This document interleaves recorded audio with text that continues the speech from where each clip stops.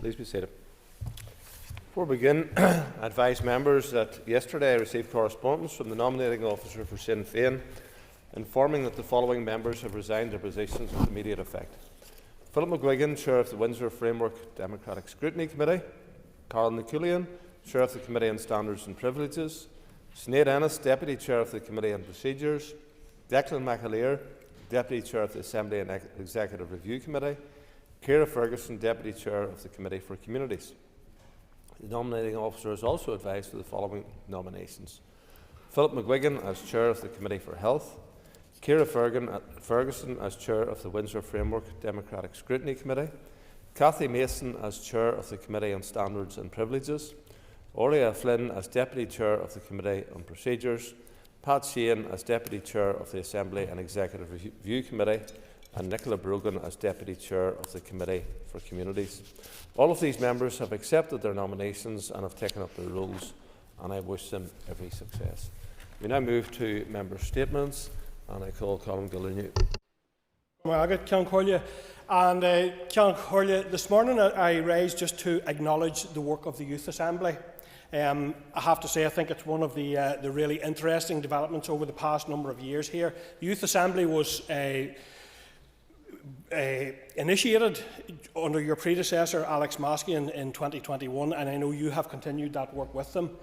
It is, I think, to their credit that that Youth Assembly stands, and they shadow the structures here in terms of there are 90 members of that Assembly, and they have a range of interests that they have identified they want to pursue as young people through that format. They have 3 committees, and I think to their credit they have identified health, education and rights and equality as their key issues. I have had the experience of working with the Youth Committee, the Youth Assembly on several occasions now in my own work, both as work within the Committee for Communities and work within the PAC, the Public Accounts Committee. And indeed, last week there were 2 separate incidents in which they have been involved. One was the pensions regulations, which we discussed last week, and also several of their members gave evidence to the PAC this week in relation to skills and their perception of that. And I'd like to thank just individually the members who attended and gave evidence at that session. We had Blanid, Rory, Harrison and Page. And I am always hugely impressed by the diligence they bring to that work. They're always well prepared. They've always given it a very extensive consideration, and they bring a very unique experience of their own and knowledge of their own from their perspective. So I just would encourage members in any of their work throughout the committees to think about the Youth Assembly. They obviously bring important perspective for the people that they represent, and every time I engage with them it reinforces my determination that we would see as soon, I hope as possible, the voting age reduced to 16, because these young people have a voice, they have an important perspective, and I would like to see that across this island where we lower the voting age to 16. Pam Cameron. Thank you, Mr. Speaker, and I will take the opportunity this morning to raise an issue that affects the residents of Monkstown Mews within my constituency of South Antrim, and just to, at the start of this, pay tribute to the work of my colleagues within the party on this particular issue before the boundaries changed. The houses in Monkstown Mews were built almost 20 years ago. It's a quiet residential area with still unadopted roads, meaning that services are limited and those who own their own homes find it difficult to sell their property due to the complications around the lack of adoption. And I think we all expect that when we buy a house that the road it sits on will in the near future or within a reasonable period of time be brought up to standard that leads to the official adoption of that road. And with the official adoption of that road comes those basic services of working streetlights, road and footway maintenance, etc, etc. For the residents of Monkstown Mews, this is not the case, and they are more than frustrated that this ongoing stalemate, where some are forced to rent out their properties as they cannot even naturally move on to other properties due to the sales falling through of their homes. This situation is not just an inconvenience, but it's a barrier to property ownership, investment and community development, and it's unacceptable that our constituents find themselves in such uncertainty, deprived of basic amenities that should accompany living in a residential area. More must be done to address this issue of unadopted roads and to ensure that all residents have access to the infrastructure and services that they rightly deserve. I want to express my gratitude to my party colleague Deborah Erskine and welcome her intention to introduce a private member's bill to address this particular problem. It is essential in making sure homeowners in Monkstown and across Northern Ireland get a resolution to a serious problem which is not of their own making, and I'll be keeping my constituents informed of that private member bill's progress, and I'm delighted to hear that this piece of work will be going out to consultation in the near future. Mr Speaker, I wish to also put on record that I've also written to the Minister for Infrastructure on this particular issue. Thank you. Speaker. Mr Speaker, today I wish to raise an issue central to our commitments under Section 75(2) of the Northern Ireland Act 98, specifically the concept of good relations, a term that, despite its frequent use, lacks a statutory definition. The omission created ambiguity and practical implications for both policy development and community cohesion in Northern Ireland. Section 75 mandates that public authorities must promote good relations amongst people of different religious beliefs, political opinions or racial groups. However, despite nearly 30 years of policy development in this area, the term remains undefined and its interpretation frankly woolly and varied. This has led to concerns and given opportunity for misuse to sidestep equality obligations under the guise of fostering good relations, especially in situations involving racial violence against our black and minority ethnic communities.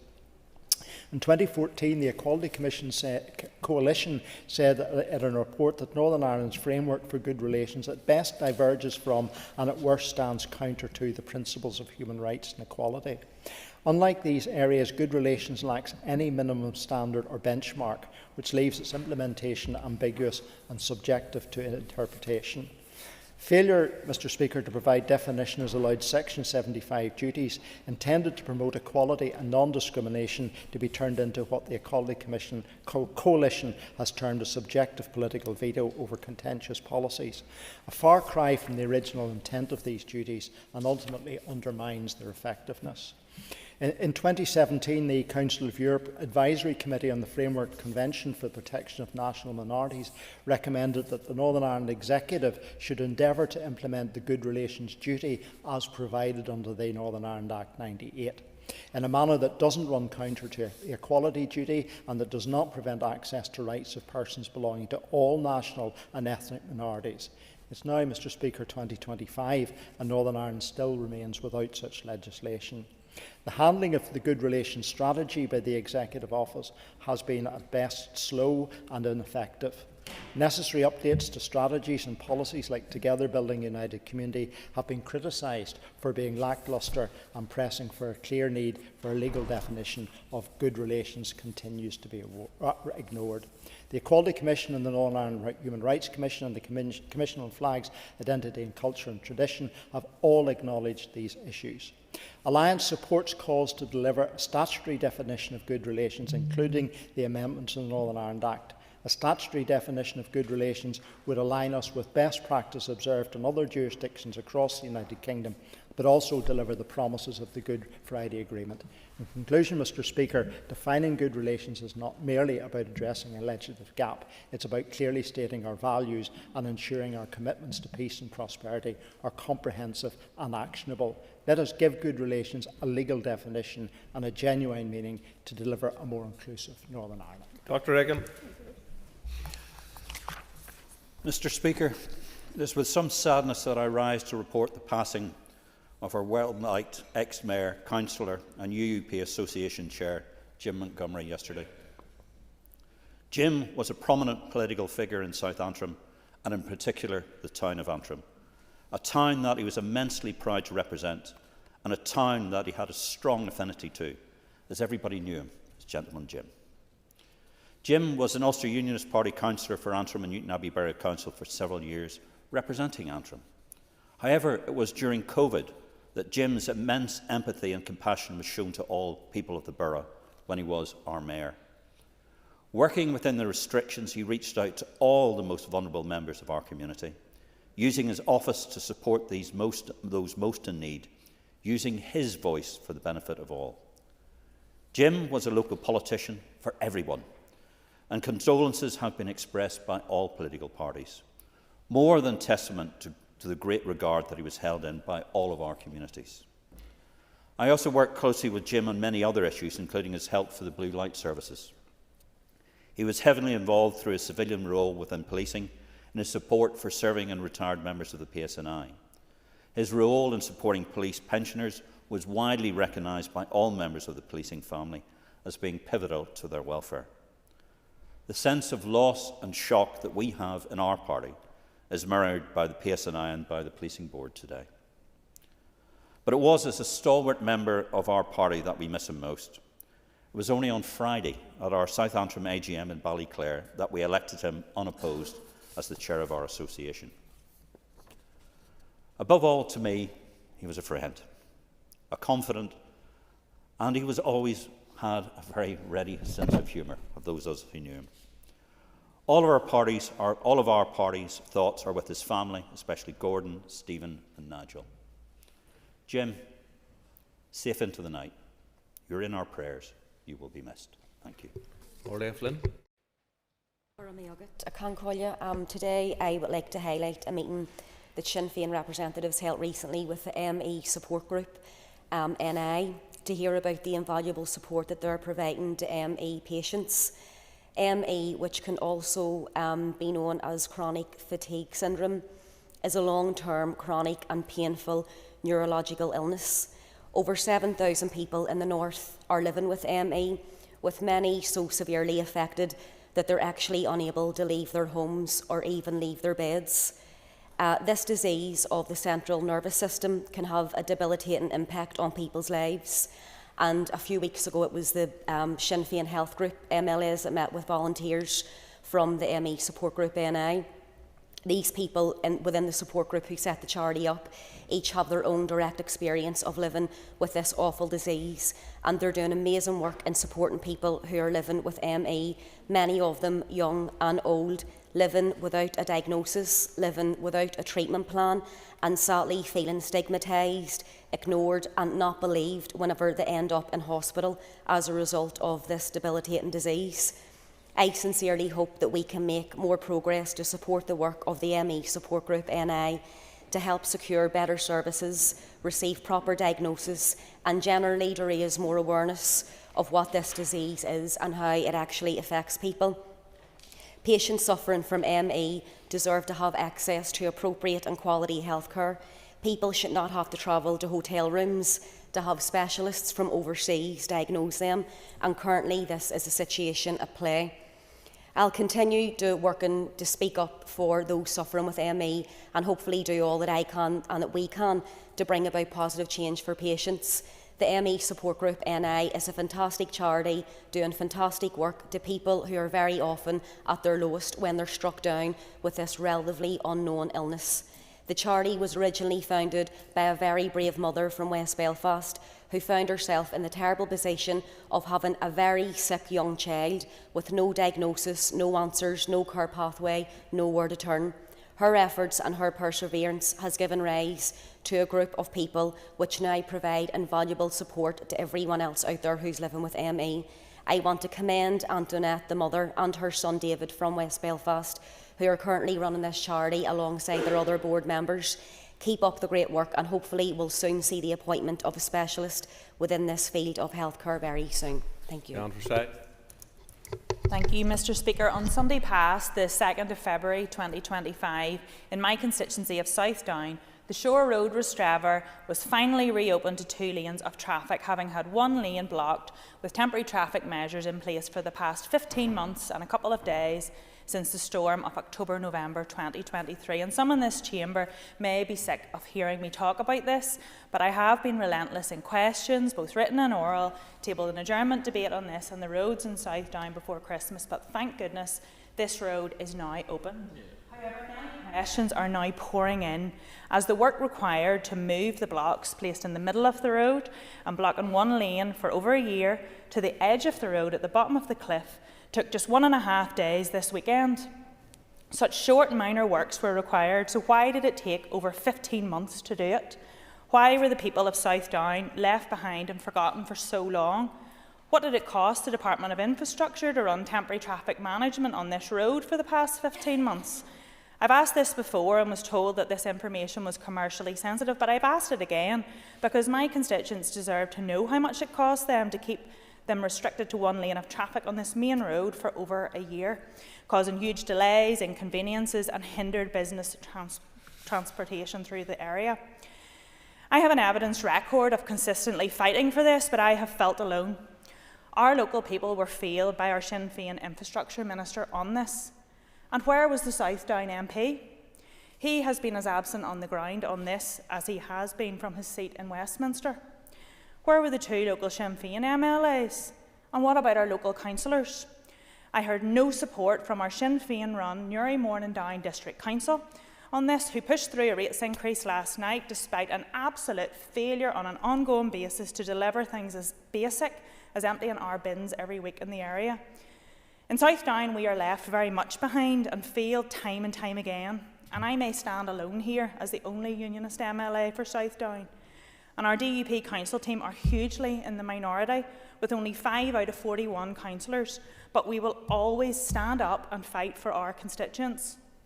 The DUP councillors in Newry Morningdown were the only ones to vote against the rates increase last night, and we will not sit idly by and watch our constituents be failed. However, it is a long, hard fight for everything we do, and anyone watching me working hard for my constituents can see that. But we will continue to do it. We are in the minority, but we are proud to always punch above our rate and represent our constituents. Andy McMurray. Thank you, Mr. Speaker, and I rise today to acknowledge the 10th anniversary of the Castlewellan Park Run, which takes place every Saturday at 9:30 in the grounds of Castlewellan Forest Park. While admittedly I don't partake in parkrun as much as I should like, it's a fantastic event which takes place in the town. There are also events in Rostrevor and Downpatrick, as well as just one outside the constituency in Montalto Estate, Ballinhinch. I'm sure there's one in which every MLA could partake in. That said, I know members of this House are very actively involved in parkrun, whether as participants or volunteers, further demonstrating its reach and impact. These events exemplify community in action and reflect the values we aim to uphold as representatives of this Assembly. Indeed, Northern Ireland is now home to 41 parkrun events and 13 junior parkruns, representing remarkable growth since the first event at the Waterworks in Belfast. Across the region, over 50,000 people are registered park runners, with around 6,000 individuals taking part weekly, either running, walking or volunteering. And as far as numbers go, NI punches well above our weight in terms of our participation. In the rest of the UK, it is one participant per 347 of the population. In the Republic of Ireland, it's 1 out of 333 per population, but in NI we have one participant per 1 out of 285 of the population. It has become a shining example of community resilience, inclusivity and well-being across Northern Ireland, with its focus on cross-community engagement and its ability to positively impact both physical and mental health. Parkrun is a beacon of hope and unity in our society. It has grown to a vital community initiative that promotes health, well-being and inclusivity across Northern Ireland. As a free weekly 5k event, Parkrun welcomes participants of all ages, backgrounds and fitness levels to either run, jog or walk, and its unique ability to bring people together regardless of community or creed. From public parks such as Victoria and Ormeau in Belfast to the Peace Bridge in Derry, through to the event at Lower Drummond's McGilligan Prison, Parkrun connects communities in ways that transcends barriers. As members of this Assembly, let us continue to celebrate and support Parkrun for the incredible benefits it brings to the people of Northern Ireland. Thank you. That's it.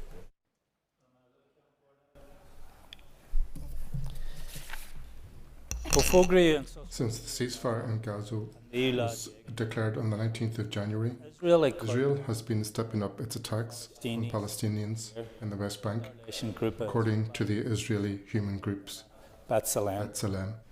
Almost as soon as the ceasefire was declared, villages, towns and every city in the West Bank were under siege by the Israeli army. It's the same old story, Speaker. Israel besieging Palestinians, disrupting the lives of ordinary Palestinians, but this time on the West Bank. Students cannot go to school or university. Patients cannot get medical treatment, and workers cannot go to work. As the Israeli group B'Tselem says, this is not what a ceasefire looks like. It doesn't look like a ceasefire, Mr. Speaker. And more than 8 Palestinians have been killed by the Israeli army in the past 2 weeks. Palestini Gofa. Scores of Palestinians have been arrested by the Israeli army on the West Bank. Israel. The Israeli army is intensifying its efforts against the Palestinians, but even so, they are not interfering with settlers Colony who are engaged in violence on the West Bank. They stand back as settlers attack Palestinian communities, trying to burn down houses with the people still inside them, and destroying cars. Since the ceasefire began, settlers have been setting up roadblocks across the West Bank and attacking Palestinians who are travelling on the roads. According to B'Tselem, Israel is taking advantage of the ceasefire to increase its oppression on the Palestinian people on the West Bank. This is not a cessation of war, but a spreading of war, Mr. Speaker. The Israeli group B'Tselem can see this clearly. It is high time for the international community to recognise and condemn Israel's evil actions. Thank you. Thank you, Mr. Speaker. This week is Apprenticeship Week, and I'll be honest, before joining the Economy Committee, I didn't know very much about apprenticeships, but the reality is that they are a game changer. They help grow our economy, they tackle poverty and inequality, and fill crucial skills gaps. They offer a practical, strategic way to boost productivity and develop a workforce that meets our long-term economic needs. That said, we still have a problem. Every time we talk about education and skills, the conversation seems to default to academic routes, university, degrees, and traditional qualifications. Why is that? Why do we still have this ingrained bias that suggests university is the best option for success? And Apprenticeship Week is all about changing that mindset and raising awareness of the opportunities that apprenticeships bring. Of course, we know that both academic and vocational pathways are valuable, but we need to shift our thinking. Our focus should be on finding the best opportunities for our young people, not just pushing them down one particular route.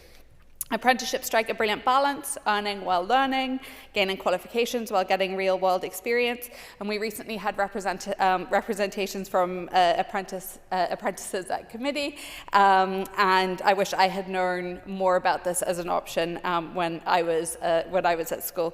In fact, when it comes to making them more accessible, that's first on my list of things of how we take action. Careers, advice in schools needs a serious rethink, and there's already work that's happening across education and economy, but we also need to make sure our apprenticeships are properly promoted. A thriving apprenticeship system depends on a strong further education sector, and there are serious concerns about the challenges facing that sector right now. We also need to reform and devolve the apprenticeship levy, something I've spoken about before, so that we have more control on how that money businesses are paying out is being spent. We have to shift the cultural perception of vocational routes so they're seen as equally valuable, not just as a second choice. And we need to support small and micro businesses so they have the confidence and capacity to take on more apprenticeships. We know that more want to do that. They just don't have the capacity to. We're making progress, but we need to go further and faster. Apprenticeships can help us close crucial skills gaps, meet especially in green industries where we need trained workers to meet our net zero commitments. And that's why, as chair of the all-party group on skills, I'm really excited that our next inquiry will focus on green skills, and apprenticeships will be so key to making that happen. Alliance will keep pushing for more apprenticeship opportunities and better support for both apprentices and employers. This is about giving people of all ages the best possible start and helping businesses find the skilled workers they need to thrive. So happy Apprenticeship Week. There are so many events going on, all detailed on the Economy website, and hopeful that we can continue to drive change in this area. Thank you. Cheryl Brownlee.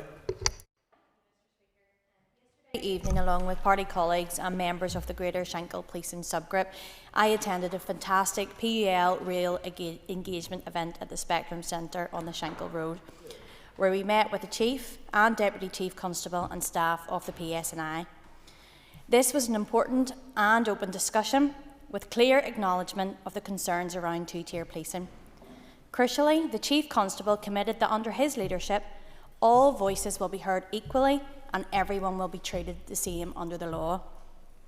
It also provided an opportunity to discuss the barriers to recruitment And what more can be done to ensure those within working class areas can equally access career opportunities within the PSNI? I commend the community organisers for their role in making this engagement possible, bringing together the PEL community from across Northern Ireland and for creating a space for constructive and positive dialogue. The Chief Constable has made it clear, police are there to police, and everyone will be policed equally. That is all we've ever asked for, and it is what this community will continue to demand. May this only be the start of more positive engagement within the PSNI in Northern Ireland. David Loughlin. Thank you, Mr. Speaker. Yesterday, the Minister of Education came to this House to make a member statement in relation to controlled schools, but also about Lisneal announcement of £710,000 funding for a new football pitch. I want to be clear. Lisneal College is a fantastic school. It has made huge strides in recent years, thanks in no small way to the dedication of an excellent leadership team. And whilst I welcome any funding that comes into my constituency, I cannot ignore the wider context. And that is why I am still calling for full transparency around how this decision was made, what criteria was used, how does this compare to the schools that were rejected, and crucially, what steps will be taken to ensure that other schools in Derry and elsewhere get the funding that they so desperately need. In addition, there must be greater clarity on what is considered a major project compared to a minor one. The Minister did indicate that the Department's website was wrong and that a minor capital project now is up to £1 million. When was this 100% inflation rate made, and how did they get to that figure? Since this announcement, the Education Authority has had also to clarify that the football pitch in question is still in use, despite saying that due to a failed health and safety check, it was put out of use since 2019. Again, I have to say I fully support investment in school facilities, but it needs to be clear and transparent decision-making when it comes to funding these allocations. When I asked these questions yesterday, the Minister said to me she should try to be an MLA for all her constituents in Foyle, not just one section.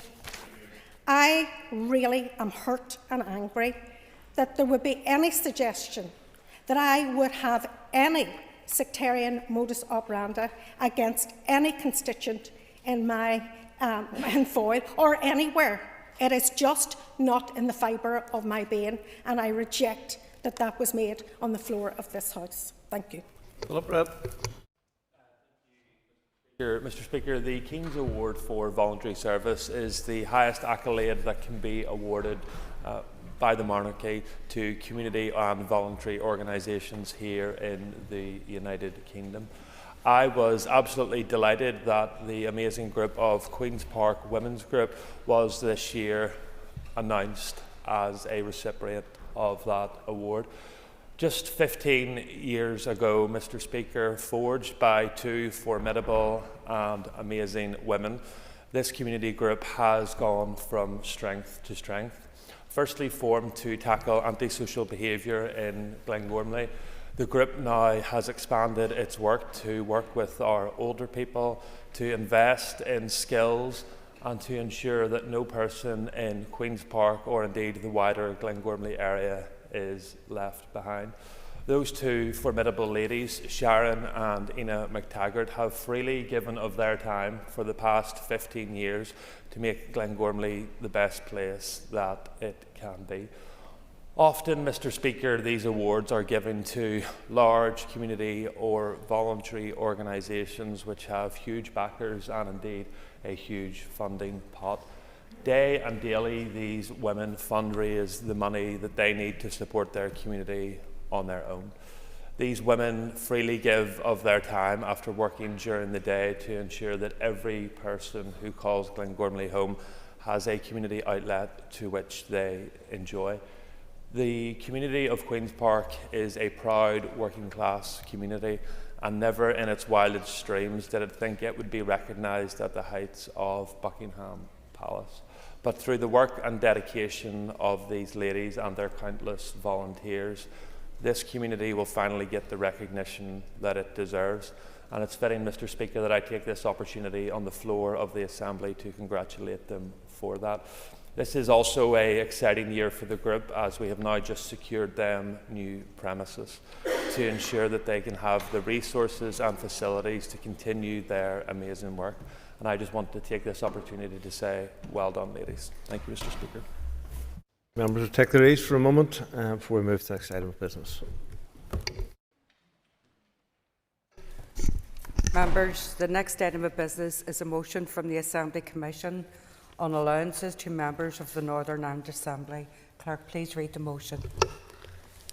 That this Assembly notes the resolution of 30th of June 2020 that members' salaries and pensions should be determined by an independent body and that members' allowances should be determined by the Assembly Commission, and resolves that any allowances payable to former members of the Assembly under Section 48 of the Northern Ireland Act 1998, including resettlement and winding up allowances, should also be determined by the Assembly Commission, that any change to these allowances may have retrospective or prospective effect, and that the Assembly Commission should publish any such determination. Thank you. I call on Nuala McAllister to move the motion on behalf of the Assembly Commission. I beg to move. Thank you. Nuala, the Business Committee has agreed to allow up to 1 hour and 30 minutes for this debate. The proposer of the motion will have 10 minutes to propose and 10 minutes to wind, and all other speakers will have up to 5 minutes. Nuala, please open up the debate on the motion. Thank you, Madam Principal Deputy Speaker. I am moving this motion on behalf of the Assembly Commission today to make a technical addition to the Assembly Commission's functions, which is consistent with decisions previously made by the Assembly. I will briefly set out some background for the benefit of members. Members may recall that the Assembly Members' Independent Financial Review and Standards Act 2011 established the Independent Financial Review Panel with powers to make determinations in relation to members' salaries, allowances and pensions. The panel last exercised this power to make the Assembly Members' Determination 2016. After the panel left office in 2016, the Assembly Commission decided that it was appropriate to review the existing arrangements and legislation. Political developments after 2016 meant that the Assembly Commission did not believe that it was appropriate to treat this matter as a priority when the Assembly was not sitting. On the 18th of March 2020, the Assembly Commission decided that while it would bring forward legislation to appoint a new independent body to continue to determine the salaries and pensions of members, the Assembly Commission would resume the function of determining the allowances paid to members. Consequently, on the 30th of June 2024, the Assembly passed a resolution to confer power on the Assembly Commission to make determinations on members' allowances. This resolution was passed in accordance with Section 47 of the Northern Ireland Act 1998, which provides for payments to be made to current members of the Assembly, including payments of allowances. Subsequently, the Assembly Commission made the 2020 determination, which amended certain allowances provisions in the 2016 determination, notably those relating to members' employees.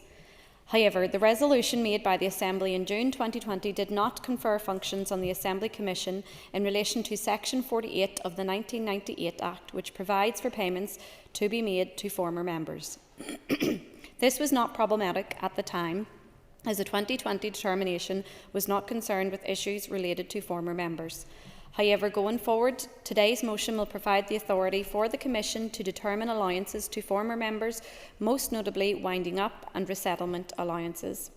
Therefore, this motion will in the future provide consistency for the Assembly Commission to make determinations for the full range of allowances payable to members and former members.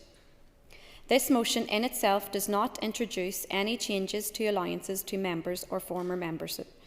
That will require the Assembly Commission to subsequently publish a determination. Therefore, this motion does not itself have any financial implications.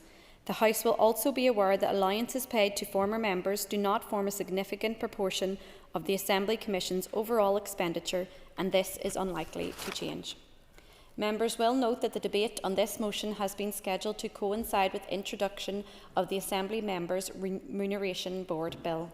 That bill is the formal mechanism under which the power to determine allowances is separated from the power to determine salaries and pensions, although in practical terms this occurred in 2020. The bill ensures that the salaries and pensions of members will continue to be determined by an independent body. Today's motion, together with that passed by the Assembly in June 2020 and the introduction of the bill, provides coherent arrangements for the salaries, pensions and allowances payable to members and former members going forward. I commend the motion to the House. Thank you, Nuala. I call Robbie Butler. Thank you, Madam Principal Deputy Speaker. Find the right words here. I'm down without paper. The motion, as has been said, is technical in nature, but is consistent with previous Assembly decisions. It does not seek to introduce any changes to members' or former members' allowances. Such changes would require a subsequent determination by the Assembly Commission.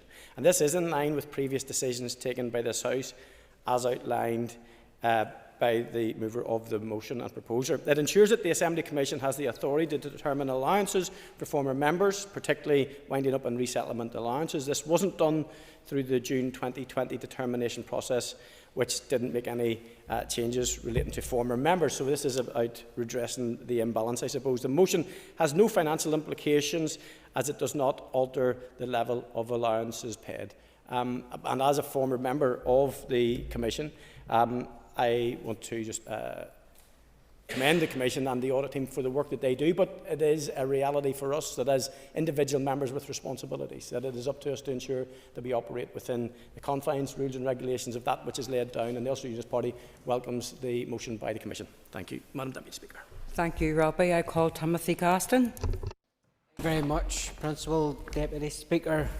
This motion begins by noting that members' salaries and pensions should be determined by an independent body. Really? It does that in a context where the briefing to assist the Audit Committee's scrutiny of the Assembly Commission's budget for 2025-26 said in paragraph 28, given that members' salaries have not been reviewed since 2016, it is perhaps helpful to note that the current salary for a member is now more than 19,000 less than the salary payable to an MSP in the Scottish Parliament or an MS in the Senate. It therefore seems highly likely that a remuneration board will increase members' salaries. I would like to make it clear today that I do not believe that MLAs should receive a pay rise of 1 penny, never mind £19,000. While the briefing didn't note this, I would urge any independent body reviewing MLA pay to link it to our performance in this House, to consider the fact that we are members of a legislative assembly which seldom legislates, to consider that MLAs sit on department scrutiny committees which do not scrutinise, to remember that when asked if they would like to have a say in laws which govern our economy, MLAs voted to hand power to those in a foreign parliament. Is that the track record of an assembly whose members deserve a £19,000 pay hike? I think not, and I trust the Remuneration Board will take those indisputable facts into account. A similar move is afoot in local councils, with councils preparing for a £7,000 increase in councillors' salaries, with a generous back pay in the 25-26 rate setting process. Many councils are building in between 250 and 500,000 to cover the costs to flow from the announcement expected from Minister Lyons before the summer. Members, like the council increase, this motion is an attempt by the parties represented on the Commission to give cover for the awarding of a pay rise to MLAs. I don't believe we are worth it, and therefore I will be voting against this proposal. Anyone who thinks similarly can join me in the no lobby. I call Jerry Carroll. Deputy Speaker, I oppose today's motion, which is a clear attempt to move the dial on a familiar conversation, MLA pay and allowances. The motion reminds us that MLA salaries and pensions are determined by an independent body, effectively laying the groundwork for an inevitable and substantial salary increase for MLAs under the guise of independence and objectivity. Straight after this debate, the Assembly Members' Remuneration Board Bill being introduced by Assembly, and when a board is being set up, we all know what it will recommend. There's a clear direction of travel. In a briefing to the Audit Committee, the Assembly Commission noted that MLA salaries haven't been reviewed since 2016, and the current salary for MLAs here, as we've heard, is £19,000 less than members of the Scottish and Welsh Parliaments. The Assembly Commission concludes, and I quote, "It therefore seems highly likely that a remuneration board will increase members' salaries." So I'd say the movers of this motion today, don't insult our intelligence. Don't insult the intelligence of people looking at this debate today. If MLA salaries are increased in line with Scotland and Wales, that means a 28% pay increase for politicians. This would be a kick in the teeth, Deputy Speaker, for every worker who stood in picket lines, who fought for pay increases that barely keeps pace with inflation. Imagine if teachers got a 28% pay increase, if health workers got a 28% pay increase, if workers in this building got a 28% pay increase. Remuneration boards for our public sector workers aren't so generous. Last year, the UK pay review body recommended an increase of 5.5% for health and social care workers. It took months of lobbying and the prospect of industrial action for the Health Minister to finally accept that recommendation. In no other job would a 28% pay increase be considered reasonable or affordable. Yeah, we'll go away. I understand the member's point in terms of comparables to the other public sector, and he cites the 5.5% for 1 year. However, MLAs, and we're working the presumption they will get a pay rise, but the very fact that the Commission is asking an independent body to do that, you're actually inciting what they are going to do. But would you not agree that whilst some members get 5.5% for 1 year, the cumulative effect from 2015, whenever the pays were last adjusted, will be much more than the 28% even that you're suggesting? And do you not believe in fairness for all workers? And of course, would you join me on also calling the Commission whenever the ad hoc committee is set up to review this? Well, I'm still on my feet, I say, so I'm still on my feet. So the Speaker will call me when I'm to order. But would you support... Excuse me. You need to take your seat. He's already indicated that he's had this intervention. Interventions are meant to be brief. You have an extra minute. Thank you, Deputy. We were meant to be brief. That was obviously a bit long. I mean, maybe he let the cat out of the bag when he said it. The member said we're working on the presumption that there will be a pay increase. So I don't know if he's more to reveal on that. He can get up after me and speak if he wants to. And really, in terms of the issue of pay, I mean, no other job would a 28% pay increase be considered reasonable or affordable. And why should we as MLAs be treated differently than any other worker? That's the point that the member fails to grasp, and he should. The motion also reminds us that in 2020, Deputy Speaker, the Assembly Commission was granted powers to determine members' allowances. And it's worth noting that allowances don't just include expenses, they also include staff salaries and office rents. Yet these powers for MLAs to determine their own allowances were granted, despite a litany of examples showing that some MLAs can't be trusted to control their own purse strings. A DUP MLA claimed over £4,000 in heating oil in just 1 year. 19,000 mileage expenses were claimed on behalf of a Sinn Féin MLA who didn't drive. Over the course of 10 years, Sinn Féin MLAs claiming 700,000 expenses for a research company, Research Services Ireland, which didn't exist. Remember that. Westminster and the Welsh Synod make use of independent boards to set allowances. There are very few legitimate reasons, Deputy Speaker, for Stormont MLAs to insist on setting their own allowances, especially when parties here have a track record of misusing public money. We can't, on the one hand, claim that an independent body is objective enough to set MLA salaries, at the same time claiming that it can't be trusted to determine allowances and expenses for MLAs. Completely incoherent. But today's motion goes even further. It also resolves, Deputy Speaker, that MLAs should set resettlement and winding up allowances for former MLAs, and that these determinations can apply retrospectively. This is a scheme ripe for exploitation. Other workers don't get to set their own expenses and allowances, never mind the expenses of their former workers. And again, I ask the question, why should MLAs be treated any differently? Finally, when it comes to pay and allowances, it's long past time to have a completely different kind of conversation, one that asks how MLAs can credibly claim to represent their constituents when their salary is 20k more than the average wage. Some look set to make that 40k. The next time we're talking about our own pay and expenses, I hope that's the main topic of conversation. So I oppose today's motion. I urge other parties to, including the opposition. Call Trevor Clark. Thank you very much, Madam Speaker. I want maybe to address some of the comments, and I wasn't down to speak, but given that my intervention was long and it probably needed a few more seconds to cover the points, but actually, as the previous speaker has alluded and read other things into the record, can I put in the record that I personally have let no cats out of the bag? It was the speaker himself that indicated that they were the 28% behind. But of course, there is a danger that we're calling into question the independence of an independent panel. The members haven't decided anything. The members agree with many of the points that we shouldn't set our own salaries, and that was agreed many years ago, and hence the need for an independent panel to set that up. Of course, the other thing I would like to see now, given that I've heard even from the two members who seem to want to oppose this, even though it hasn't decided anything, is that there should be a consideration in this for members to opt out. So if they don't want the pay rise, if there's a pay rise coming, have an opt-out option. So, and then if they're very principled, if there's a pay rise, then don't take it. But of course, when Mr Gaston was on his feet, I'll remind Mr Gaston, his predecessor didn't sit on any committees because he opted not to sit in committees. So if we're going to measure people by performance, let's look at performance. Because there's many of these members in this chamber today, right across all parties, sit in multiple committees.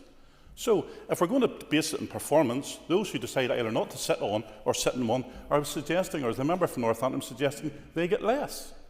Of course, what I'm suggesting is that we leave this to an independent panel to come. Oh, well.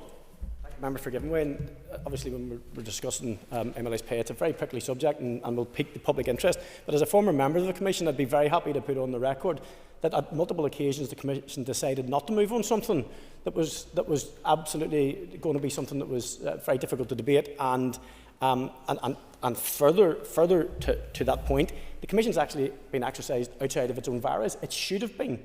It should have been, because the legislative bill that leads this means that we should have had a panel years ago to address this, but the Commission chose not to because they understood the sensitivity of it, and the allegations that have been thrown today are absolutely baseless, and I'm happy to support the Commission in that regard. And can I thank the member for his intervention? And of course, I want to distance myself in terms of the current membership and misuse of public monies. There was an issue in the past, and it's recognised, and hence the purpose of the independent panel, to fix some of those things. The recommendations were designed to do such that. And we're talking in past. I will give you a very short intervention, of course I will. Won't be as long as you. The member says that the decision hasn't been made on the pay increase. Will he confirm that if there is a 28% pay increase for MLAs, that he and his party and the Commission will be advocating for a 28% pay increase for workers in this building? So first of all, I'll advocate for no one else, only myself, because I can't speak on behalf of my colleagues. But of course, I've already indicated in the Commission, I would encourage the Commission to take note on the opt-out option if some members don't want to take it. So that will be up to you, Mr Carroll. I can't abdicate in the responsibility of the rest of my colleagues. But what I can say, and maybe for those that couldn't hear, if you couldn't hear me the first time, you're talking about 5% for 1 year. You're also using the figure in terms of 28%. If you do the cumulative effect from 2015 till 2025, I would imagine it will come out much more than 28%. So the other thing is, you talk about workers' rights. Now, I'm probably at the upper end in terms of age. There's many younger members in this who have young families and have families to keep. Why should they not stay in kilter with their counterparts in other places? I'm happy to let you in if you want in on that one. Somebody has a young family myself and I don't take the full average wage. I don't see why you can use that as justification to bump and support MLA getting a pay increase of 28%. It doesn't stand up. All right, it doesn't stand up in your mind, but it stands up in others, because once you don't take it, that's your choice. Other members have young families. I will. different way, because in this it confers the functions of allowances to the Assembly Commission, which actually enabled allowances for members to take maternity leave, some things that the independent body beforehand didn't do. So I'm actually quite proud that the Assembly Commission has moved forward in that to support in particular young families within this building. And can I thank the member for putting that on the record as a member whose family's growing up? I'll have no need for that. But of course, it is important whenever you're looking at workers' rights, you look right across the board at all of their rights. I will. Just in the remaining seconds you have, I'd like to give the member the opportunity to correct the record when he said that Mr Allister didn't take up a scrutiny committee. He wanted to be on the EU scrutiny committee, but it was the big parties that kept him out of it. So you have to take some of the responsibility for that. Mr Gostin, please take your seat. Mr Gostin, take your seat. Mr Gostin and Mr Clark, can you both return to the subject, please? If you don't mind. Deputy Speaker, I need to address that comment. I didn't call out Mr Allister incorrectly. What I said was Mr Allister refused to take the committee. The committees are allocated, the committee's chair are allocated on a de-hunt basis, and that is how it's done. No member in this chamber has the right to pick what they want. Committees are allocated on the strength of the membership. But if Mr Gaston wants to rewrite the rules for his media story, that's fine. But the reality is that the committees are picked on the basis of party strengths. And because Mr Allister didn't get the one he wanted, he ran away. So based on yours, based on performance, Mr Allister didn't deserve his salary. Mr Speaker, or Madam Speaker, I commend the motion. Thank you. That's marvellous. Okay. Colin McGrath to wind, please. Deputy Speaker, what a lovely edifying debate to wake us all up on a Tuesday morning. As stated earlier by Nuala McAllister at the beginning of the debate, this motion essentially addresses a straightforward technical matter.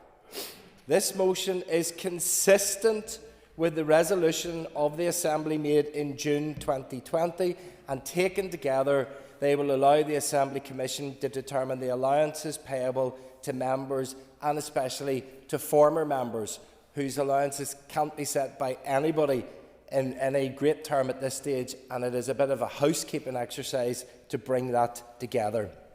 The resolution of the Assembly in 2020, today's motion, and the bill that will be introduced later today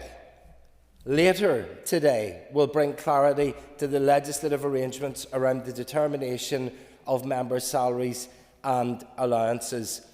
And maybe just to briefly reflect on some of the things. If there is a question about the level that MLAs should be paid, maybe they should be paid consummate with their ability to read what the motion is actually about, interpret what the debate is about, and then have a debate about that, as opposed to having a debate about something which is completely different.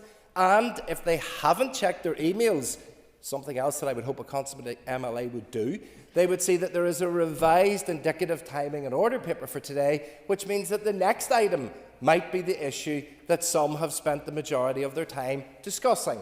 So I hope that I don't wish to have to teach people the parliamentary process, but that's the first stage of a bill. You will get plenty of opportunity in the second stage of the bill, but allowances, as in a little bit of goodwill, will be made to people that are yet to understand the parliamentary process. Colin, could you take your seat, please? Sorry. Mr Gostin and others. While this is obviously amusing for some people, it's a very serious subject, and I'm asking people to refrain from shouting from a sedentary position. Continue, Colin. Thank you very much, Principal Deputy Speaker. And of course, you correctly, at regular times, try to keep people onto the subject matter, and some seem to just completely stray. And that's a basic of a parliamentary process, of being able to stick to the matter at hand. So the scrutiny of the bill in the weeks ahead will allow for further debate on these matters in the different approaches that have been taken. However, it is welcome that these developments have been brought forward with the agreement of the 5 parties represented on the Assembly Commission to address those technical matters that weren't addressed in 2020 in terms of allowances. And I commend that motion to the House. Thank you, Colin. The question is that the motion standing on the order paper be agreed. All those in favour say aye. Aye. Contrary of any noes. The ayes have it. The ayes have it. The ayes have it.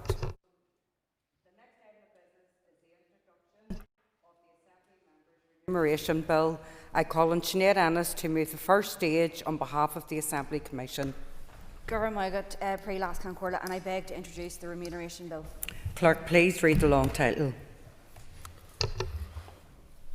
A bill to amend the Assembly Members' Independent Financial Review and Standards Act, Northern Ireland 2011, to make provision about the name, functions and membership of the Independent Financial Review Panel and for connected purposes. Thank you. That constitutes the bill's first stage and it shall now be printed.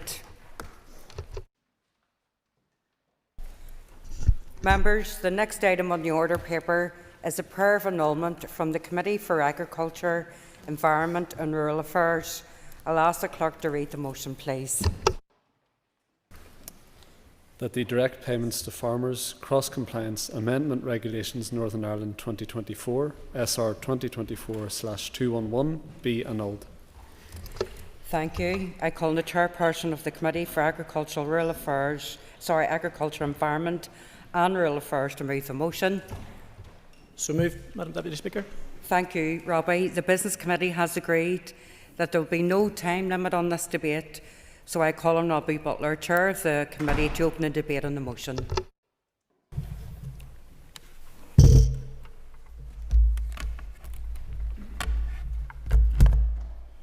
Thank you, Madam Deputy Speaker. I'm trying to balance this here. Let's bring the papers down next time.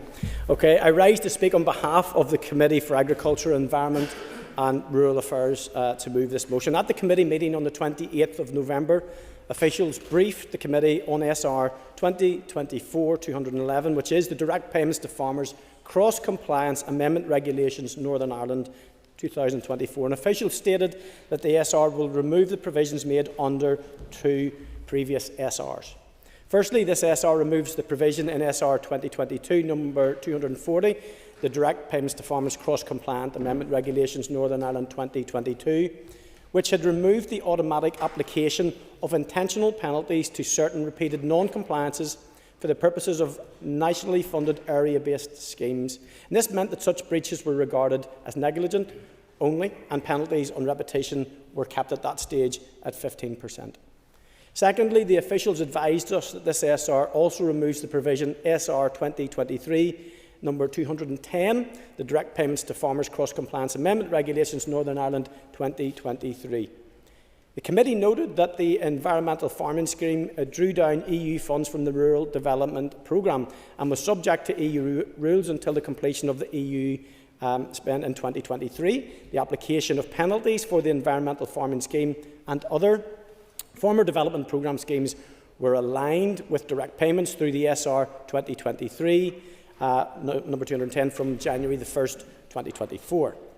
We also considered that Regulation 4 of SR 2023 number 210 had removed the requirement to increase the number of on-the-spot checks for any act or standard revealing a significant degree of non-compliance.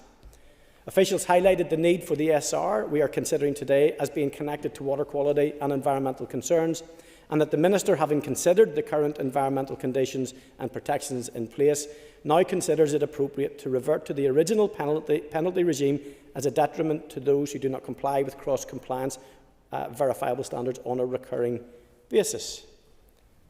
Madam Deputy Speaker, after the briefing by the DAERA officials, there was then a robust question and answer session, and members expressed a range of views. These ranged from the majority of members feeling a return to the previous penalty regime is too draconian, given the challenges now faced by farmers, to a member expressing the need for increased penalties if we are to be serious about tackling environmental challenges. Some committee members raised concerns that the SR will increase penalties for minor breaches, and that penalties were currently enough, given the many challenges facing family farmers and farmers across Northern Ireland. There were concerns expressed around the definition of breaches and how and when any repetitions of minor breaches became classed as intentional breaches. However, there was also support voiced for higher penalties for intentional or repeated careless environmental breaches, and I think that is important to highlight. Madam Deputy Speaker, the majority of members did not support the SR, but there was not a consensus. So a vote was taken regarding DAERA proceeding with the SR. The committee divided on this one: ayes 1, noes 6, abstentions 1. The committee then considered the SR at its meeting on the 16th of January 2025, and many members were concerned that there had been no changes to the policy content since the SL1 briefing in November, and those issues were highlighted by members repeatedly. Only the title had been amended from revocation regulations to amendment regulations. Many members again discussed the regulation and expressed a similar range of views as had been discussed on the 28th of November. However, many committee members now expressed concern that the Minister had not reflected on the issues that the committee had raised at the meeting on the 28th of November, nor reconsidered any aspect of the SR. Some members stated that the Department should have reflected on what was said at the committee on the 28th of November and come back with a proposal for amendment to provide a more tiered system of penalties specifically relating to climate and the environment. Some members contended that there are already substantial penalties in place for breaches and that there was no need to segregate minor and major breaches. The view was also expressed for a need for harsher fines for environmental and food security breaches. Madam Deputy Speaker, the majority of the committee was not supportive of the SR in its current form, and the committee divided on this rule: ayes 1, noes 7, no abstentions. Madam Deputy Speaker, for completion at its meeting on the 30th of January, members considered the 30th report of the Examiner of Statutory Rules, which included the SR. The committee noted that the ESR did not draw special attention to it. In conclusion, in my remarks as committee chair, I'd like to just point out that the majority of members present at that meeting on the 16th of January agreed to put down a prayer of annulment, but there wasn't a consensus. Madam Deputy Speaker, I'm now going to speak on behalf of myself and my party. The Ulster Unionist Party understand the current relentless pressures faced by family farmers right across Northern Ireland, and I will reiterate the words that I hear from them on a regular basis. We want to be green, but we cannot be green if we are in the red. I believe that in every deliberation that the ERA Committee had with department officials, we demonstrated a desire to work with the Minister and his department, and that if the department was serious in its regard to tackling climate change and environmental protections in regard to cross-compliance issues, because I do not diminish the Minister's desire to combat climate change and protect the environment, but on this specific matter, that work could have been taken in the form of amending certain areas specific to environment and climate breaches rather than this broad brush request. I remind the House that this change should be taken with the backdrop of the major challenges faced by farmers in regard to the inheritance tax changes, the unring-fencing of the agri-farm budget, and the imminent and very likely significant challenges that they will need to meet for us to achieve our environmental targets without a clear pound-for-pound support from the department. It's still unknown. So I'm going to give the Assembly just one example of the many that I've received as to what this change actually does in terms of those cross-compliance matters. And this is from a young female farmer, and she relates to a story where her dad was fined 5% of a single farm payment for a breach of 2 cattle out of 380. One had a fully intact tag and one broken tag. The second had one fully intact tag. The notification of the tag inspection came through at Friday at around 4 p.m. The closest place to us who could print tags was 35 minutes away, couldn't be done before closing. The grandfather in that case passed away on the Sunday. Monday was a bank holiday and the funeral was a Tuesday. The tag inspection came at 9 o'clock on the Wednesday. It failed the inspection, and even after handing in the grandfather's death certificate and all other evidence, they were still penalised on cross-compliance matters. That's nothing to do with the environment. That's nothing to do with the climate. And in regard to this SR, that's exactly what it would do. Madam Deputy Speaker, this is just one example of the many that I've received since taking the chair of the ERA Committee, and it's evidence of why this move by the department doesn't do what it says on the tin. Perhaps the Minister and the Department will accept the offer made by the committee. Perhaps, one second please. Perhaps the Minister and the Department will accept the offer that has been made by my committee since I've took the chair, and its willingness to engage proactively on matters relating to cross-compliance failures, particularly in relation to environment and climate harm. Yes, absolutely.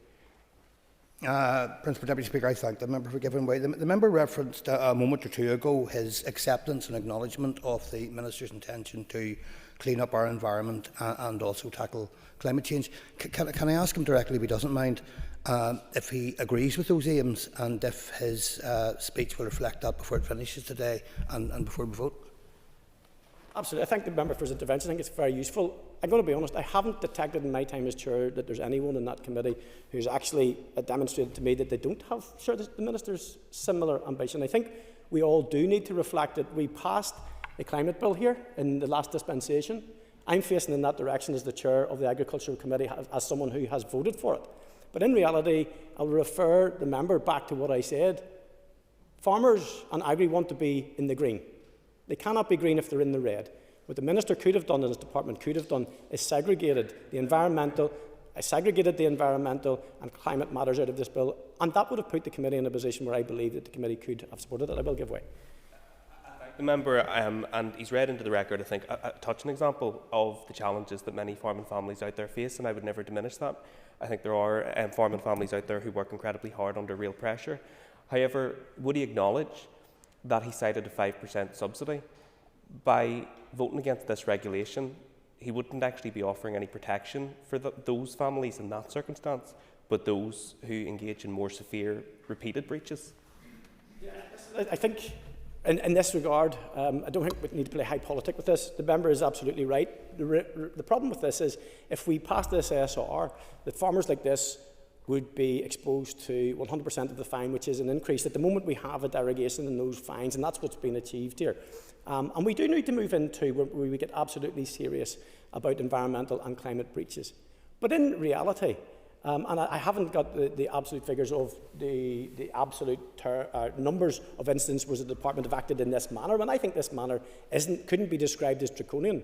This is something that happened, which could still happen, maybe a reduced fine, but shouldn't happen anyway. There are operational issues. However, the fiscal environment that farmers and agri are working in at the minute means, and we're desperately trying to build their trust here, because they have to be, they're going to be trusted stakeholders as we face into our climate, the climate crisis and the targets that we have to meet. But I think in this instance, a very simple fix would be for the Minister and the Department to segregate out the environmental and climate matters and allow us to look at these other issues in the round. So I bring my remarks to a close, Madam Principal Deputy Speaker, and look forward to the rest of the debate. Thank you. I call Michelle McIlveen. Madam Principal Deputy Speaker. I often hear it being commented, particularly by members of the opposition, that there's a lack of legislation being discussed and passed in the Assembly. And while that may be true of primary legislation, and I would say that not all legislation is good legislation, but there is plenty of secondary legislation regularly going through our committees, and this is one such piece of legislation. And I don't know whether it's as a result of periods of suspension or the hastily rushed through COVID rules, but my previous experience in committees and during my periods as a minister was that committees carried out a vital role of scrutiny and holding ministers and officials to account. Subordinate. Give way.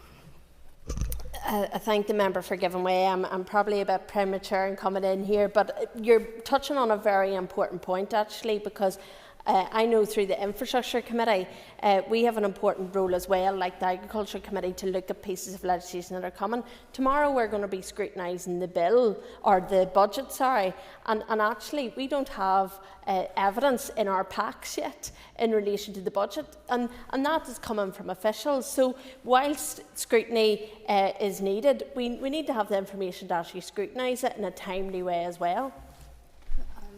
Thank the member for her intervention. Go ahead. The member for giving way. She's highlighted in her remarks, and I agree with her, the important role of committees and the work that they do in regulations. Would she agree then that it was shameful that the previous minister introduced a cap and introduced secondary legislation when the Assembly was down and no committee was in place to scrutinise it? For his intervention, obviously that was the process which we worked in at that particular time. But moving then on to my comments with regards to this, subordinate or secondary legislation is hugely important as a delivery mechanism for a whole range of measures permitted under primary legislation. And these measures can be delivered and changed quickly without the need for a whole new piece of primary legislation. However, because of this, and I accept what the member has said, there is a real onus on the committee and the department to work openly on this type of legislation, because it is the only scrutiny mechanism that we have of this legislation, and the relevant committee has a perfectly viable role to play with regards to that. But recently, in relation to another SR, the Minister had the audacity to ask the committee to consider legislation in private session, and I find this deeply strange for a party that persistently calls about openness and transparency. And it's almost as if it's a slogan rather than party policy. The committee's role is to provide challenge and scrutiny, and while we all will work constructively with the Minister and the Department, it is vital that we perform that role openly and effectively. What we're debating today is hugely significant with regards to the delivery of a secondary piece of legislation. When officials did come to the committee, it was hugely informative. The Minister would like to make us believe that there is a need for this legislation to tackle the problems being experienced in Lough Neagh, that failure to pass this legislation will be a failure to address these problems. And of course, his colleague who sits on the committee will no doubt castigate the rest of us for being anti the environment, which is not true. However, what this legislation does is give the department power to treat cases where there are more than 3 incidents of negligent breaches from farm businesses as intentional. This gives the department power to reduce a farmer's subsidy by up to 100%. I asked the officials a series of questions about how many farms this would have affected, and I was advised that this would have affected around 613 farms in 2023, which is about 5.7%. I then asked if we set this in the context of Lough Neagh, how many would have related to the protection of waters, and the answer was 3. The officials were very clear that the Minister wanted this legislation to apply to all compliance cases, not just those that related to environmental protection, and this would have included animals who have lost their ear tags. And the Chair gave a very real example of that. This is a clear choice of the Minister. He had the option to address compliance as it would directly affect the environment. So when he says that this is about protecting Lough Neagh, that is not what this legislation is really about. His colleague on the committee made the point that we had not been reducing fines for any other polluters. However, this legislation applies only to farm businesses. Those same farm businesses are also subject to investigation and prosecution by the NIEA. Other polluters are only subject to investigation and prosecution by the NIEA. With this legislation, the Minister is in fact seeking to make farmers potentially doubly liable for negligence rather than intentional actions. This also comes at a time when this Assembly has recognised the pressures being faced by farmers.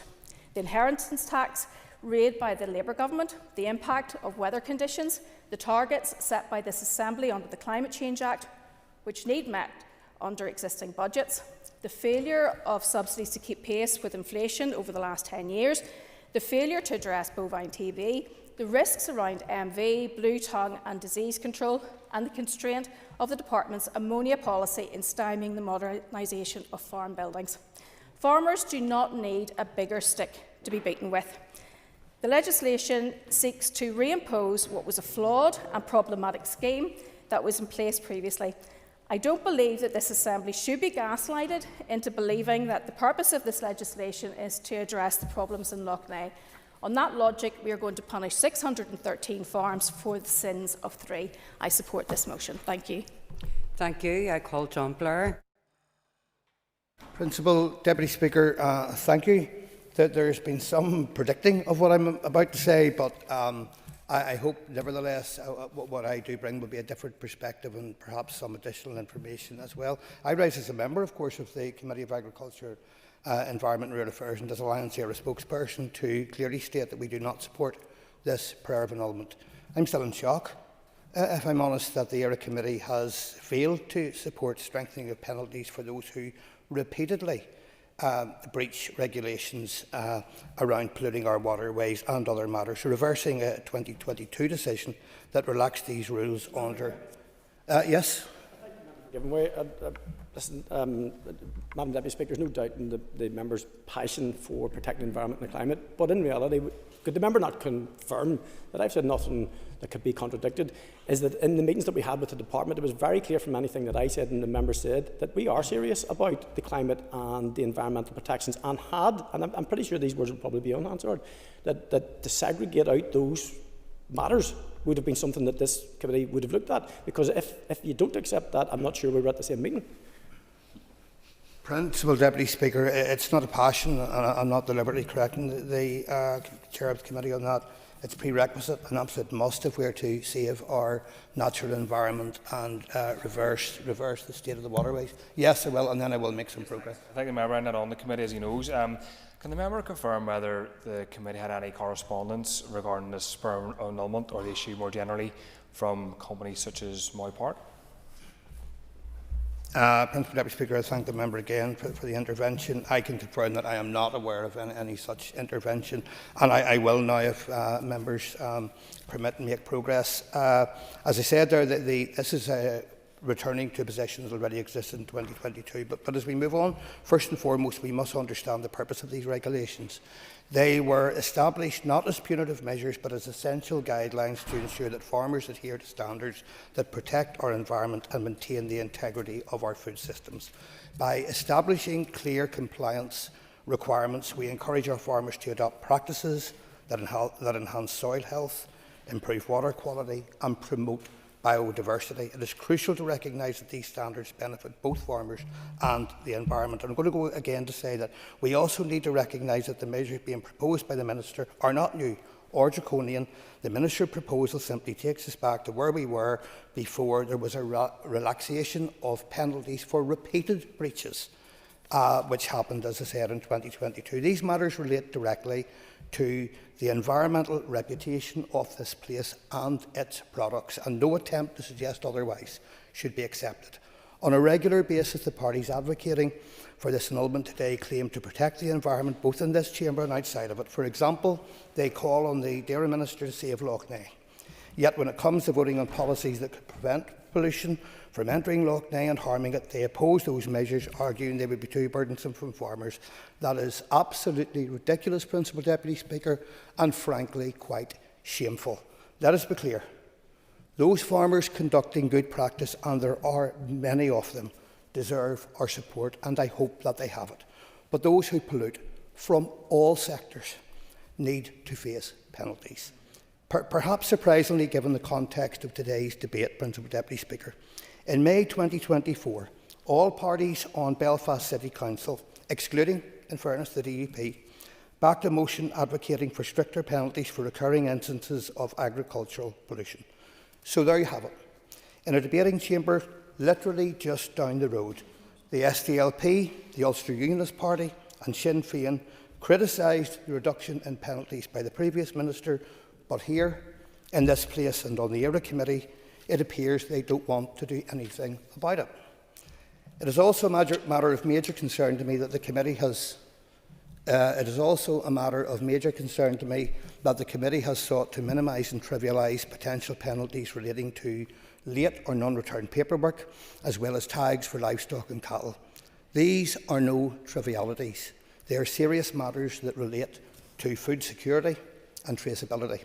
Parties opposing these measures must now justify their change in stance on environmental protection for their constituents and for the global community, who are becoming increasingly concerned about the impacts of climate change, as well, of course, as pollution.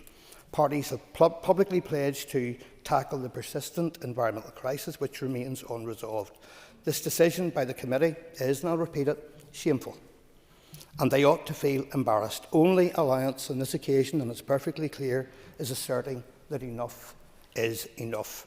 These penalties should never have been relaxed in 2022. It was a poor decision by the previous minister, who showed on that occasion a lack of concern for the future. As Minister Muir continues to work towards addressing past mistakes, it's clear that only Alliance is committed to tackling the environmental challenges for real and tackle those that will impact future generations, perhaps very negatively. Allowing non-compliance to go unchecked could lead to increased pollution in our waterways, detrimental effects on public health, and irreparable damage to our ecosystems. There is no point in prioritising short-term gains that may harm our environment and jeopardise our long-term agricultural viability. Indeed, we must support a vision for farming that respects and preserves our natural resources for future generations. Therefore, Principal Deputy Speaker, as I've made clear today, I am utterly dismayed that we are here discussing a prayer of annulment. You would have to be living under a rock not to recognise the extent and urgency of environmental issues. It is vital that every possible measure is taken to reverse the decline of our waterways, our natural environment and biodiversity, such as the measure we are debating today.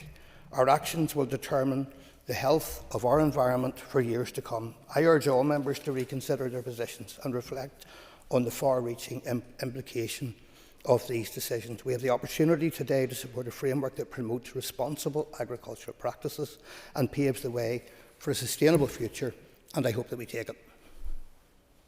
Thank you. I call Patsy McGowan. Thank you for that. And welcome all the contributions from people here today. It's been useful indeed as someone who sat through the committee meeting and heard what the views were from other members who are amply able to articulate those themselves. I think John has been in a different place, to be honest with you, and I'll deal with that. So, sorry, John, I'll let you. I've only just started. Well, so you. Well, that's grand. You can start away. Cross-compliance has ultimately proven ineffective at addressing pollution problems. Many cases, three cases of breaches that were brought forward. Each year, as little as 1% of farms are inspected, with the majority of breaches associated with improper record keeping. Even before the previous minister changed the penalty regime, it was clear that cross-compliance was failing to address some of the biggest challenges resulting from agriculture production. And to hang your hat entirely on this as something which is going to address pollution problems is entirely wrong. That's not me saying that. In the 20 years since its inception, there's little evidence that cross-compliance has actually worked. And the Minister will know this. Why? These are the findings of the European Court of Auditors, the European Environment Agency, and the Institute of European Environment Policy. That's not me.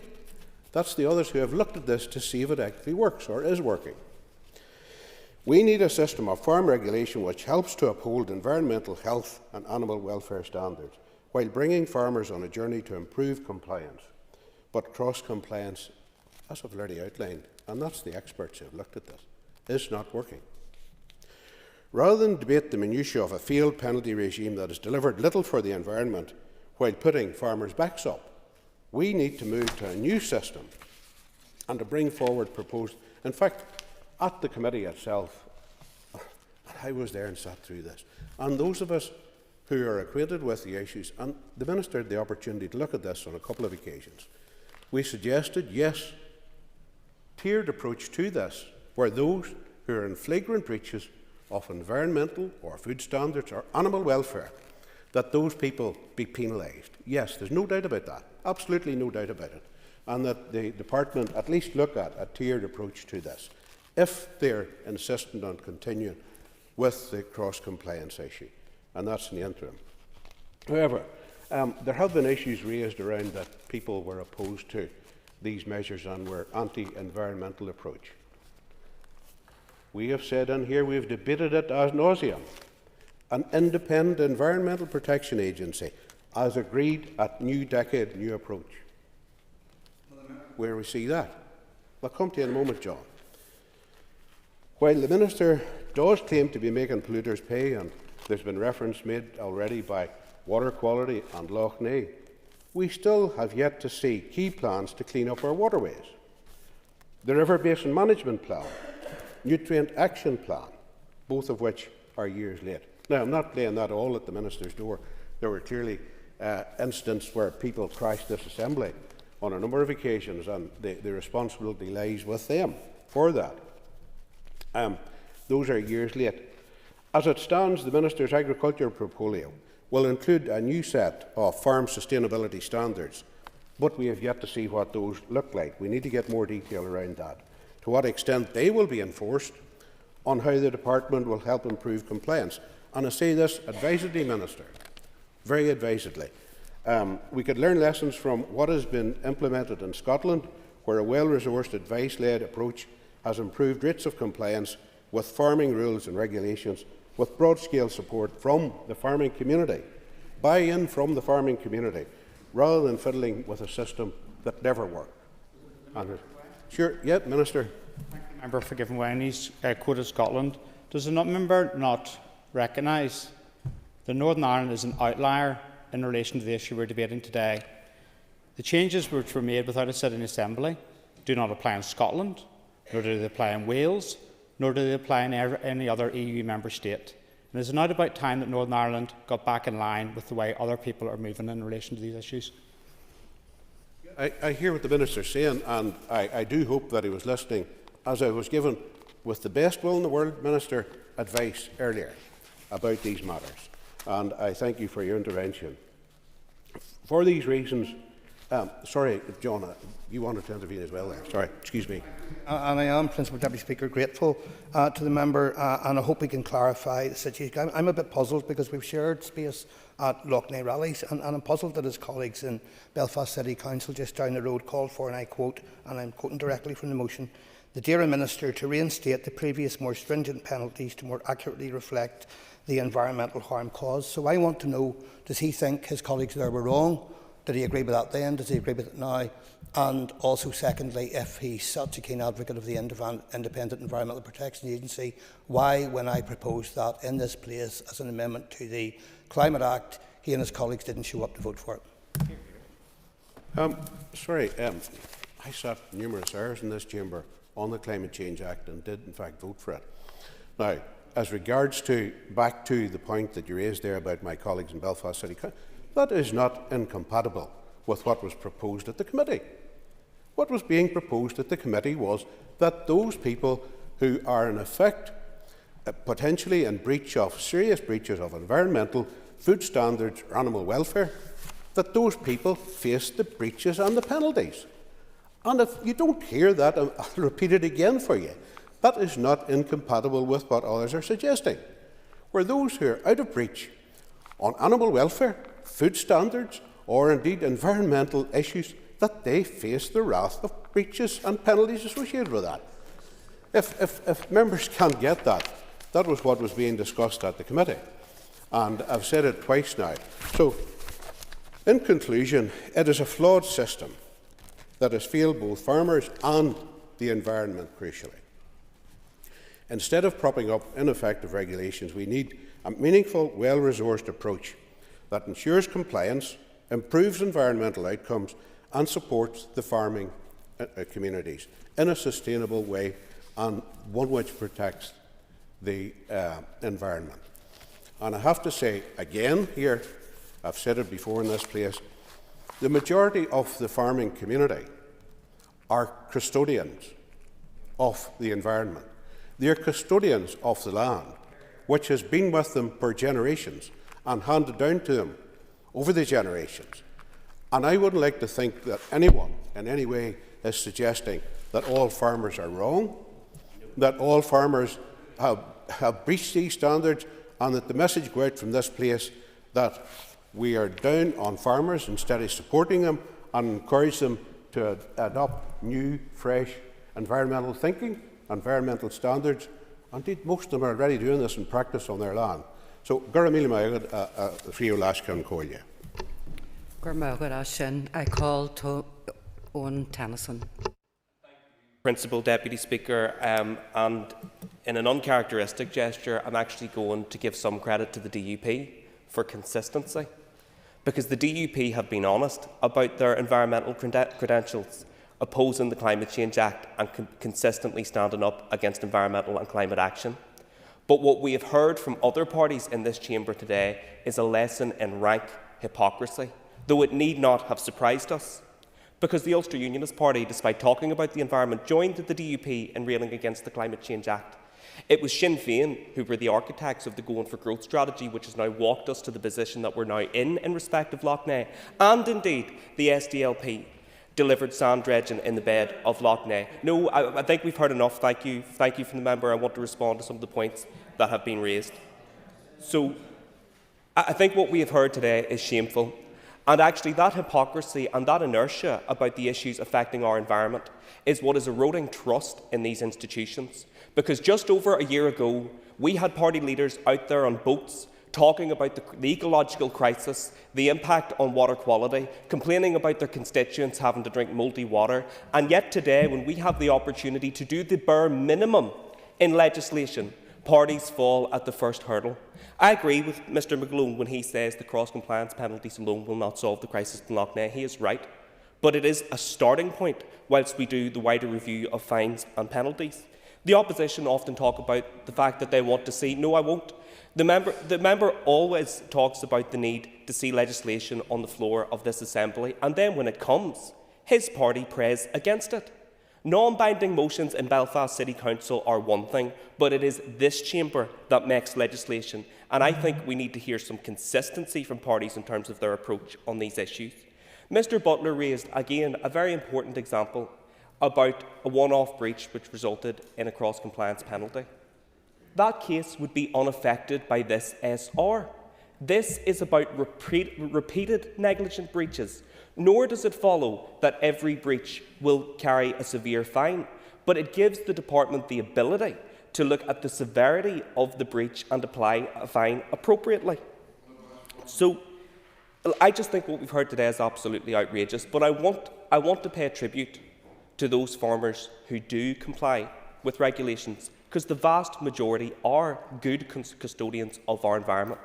It is a shame that members in this chamber seem to be more on the side of polluters and those who breach the rules than those farmers who comply with regulations day out as they go about their work. So I would ask members to reflect on the promises that they made to their constituents, their public pronouncements about the need for action to tackle water quality issues in Lough Neagh, and to put their money where their mouth is and actually step up and act and support a minister who for once can actually be trusted in protecting our environment, rather than doing what the SDLP and Sinn Féin have today in aligning themselves with the Poots penalty. Order. I'm asking the member, and I've given a lot of flexibility and a lot of latitude to return to the prayer of annulment, please.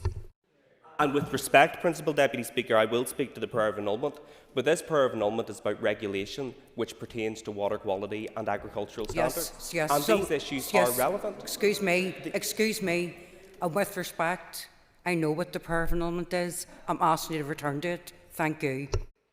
Thank you, Principal Deputy Speaker. But in closing, this is the least we can do, and I would appeal to all parties to reflect on their supposed environmental credentials and step up and take the action that is now necessary. This is not the ceiling on our ambition, but it is a starting point, and we ought, when we make promises to our electorate out there, honour them when we come into this chamber. Thank you. Thank you. I call Jerry Carroll. Deputy Speaker, quite often in regards to climate issues or the environment, I'm critical of the Minister and the Executive for not acting swiftly or quickly enough, or the strategy of trying to merge the interests of agri-food business with environmentalists, and quite often in that strategy the latter and the environment will lose out. Of course, I have to mention the disastrous Lough Neagh response. Having said that, the fact that MLAs want to reduce fines on polluters is absolutely mind-boggling. I don't understand it. If you litter in the street, you're obviously fined for polluting and for littering, but some, going by what they're saying today, they want to whitewash and excuse and allow people to get away with pollution. And it's a bizarre, Deputy Speaker, the members talk about protecting and supporting farmers. I suggest it tends to be more industrial farming and corporations that they're interested in protecting, such as the likes of Moy Park, who do get industrial derating, which is a corporate handout by the Department of Finance through the rate system. Yeah, go ahead. on that point that you raised, I was just clarifying, just to answer your question through the Speaker, that no, there was no communications from any big industry like Moy Park. In fact, there was very little lobbying from stakeholders, except from farmers who are going to be impacted by this. And let me put this on the record. The member for Upper Ban's absolutely right. Most and many of our farmers are actually making great strides in regard to the environmental. Excuse me. Yes. See, when a member gives way and then they raise, it's courtesy that the member who asked the intervention sits down. Thank you. Fair clarity. I mean, it's a couple of long interventions there. I mean, Jerry, excuse me a wee minute. Sorry, it's just that Robbie Butler didn't hear you. So it's the second time that's happened. You've done that today, which you're perfectly entitled to. I'm asking you just to show courtesy to the person that asked the intervention, to let them know that you're done. Is that fair enough? Yeah. Say it again, sorry. So the interventions are to be short, and both of them were short. No, listen, we know that. It's just that he wasn't aware that you were on your feet. He didn't hear you, and he can't see you because you're sitting behind him. So it's just to let you know. Well, yeah. I mean, the point about Moy Park is the wider point, Deputy Speaker, is that there's still a cosy relationship with them. So if that didn't correspond with the committee, that's fair enough. I think that was a question worthy of asking, but there's a consensus that is a hands-off approach to them, which the industrial derating scheme is one example of many. And I think members who kind of said they're against penalties for farmers and basically against fining for farmers and against this sort of the current position adopted by the Minister. And implicitly what they're saying essentially is that all farmers are polluters, which I don't believe that they are. But if they essentially don't support the Minister's position and go for per annulment, basically what they're saying is most farmers are polluters and many of them will be fined, and therefore we can't back this position. Yeah, go ahead. Member for giving way.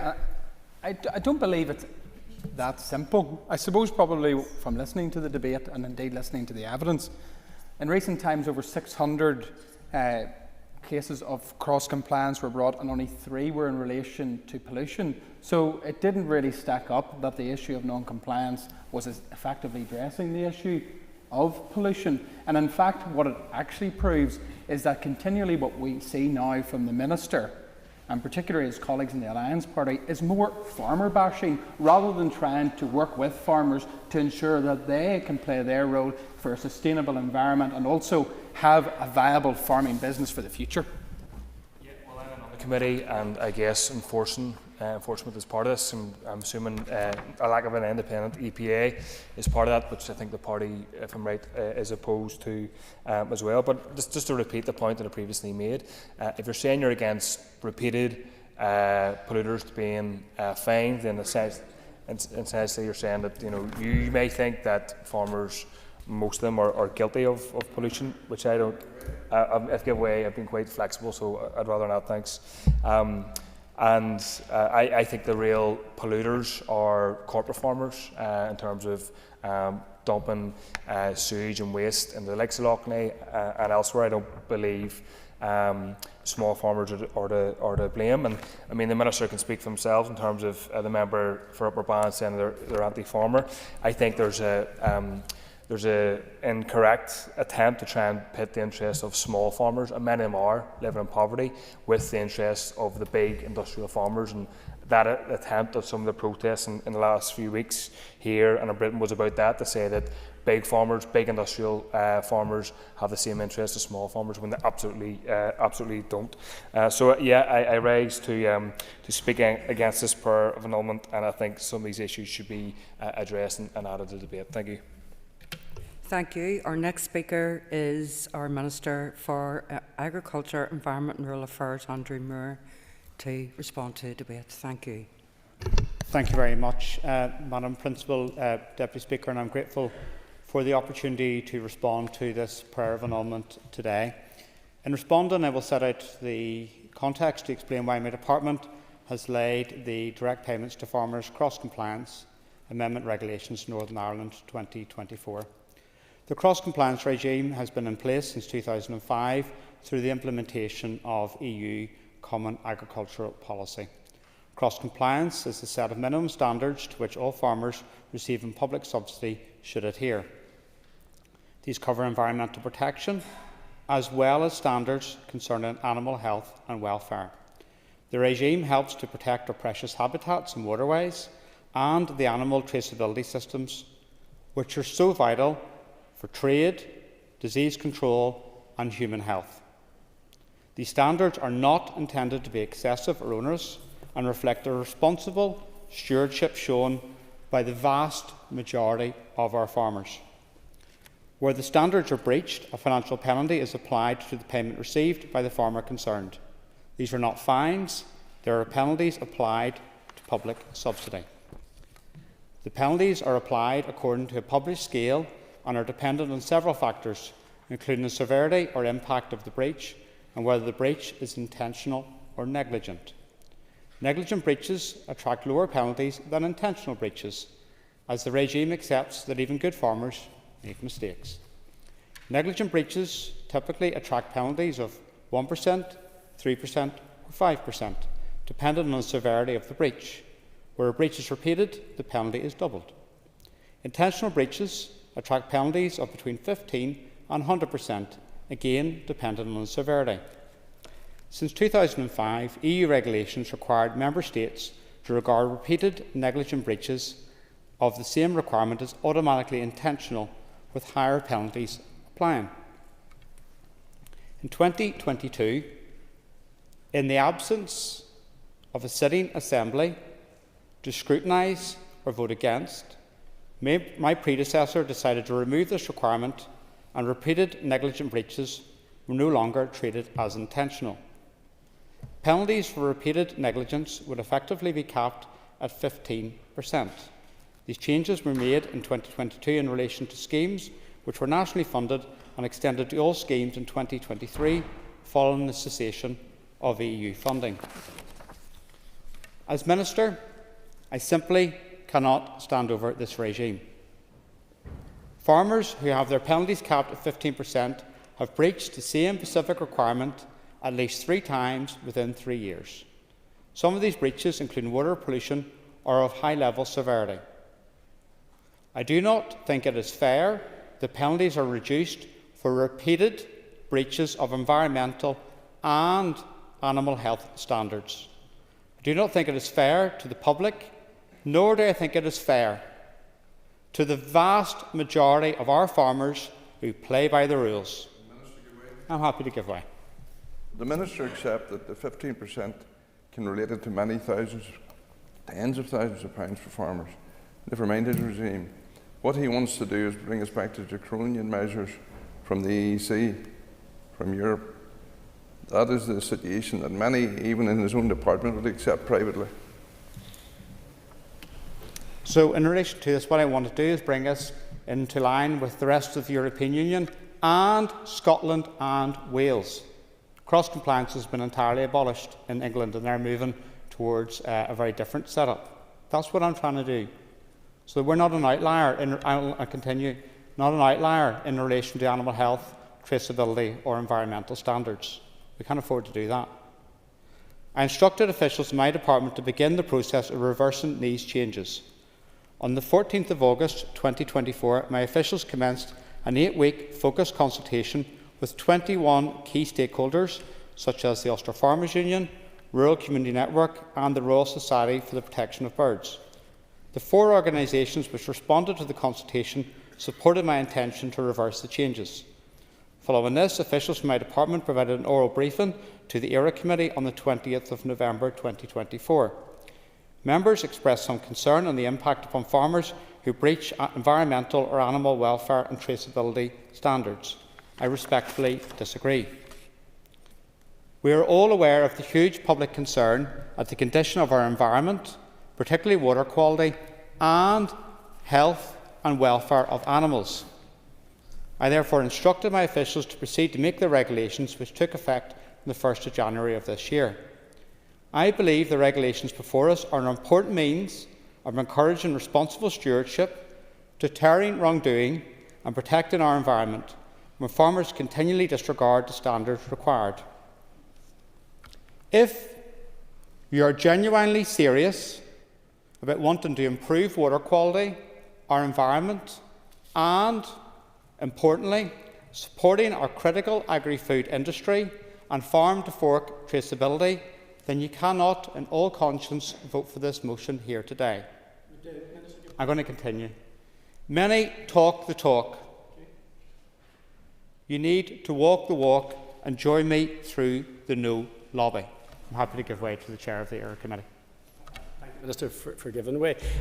Would the Minister, because I think most members of the committee are here, like to inform us if he was made aware, and I'm sure you were, in regard to the committee's verbal words in committee, which was to look at a tiered, segregated response, which would actually take out all of those pertinent points which relate to climate and the environment. And I'll give you another example of why. A County Tyrone farmer fined twice, 2022 and 2023, of £2,500 for ordering too many tags. Nothing to do with the environment or climate. Minister. So I didn't receive any formal correspondence from the committee in relation to this. But what I do is each week is I watch the committee and I watch the proceedings of it, because I think it's an important committee and you probably analyse and consider these issues. And I like to think I have respectful relationships with members of the committee.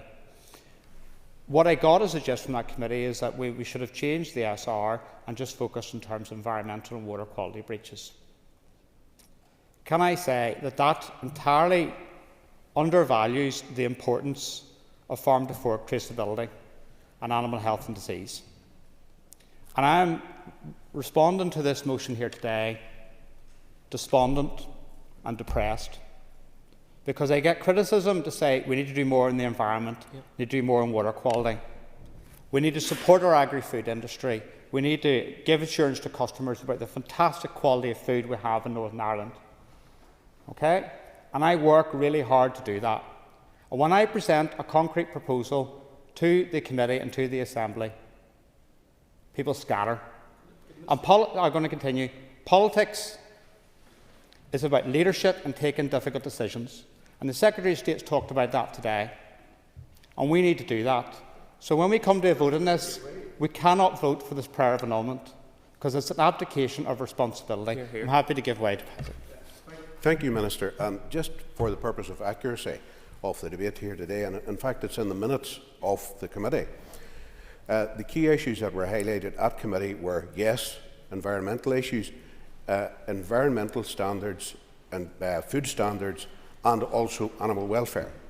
Those were the three principal issues that were highlighted, and they are included in the minute of the committee. I understand that, Mr McGlone. But that's exactly what this SR seeks to do. Hear, hear. And I have a lot of respect for yourself and very good relationships. But the last year, with the SDLP being in official opposition, has been very, very difficult, because there's been lots of moments of rank hypocrisy. You have the leader of the opposition berating me for action on this, but your party is showing abject abdication of responsibility in terms of opposition of this. And you can't, on one hand, criticise the situation in Lough Neagh and want to support agri-food industry and vote against this. You can't have your cake and eat it. You can't do that, and you have to vote with us. Excuse me. Yeah. Order. So I'm going to wind up on this. I'm going to wind up. I'm going to wind. Excuse me. Excuse me. Yeah. Can you take your seat, Minister? Yeah. So this is a political arena, and political points will be made. But this debate is about a prayer of annulment, and I'm respectfully asking the Minister, could he please return to the prayer for annulment? Thank you. Thank you, Principal Deputy Speaker. And I think it's important we focus on what this is. This is simply, this prayer of annulment is about bringing us back to the cross-compliance standards which applied before the situation in October 2022, and apply in every other EU member state and Scotland and Wales. And it's important we get ourselves back to this. What happened back in October 2022 with the absence of an Assembly was wrong, and I'm seeking to rectify that. Hear, hear. Hear, hear. Thank you, Minister. Much appreciated. I call Declan McAleer to wind the motion. Yeah, thank you. Just before I wind, I'll make a few comments in relation to my position as spokesperson. I call spokesperson Sinn Féin, and then I'll wind. Okay. Members, Obviously, Sinn Féin supports the motion to annul the statutory rule 2024-2011, the direct payments to farmers amendment regulations, NI 2024. As MLAs, it's our duty to ensure that the policies we put in place are fair, reasonable and effective for those that they affect. In this case, the proposed regulations we feel doesn't address significant concerns raised by the ERA Committee. First and foremost, the Committee's discussion on the 20th of November highlighted issues regarding penalties for minor breaches. The regulations propose penalties for even smaller unintentional mistakes that could have severe consequences for farmers. Indeed, the Chair of the Committee described a number of those in his comments. We feel that this approach is disproportionate and doesn't reflect the reality of farming operations. We feel it's unfair to apply the same penalties for a minor breach as for repeated intentional non-compliance, and we must have a system that clearly differentiates between minor and major infractions. Furthermore, despite the concerns being raised at the committee, it doesn't appear that the department has considered these issues or adjusted the regulations, and this is concerning, particularly given the significant impact these penalties could have on our farming community. Many of us believe that we need a more tiered system of penalties, one that better aligns with the severity of the breach. We have already established substantial penalties for breaches, and additional punitive measures may only serve to harm our farmers without addressing the root cause of non-compliance. I urge the colleagues to support the annulment of these regulations and call for a more thoughtful, balanced approach that considers the realities faced by farmers. Turning to my role as the committee vice chair, and I'm winding on today. At the outset, the chair, Robbie, alluded to the discussion on the 20th of November, and he highlighted the officials told, when briefing us, says this is linked to water quality and environmental concerns. There was a robust discussion and Q&A at the committee. A range of views were expressed. Some felt the measures were too draconian, and others felt, one other member in particular felt that that was not the case. There was my own writing is not very good. However, the majority, you're talking too fast, you see. The majority didn't support the SR, and there's 1 to 6 division, and this was considered again the 16th of January. There was no changes. We felt there was no changes to reflect the committee concerns. The committee divided again at that stage at 1-7, and the majority of the committee agreed to annul it. In his UUP capacity, spokesperson Robbie said that he understood the pressures that were on farmers. He referenced, for example, the inheritance tax changes and the budget, and he says farmers can't be green while in the red, and he felt the department should have amended this ASR and not taken like a broad brush approach. And he gave an example of a farmer who was fined 5% due to a tag issue and was very extenuating circumstances of a death in the family. Michelle McIlveen of the DUP said that highlighted the important role of the committee in scrutinising secondary legislation. In terms of there's a lot of legislation going through the committee, and it's very important that the committee fulfils that vital scrutiny role, and there's an onus on the committee to do that in an open and effective manner. She said this SR gave the department the power to reduce subsidy up to 100%, and that farms are also regulated by NIEA. And Michelle also highlighted the additional pressures on farmers, citing example, the TB, blue tongue, ammonia, the budget, and obviously the climate change legislation as well. John Blair of the Alliance Party said that there was a predictability about the debate. He said the regulations for farmers to adhere to standards in terms of soil, health and water quality and biodiversity, and that the SR returns us back to the position we were pre-2022. And he found it was hypocritical of some parties to say that we support the saving of Lough Neagh whilst opposing these measures which could contribute towards saving it. He felt that the decision by the committee was shameful, and that the penalty should never have been relaxed in the first instance, and he urged members to reconsider.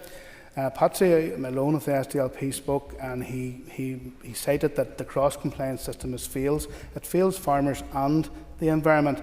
It delivers little to the environment whilst getting farmers' backs up. And again, he highlighted the SDLP's preferred approach for a tiered approach, and he also highlighted the importance of an independent EPA, and we need to see plans to clear up waterways. And he also made reference to that there was periods where the Assembly was collapsed whenever the decision was brought in. He highlighted that farmers are the custodians of the countryside, and we don't want to be sending out a message from this chamber that we're down on the farmers or against the farmers, because the overwhelming majority of farmers are environmentalists and good custodians of the countryside. Owen Tennyson of the Alliance Party, he said we have an opportunity today to do the bare minimum, but we're failing. We need consistency from most parties in the chamber. The SR focused on repeated negligent breaches. The vast majority of farmers are good custodians of the environment, and we all need to step up and take action that is necessary. And Jerry Carroll said that he agrees with the Minister. He is also against this annulment, and he also said that the annulment actually suggested that most farmers are actually polluters, but he did make the point that small farmers are not to blame, that it's actually some of the big industrial farmers who are doing most of the damage to the countryside. In the Minister's comments, he said that the cross-compliance regime had been in place in 2005. They set minimum standards on environment and animal health and welfare, that these are vital for trade, disease control and human health, and breaches result in a penalty. And he highlighted the regime of negligence as 135%, repeat is doubled, and so on and so forth. He says that during the period in 2022, when there was an assembly in place, the Minister put this, set the cap at 15%, and he said that some breaches were high level severity, and it's not fair to public or the farmers, and indeed all the farmers who play by rules. I was glad that he also mentioned that he watches the committee, so that's good that we have the Minister watching in on the proceedings every week. He said that in August they began the process of public consultation, briefed the committee in November, and he says that this SR is very important to protect the environment, encourage responsible stewardship. It's important for traceability and for animal health. And he says we can't, in relation to Lough Neagh, we can't have the cake, which is the saving of Lough Neagh, and also eat it, which would be going against the annulment today. So that's the best summary I can do. So thank you very much. Thank you. The question is that the direct payments to farmers cross-compliance amendment regulations, Northern Ireland 2024, SR 2024/211 be annulled. All those in favour say aye. Contrary of any noes? No. Clear the lobbies. The question will be put in 3 minutes.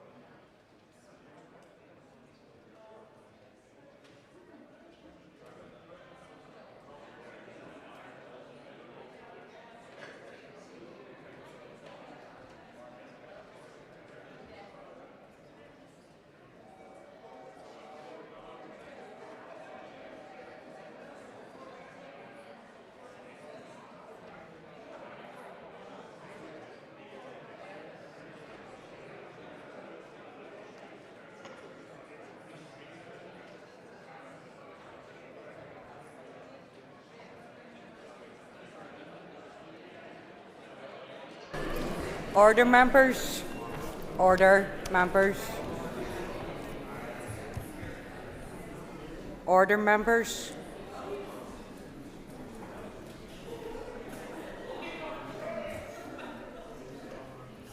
Order, members. The question is that direct payments to farmers, cross-compliance amendment regulations NI 2024 be annulled. All those in favour say aye. Aye. Contrary if any noes. Okay, do we have tellers? I'm assuming you have tellers? Thank you.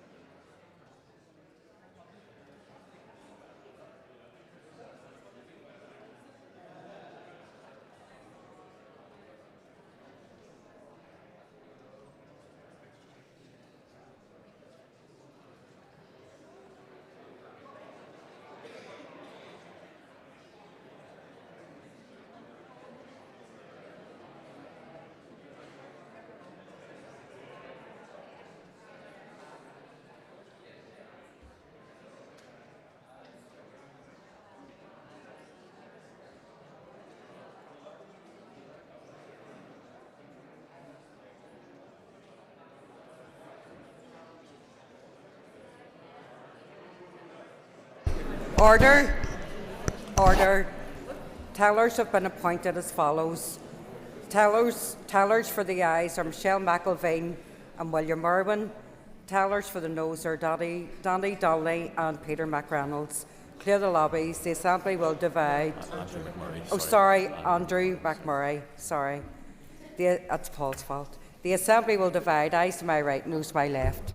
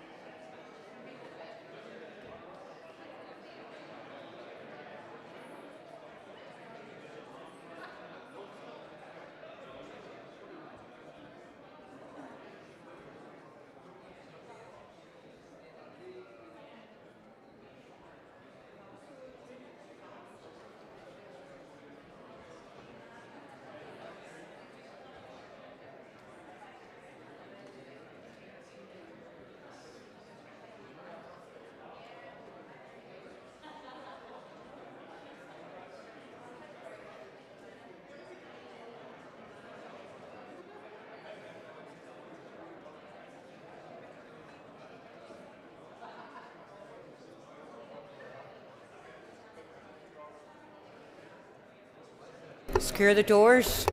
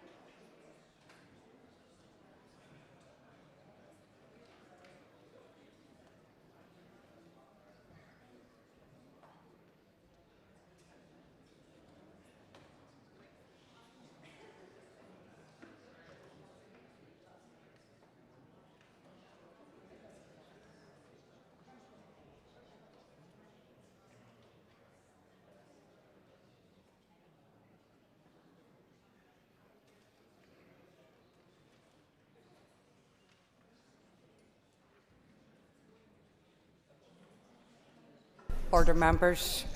Clerk, could you please read the result? 71 members voted, 53 members voted aye, 18 members voted no. The motion is carried. So the motion's carried. Members, could you take your ease until the next item of business, please?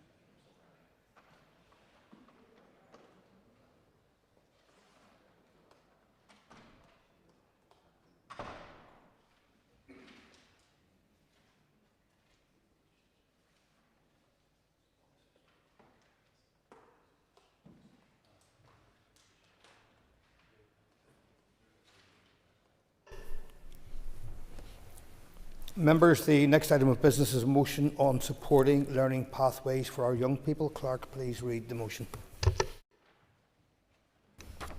That this Assembly recognises the fundamental importance of education in enabling our children and young people to reach their full potential, develop their skills and prepare them for life. Further recognises that the education system must support and accommodate the diverse needs, interests and potential of all children and young people. Acknowledges the vital role that the Department of Education plays in opening career pathways for young people and the pivotal work done by our school staff to support this, and calls on the Minister of Education to assess the current per-pupil funding model for sixth form colleges to consider whether it adequately supports all learning pathways with the potential to help address identified skills gaps across the economy. Thank you. And I call Cathy Mason to move the motion. Moved. Thank you. The Business Committee has agreed to allow up to 1 hour 30 minutes for this debate. The proposer of the motion will have 10 minutes to propose and 10 minutes to wind. As 2 amendments have been selected and are published on the Marshal's list, the Business Committee has agreed that 30 minutes will be added to the total time for the debate. Please open the debate on the motion. For our young people to thrive, we must ensure that they are in an environment that harnesses their full potential. Young people should be free to choose the path they feel best fits their interests and their abilities. Our education system should not inhibit this.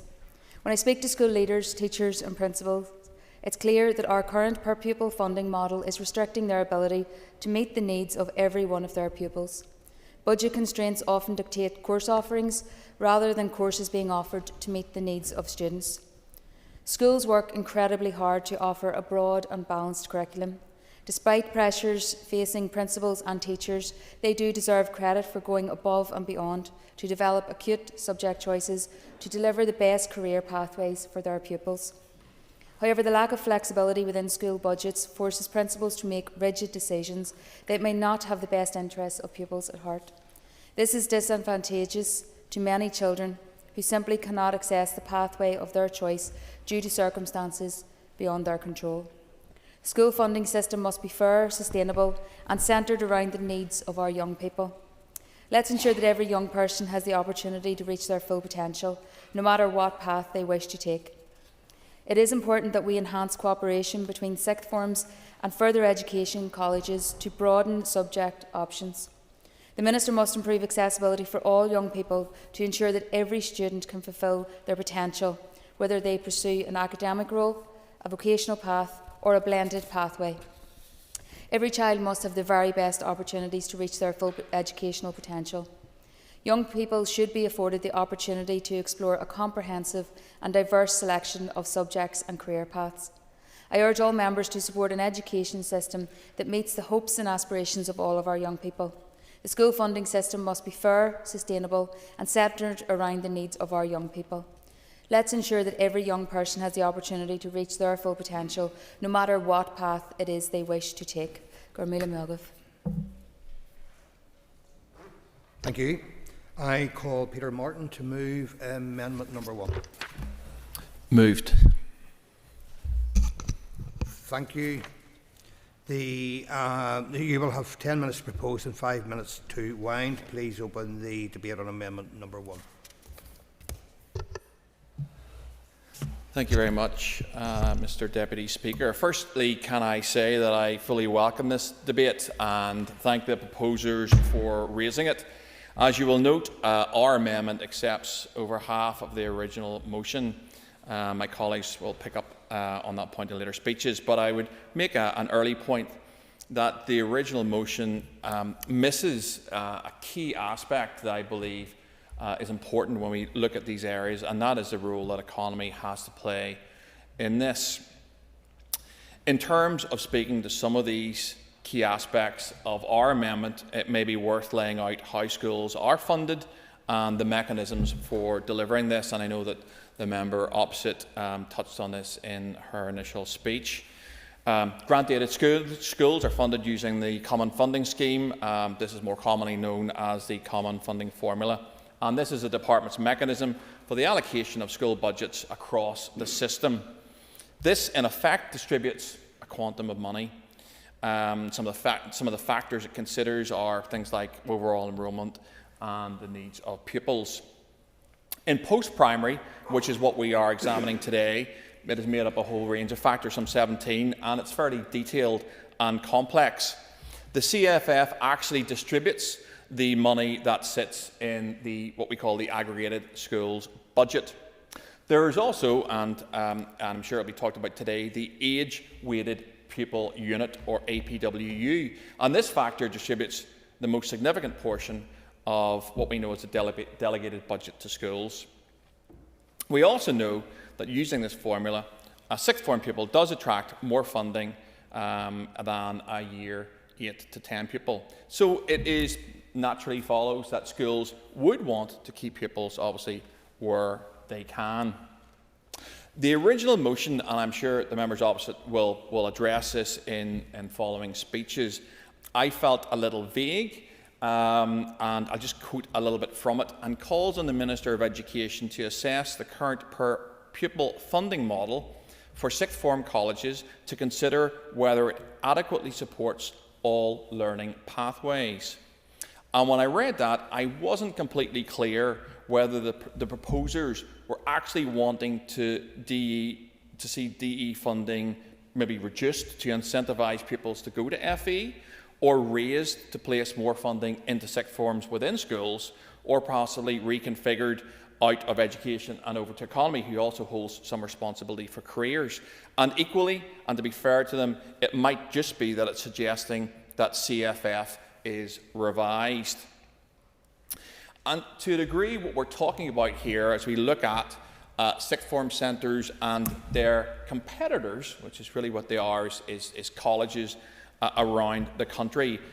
The economic theory of what we would call competitive advantage comes into play, and that simply means that whether you're a country, a business, or an individual, you're best to focus on the things that you do best and leave others to do the things that they do best. And in operative terms, this would mean, in the area that we're looking at today, that, for example, a local college offering a level 3 extended diploma in music technology, and the local college have a state-of-the-art suite to support this qualification, it does make little sense for a school to try and replicate that college within their own that qualification within their own offering.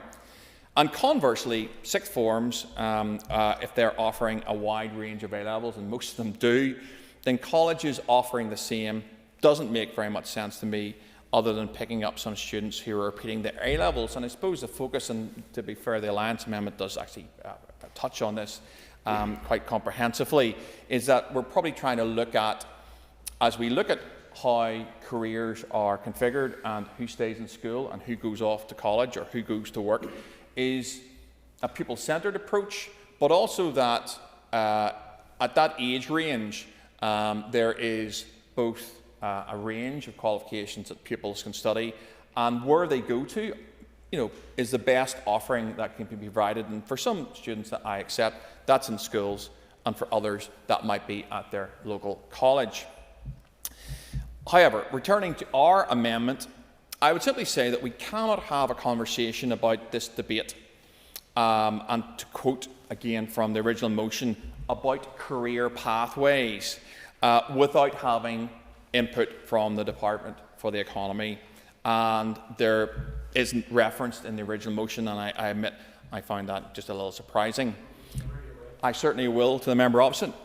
I thank the member for giving way, and just to clarify some of his points, I suppose that the basis of this, we've made it intentionally narrow, because we feel that in the broader careers conversation there are obviously several stages to that.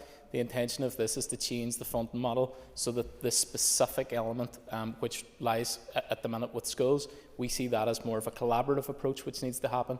So we see this as a necessary prerequisite to the broader conversation around careers moving forward on a collaborative approach.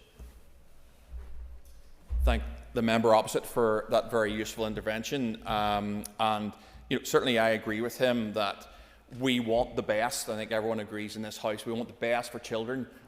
We also want them to be studying in the right environment that gives them the right opportunities for their career in the future. So returning just to the Department of the Economy, it does hold a pivotal role in the career service that it provides, and this is reflected in our amendment. For example, it hosts a career service for 11 to 19-year-olds, including a separate section on Year 10 career choices. I happen to have someone in Year 10, and they are currently considering their options, mainly under the guidance of their mother. However, looking at a career service and an offering, we have to include economy in that. And I agree with the member opposite that this is a collaborative piece of work. Both departments have a role to play in that. However, again, the thrust of the original motion and was on sixth formers and sixth form colleges. I accept the member opposite has clarified that. I consider that a little bit narrow, and I also consider it a little bit late, considering that the Department of Economy already at Year 10, third form and old money, is providing career guidance around what subjects those students should be taking for GCSE, and providing career guidance around what future degree or apprenticeship or career they might embark upon. So I think we have to look at this a little bit more early. Our amendment seeks to address this, and to quote, and I'll just quote from our amendment, keep an eye on my time there, further calls on the Minister for the Economy to ensure that careers advice adequately supports all learning pathways with the potential to help address identified skill gaps across the economy. And I believe this is really important because, again, economy holds supply information on where those jobs are going to be in 5 to 10 years' time. The economy does know that. Our wider macroeconomy is always changing, jobs are always changing, and again, that collaborative piece, which I think is reflected in our amendment, hopefully addresses that. And economy does know where we will need future apprentices, future degrees, with a very changing and dynamic workforce.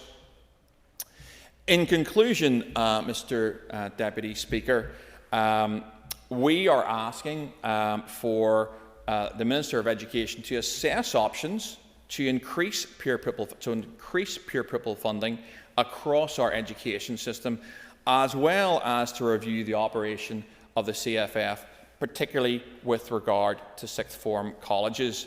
And I know that if additional funding, I certainly will.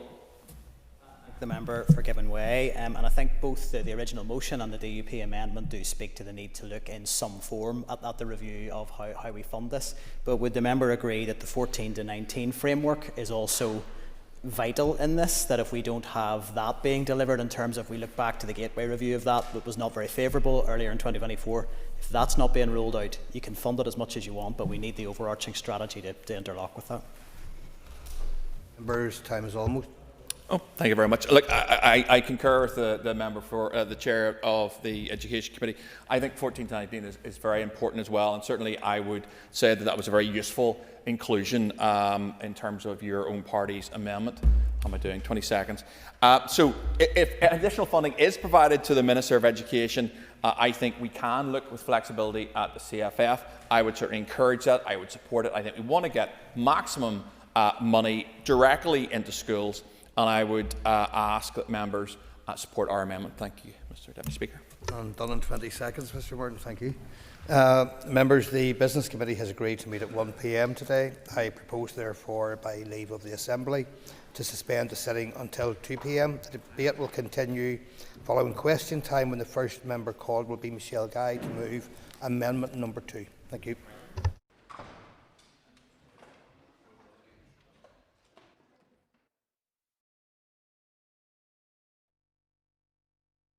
Assembly Chamber. Sound.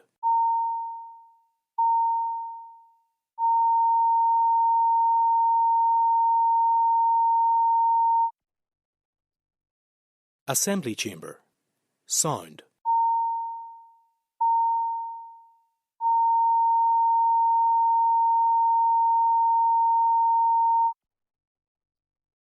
Assembly Chamber. Sound.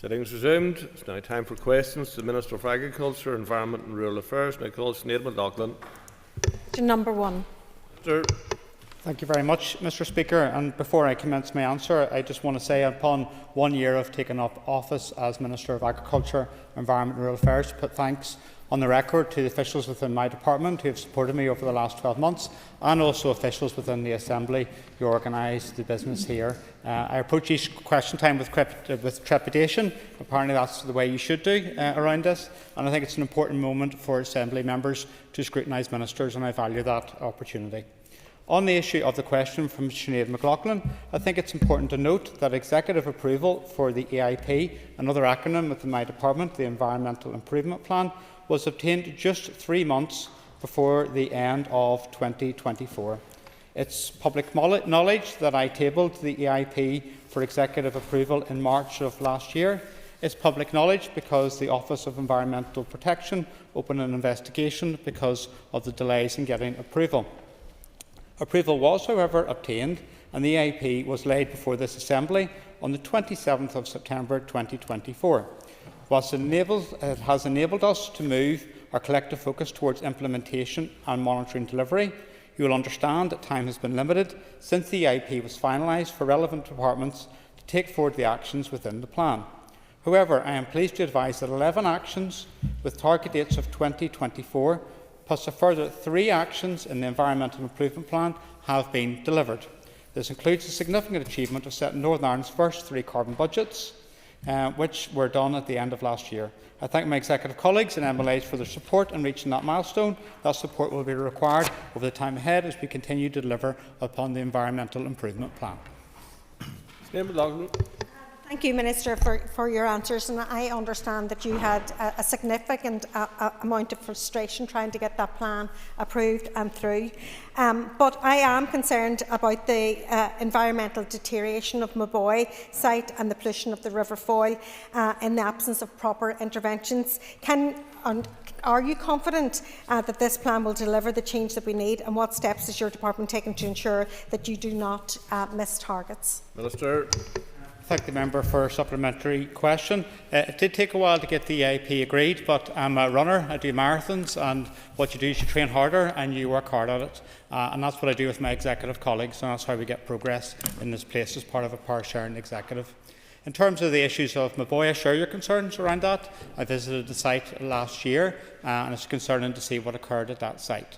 I have been get a submission from officials in terms of a consultation about the remediation options for Maboy. I've agreed that we should proceed with that, and that will start in spring. And I think it's really important that people feed into the consultation and give us their views about that, because it's important we move to that next stage on this important issue. Paula Bradshaw. Question number 2, please. Mr.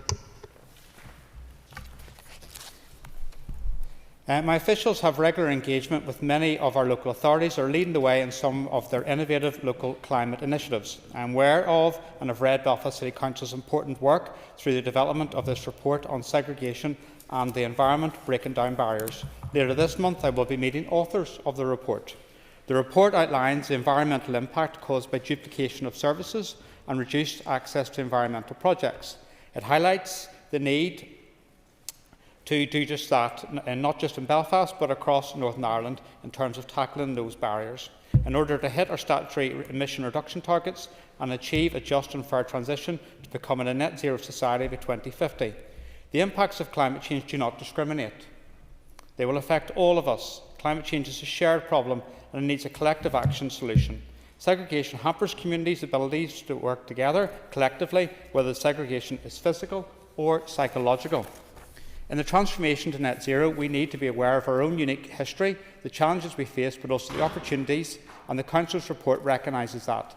Divided communities and the fear of violence and antisocial behaviour can lead not just to reduced connectivity, but also to poverty, poor health and mental health, poor health of physical and mental health, unemployment, education and educational underachievement. Dealing with climate change positively, working together, will provide co-benefits that will help address those issues. If we across this Assembly can lead the transition to net zero, making use of green growth, creating good local jobs, improving our environment we live in and reducing climate impact, we will see opportunities for better lives ahead. Bradshaw. Thank you, Mr. Speaker, and thank you, Minister, for your answer.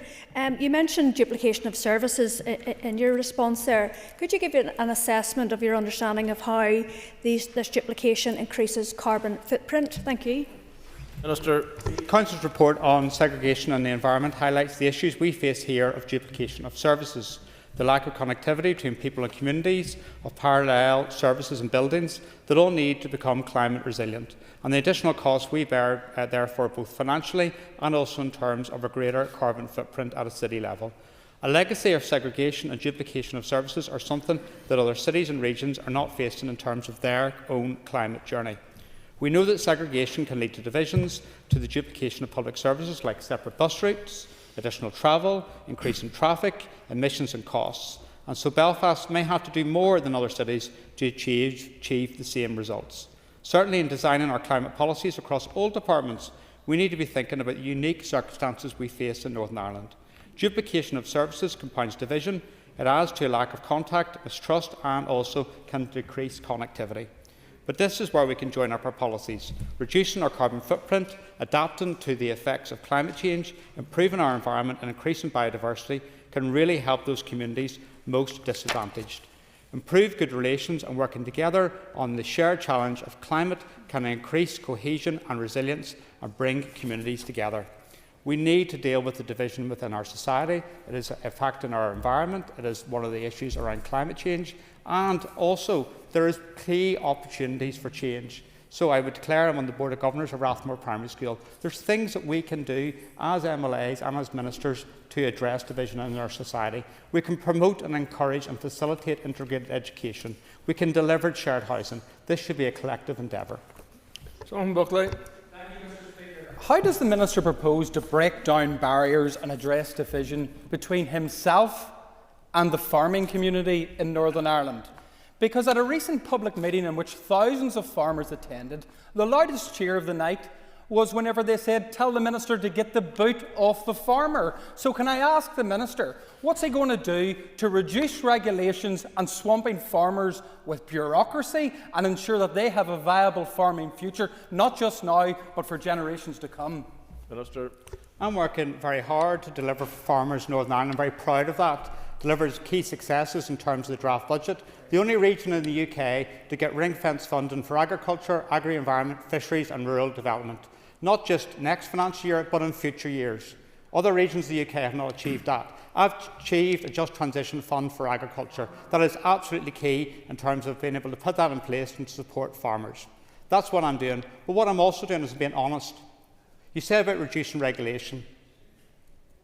Have you seen the situation in Lough Neagh, Mr Buckley?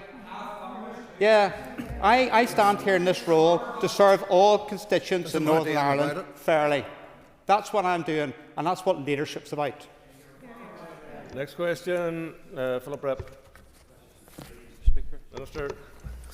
I am committed to assisting local councils to transform curbside recycling and also household recycling centre infrastructure and services to help meet our recycling targets and deliver a circular economy in Northern Ireland through my department's £23 million Household Waste Recycling Collaborative Change Programme. Bit of a mouthful. The programme supports capital projects that improve both the quantity and quality of household recycling collected, which is vital in helping to keep our valuable resources in use for longer and reducing consumption of virgin materials. Reducing the quantity of residual waste will also reduce resilience on landfill and recovery. Funding of up to 50% of eligible costs is available to local councils. Since the programme's launch in June 2019, £8.26 million has been allocated to 7 councils for 12 projects. Allocations of funding under the programme must be made by the 31st of March 2026. Further information on the fund and application process can be found on the DAERA website. In addition, my department provides funding to the Waste and Resources Action Programme to provide essential local council support, including specialist technical guidance, as well as delivering key national and regional behaviour change campaigns.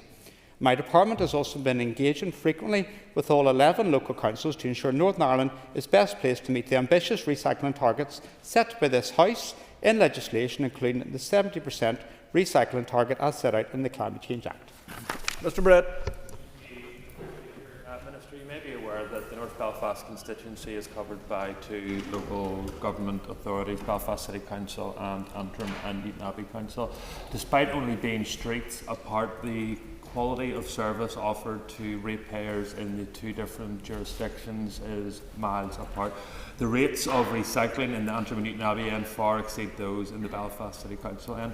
Has the Minister given any consideration to try and encourage a uniformity of policy across all councils in Northern Ireland, so regardless of your postcode you have access to the same service, because ultimately the ratepayers still pay the same bill?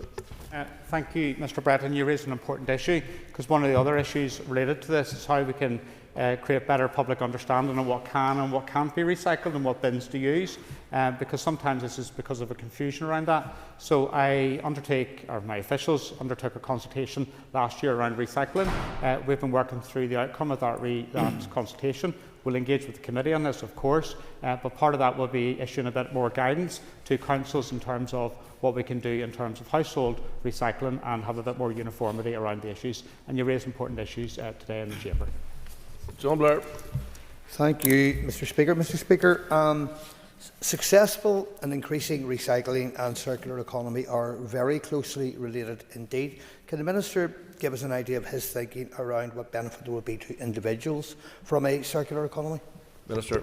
So there will be significant benefits around this. My officials have been working closely with the Department for the Economy, and I congratulate Kiva Archibald on her appointment as Minister for the Economy.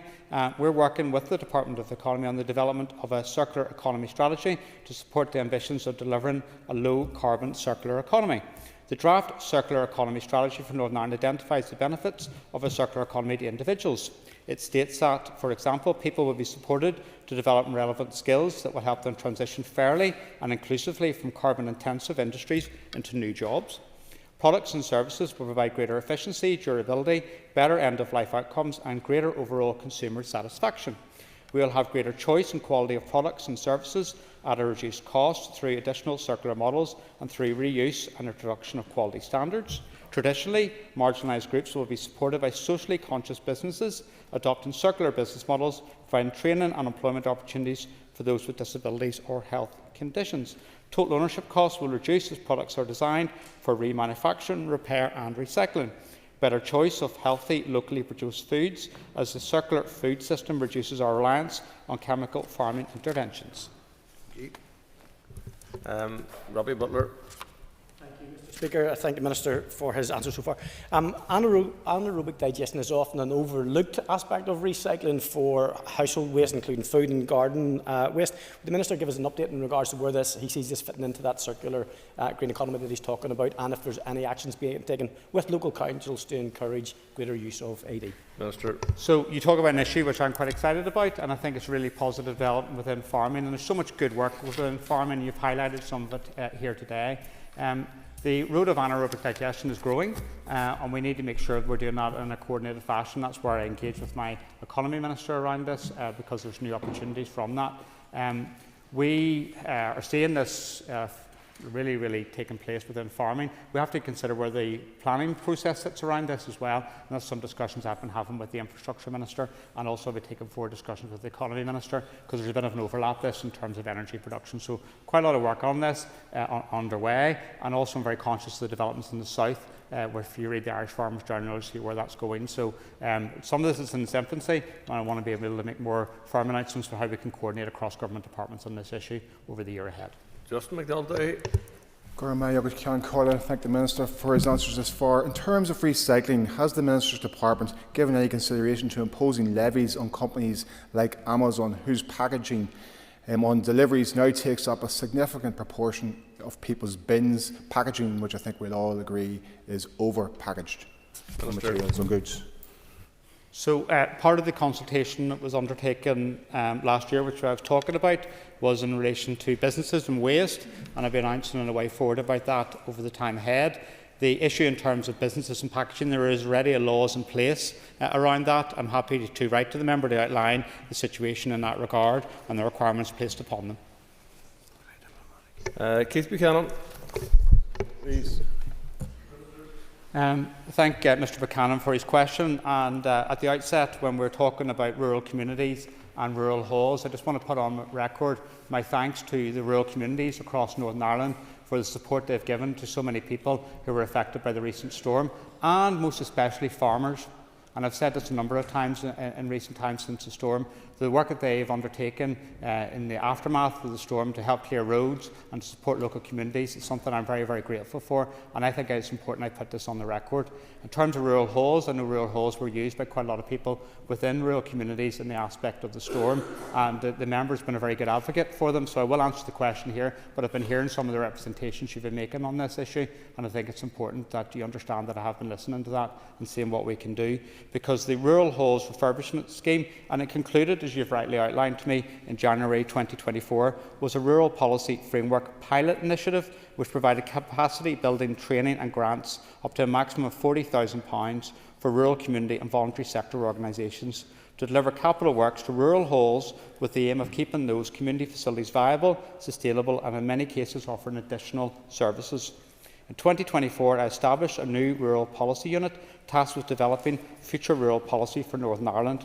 As part of this work, previous rural policy initiatives and interventions, including the Rural Halls Refurbishment Scheme, are being reviewed and evaluated. The findings, lessons learned and recommendations will be considered in full and factored in the development of any new future rural policy proposals. My department's 2024-25 business plan is committed to developing for consultation a new evidence-based rural policy, and it is my intention that draft proposals will be consulted upon this year. Mr. Speaker, thank the Minister so far for his answer. Minister, I appreciate your response with respect to the future rural policy unit reviewing and evaluating the whole scheme, and we can see the work that those rural communities have done this past few weeks and helping to keep Northern Ireland moving. Will you commit to making sure the rural hall scheme is in that policy going forward? So what I can say is we're giving active consideration in terms of how we can support rural halls within the context of the new policy. There was initial discussion with officials last week on it, and it's something I want to be able to tease out a bit more. I understand the representations many people have made to me in terms of the importance of rural halls. That was demonstrated in the aftermath of the recent storm, so it's been given active consideration around this. I'm happy to meet the member over the time ahead if he wants to put a request in to my private office to discuss this matter much further. Declan McAleer. I want to also identify what the Minister said. Last week, the rural halls and the farmer community performed admirably during the storm crisis. And indeed, you quite rightly said that the former Minister Pooch, actually, who introduced the pilot study for the rural halls in the previous policy. So I want to support what's been said, and I just want to get again underline the importance of the rural halls and basic services as part of any future replacement rural development programme. Said that man. Minister. So I can give the member an assurance that we're giving active consideration to this. The previous Minister, who's in the chair today, not looking for any extra time as a result of this, did bring this forward as a pilot initiative. But what we've got to do in terms of our new policy is consider where this fits within it and give a bit of sustainability going forward, because we want to give people assurance it isn't just a pilot and we're able to continue this. So we are looking at it. We do need to build business cases and follow proper governance processes, but there's been proper consideration given to this. I'd also say on the record that previously, when the Rural Development Programme was in existence, it delivered strong benefits for rural communities, and we're giving considerations to the impact of that having been withdrawn and what we can do together on that issue. You kindly welcomed me to Lochmacquarie on New Year's Eve, and I was able to see the facilities in Lochmacquarie that the community and yourself have been involved in delivering. They're fantastic facilities, and the Rural Development Programme helped deliver that. So let's see what we can do over the time ahead, and we can support rural communities across Northern Ireland.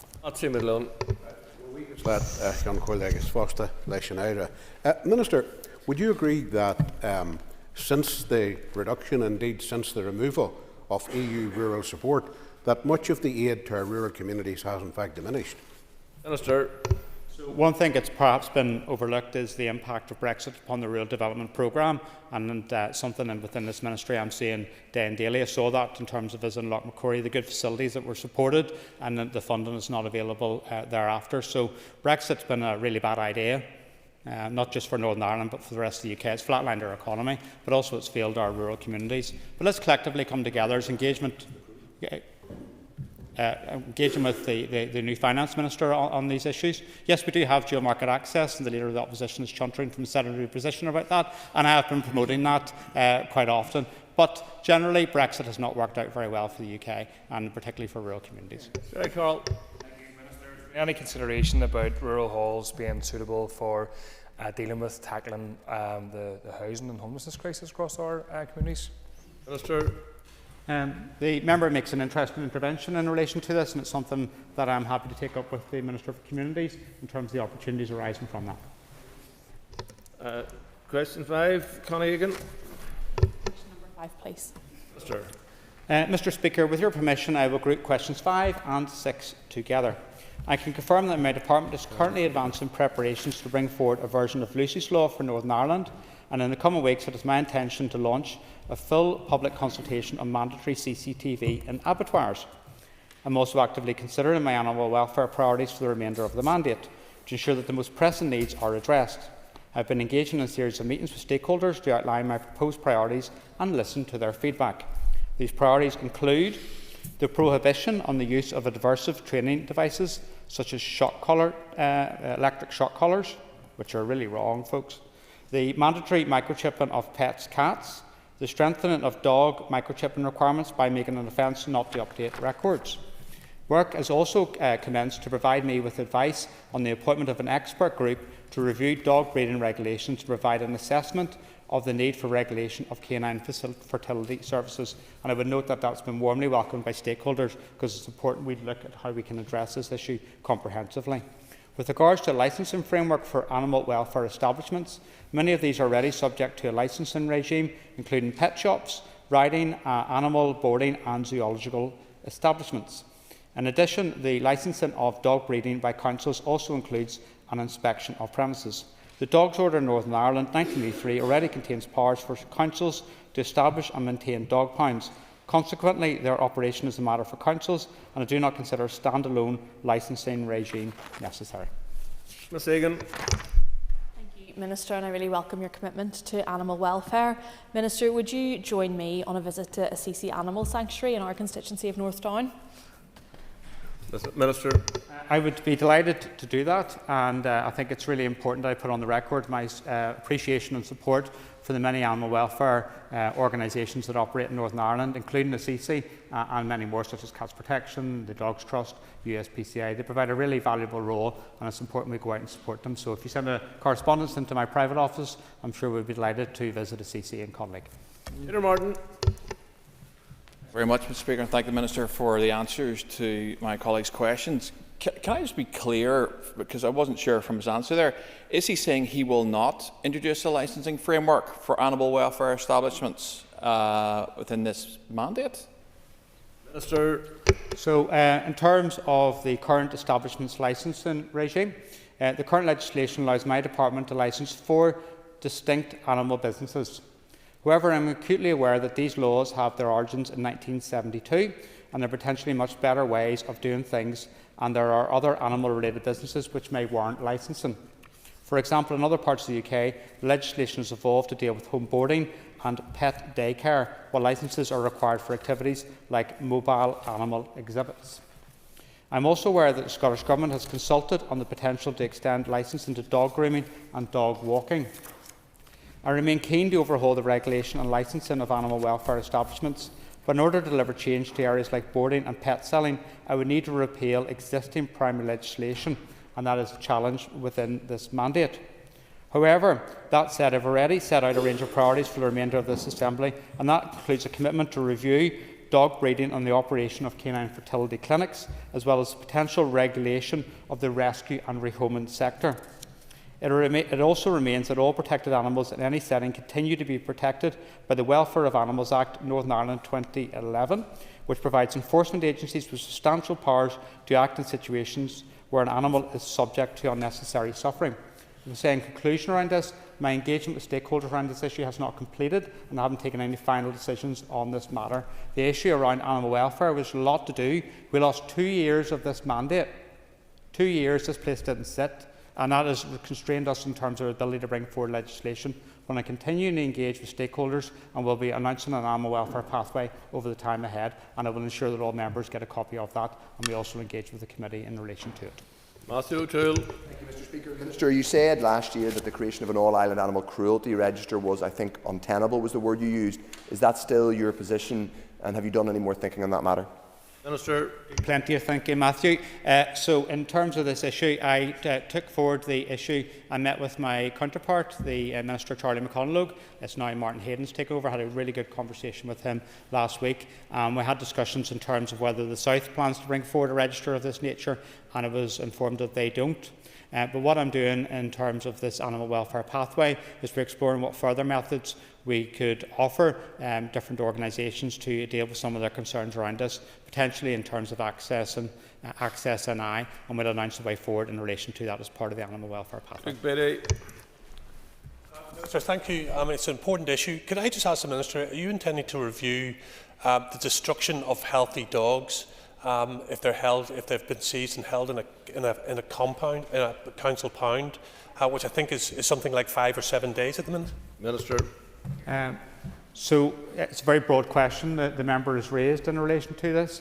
I'm very conscious there's legislation in place, including the Welfare of Animals Act 2011. I would ask the member if he's got any concerns to raise this with the District Council, primarily they're the enforcement authority in relation to that. Next question, Claire Sugden. Minister. The emergence of foot and mouth disease in Germany is of significant concern, not only for our livestock owners, but also for agriculture sectors across the UK, Ireland and the European Union. I want to assure members that my department has robust contingency plans in place to manage the risk of this disease, so as to protect our livestock, farmers and wider industry.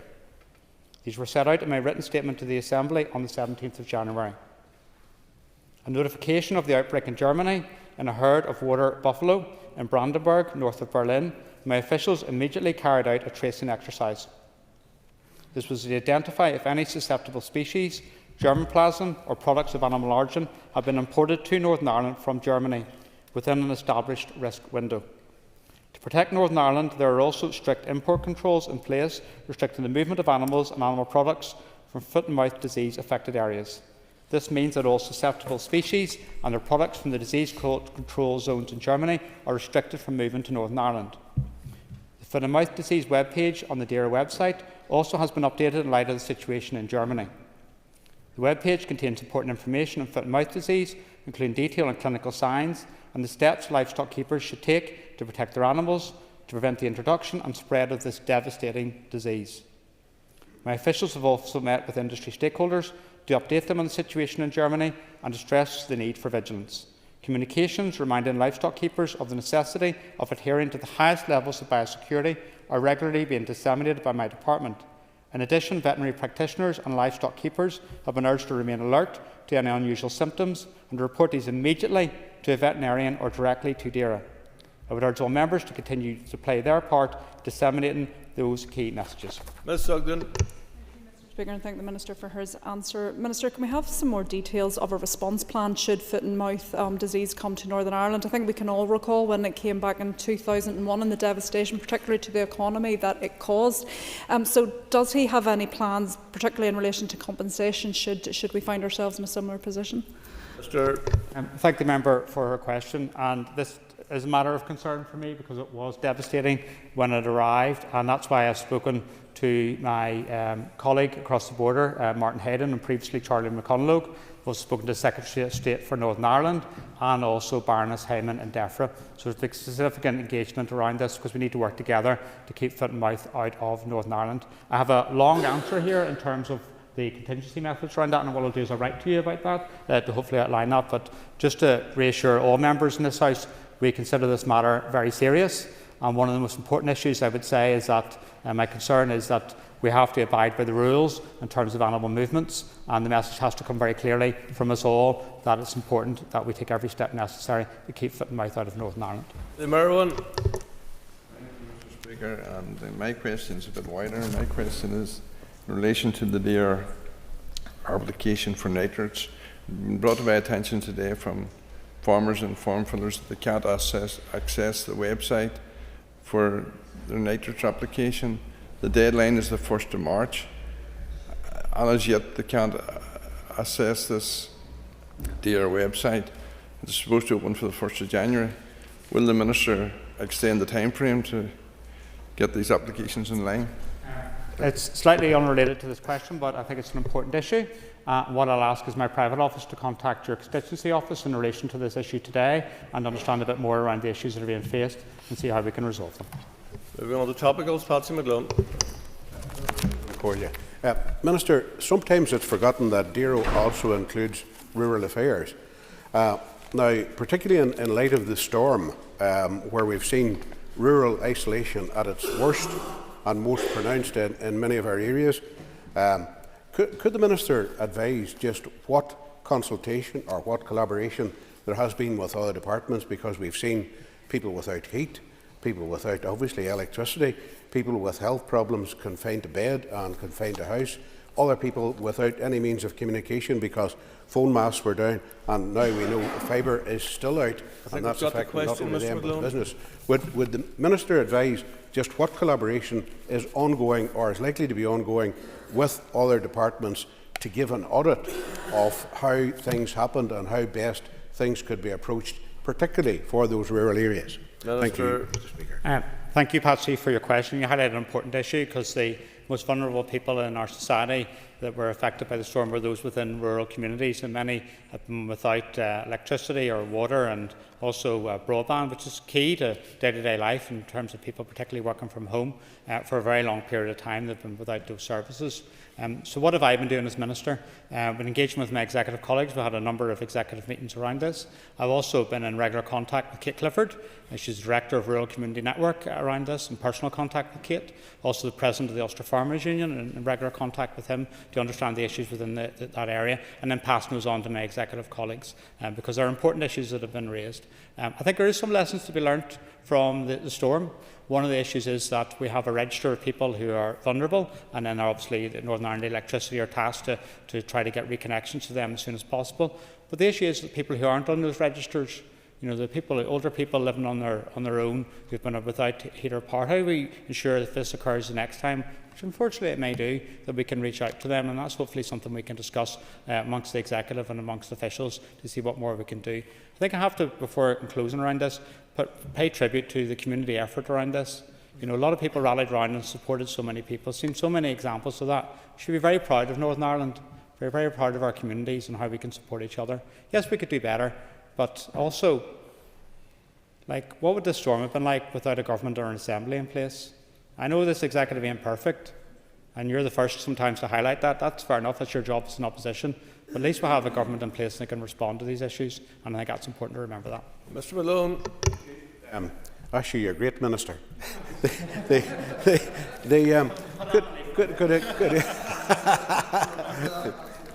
Well, not of what your colleagues said about me earlier, you know. But could I just ask the Minister then, please, it has been referred to the Executive, can we have some sort of plan of action, identified the weaknesses, identified problems, and how things could be done better? I don't particularly care who takes the initiative, as long as that's done and as long as we hear back, because it's those people who are living in isolation, living with health problems, and now living without communications that must be uppermost in our thoughts and actions. Sir.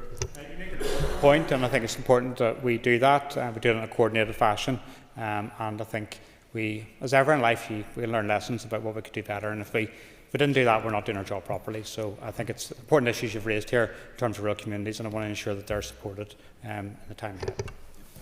Trevor. Thank you very much, Mr. Speaker.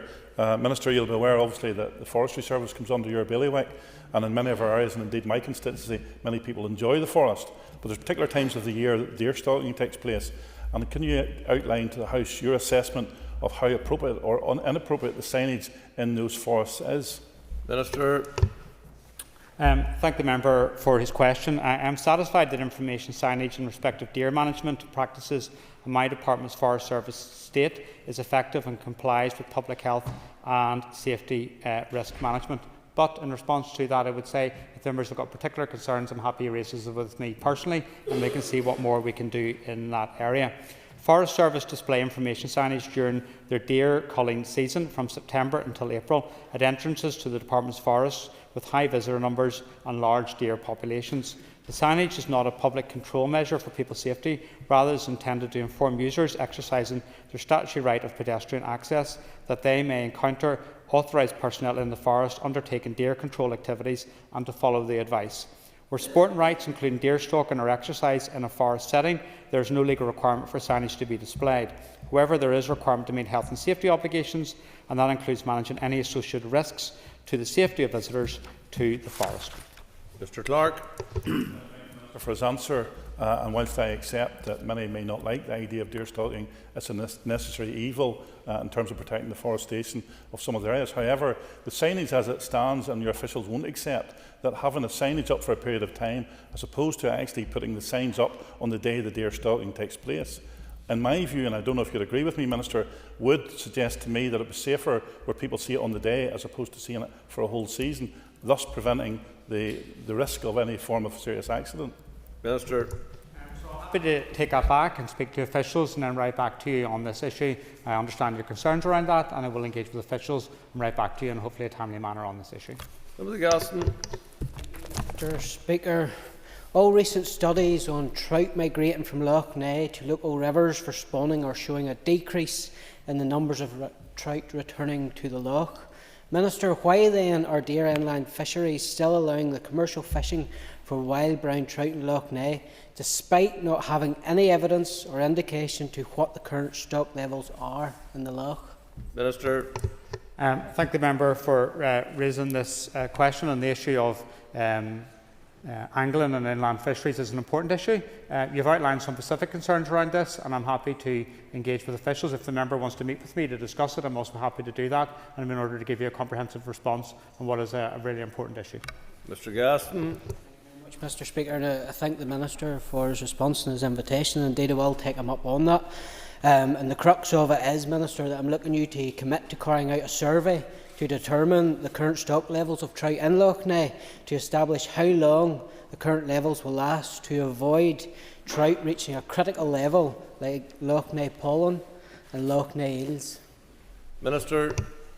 So I understand the case that you make around this. I'm particularly been aware of the issue in terms of the stock of eels within Loch Ness, and I've been engaging with officials and executive colleagues in regards to that. I will take the comments you've made to me around these issues. I will engage with officials, and then also we'll have a meeting to discuss through your concerns and what more we can do to protect those stocks within Loch Ness.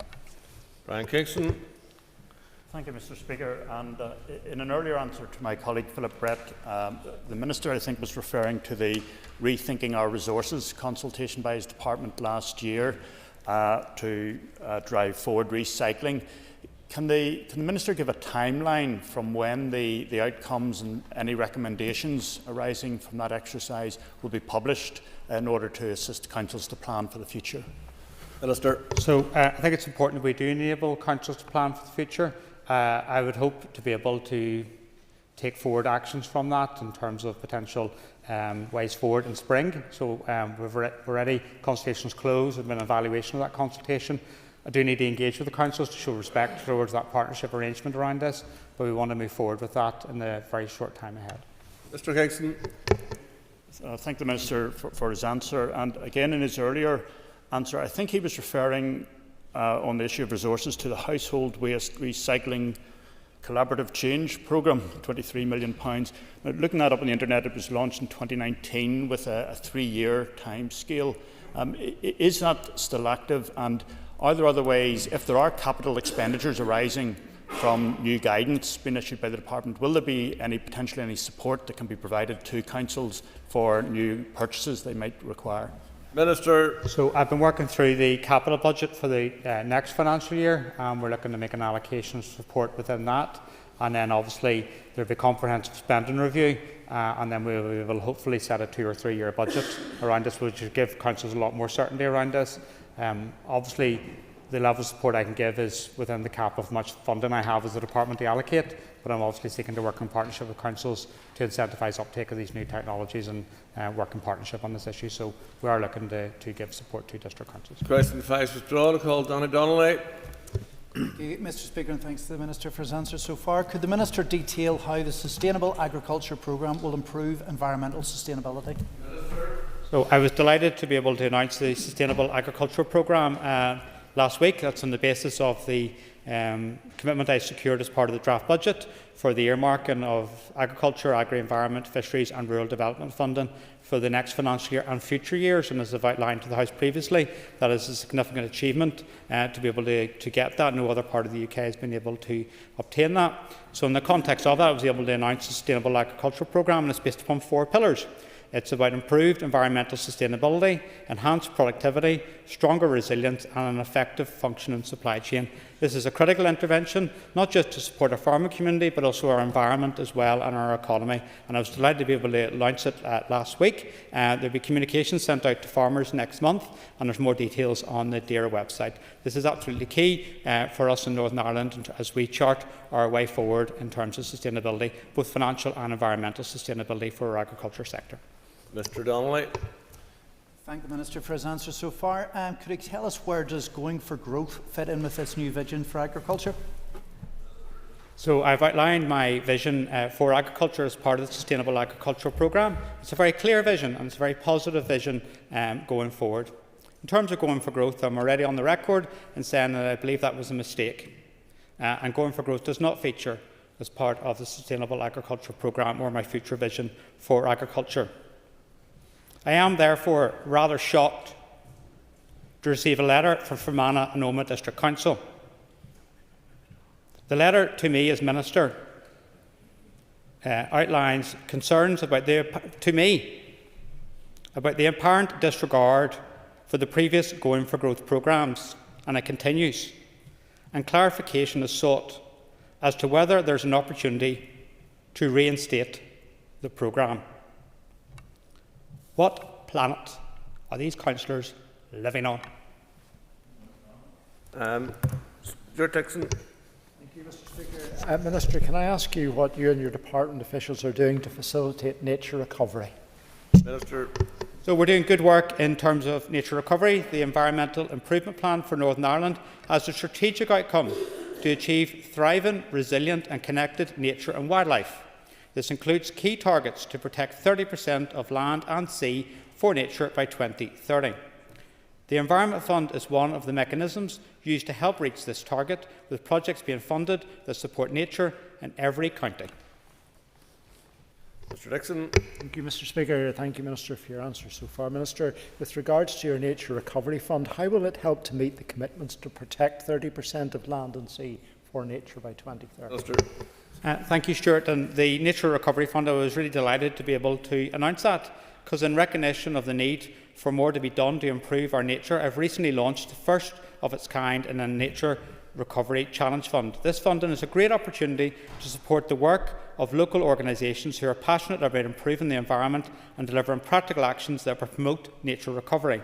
This fund will support projects that will significantly contribute towards our commitments to protect 30% of land and sea for nature by 2030. Projects will increase the area of wildlife habitat, protect and improve management of habitats, and create nature networks which will enhance the habitat connectivity and support higher species populations or greater species diversity. Projects which support the conservation of Lough Neagh are particularly welcome to apply. Keith Buchanan. Speaker, Minister, my question relates to my colleague touched on forest parks earlier. Obviously, we've seen the devastation of forest parks across Northern Ireland. Drummonor being one, I believe you were there in Pomeroy, and I appreciate there is other forest parks out there, not just in Mid-Ulster. Have you any indication of what damage was done broadly across NI? Minister. So there's been significant damage done to our forest parks across Northern Ireland, and that's why I took a trip to Drummonor near Kirkstown to see the widespread damage that has occurred there. It's apocalyptic, it's really quite concerning. Also National Arboretum in Castlewellan, some of the most ancient trees have been destroyed. And I really want to pay tribute to Forest Service staff for the work that they've been doing in response to this. Not only just in terms of our forest parks, but also helping local people get access to their homes, helping our emergency services get access to facilities such as transmitting towers and all the rest of it. There's been so much work undertaken around this. I want to apologise to the public in terms of public access to country parks and forest parks and the delay in terms of getting access to that. But that's done from a very genuine good place in terms of health and safety, because we want to make sure when people re-enter these facilities it's safe to do so. Mr Buchanan. Thank you, Minister. What's the plan going forward then, as on the timeline? I appreciate it's a big task, but obviously these parks, a lot of them shut, and obviously we've lost a lot of trees. What's the plan? I appreciate they don't grow overnight, but the plan to get them replanted and parks open? So it's been considered on a case-by-case basis. Crawfordsburn Country Park within my constituency has been reopened, and I really want to thank the staff for doing that. But other places, the timescales is not as advanced. It's because of the scale of the work, and when I was seeing that take place, some of that requires machinery to be brought on site. So hopefully over the time ahead we will get all the forest parks and country parks open, but some are just going to be quicker than others in this regard. I would say in closing, in terms of question time, recent events do highlight the need for us to pay much more closer attention to our environment, and the impact that the storm can bring is really exposed that. Time has elapsed for questions. Thank you, Minister. Now we move on to the next item of business. Mr Gaston, point of order. Thank you very much, Mr Speaker. Mr Speaker, I'd like you to view the audio-visual recording of the end of the debate on the motion brought forward by the Assembly Commission in light of Standing Order 27(1)(b), which reads, "The Speaker shall direct that the lobbies be cleared and the division bell sounded if the Speaker's judgment as to whether a question is so carried is challenged." I believe the recording clearly shows that at least 2 members challenged the Principal Deputy Speaker's judgment that the motion was carried and was therefore under an obligation to call a division.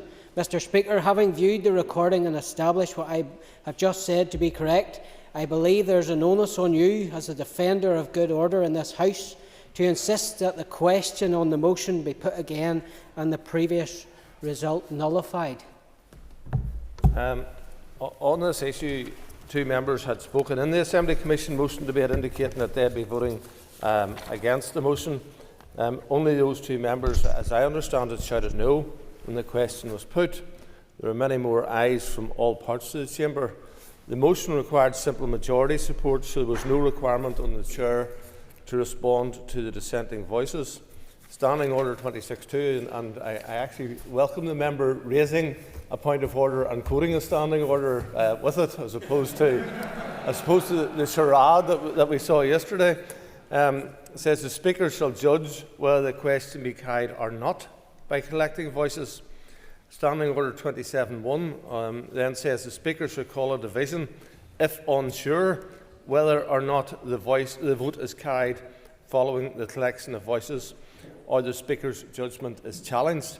The Speaker's ruling shall be final on all questions of procedure and order, Standing Order 1(2), and Standing Order 5(3), and Standing Orders references to the Speakers includes a Deputy Speaker acting as a Speaker.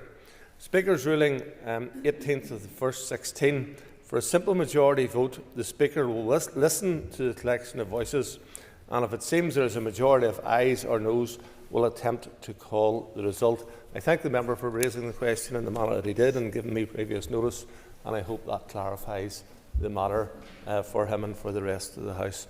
If the members take their ease for a moment, we change the table. Members, we now resume our debate on the motion on supporting learning pathways for our young people, and I call Michelle Guy to move amendment number 2. Move the amendment. Thank you. The Assembly should note that amendments are mutually exclusive. So, if amendment number 1 is made, the question will not be put on amendment number 2. You will have 10 minutes to propose and 5 minutes to wind. All other speakers will have 5 minutes. Please open the debate on amendment number 2. Thank you, Mr Deputy Speaker. I want to thank the proposers of this motion for bringing it forward. We have tabled an amendment which broadens the scope and acknowledges this is another issue that requires departments to work closely together. This should be an energising debate, one which is focused on giving young people the best opportunities we can.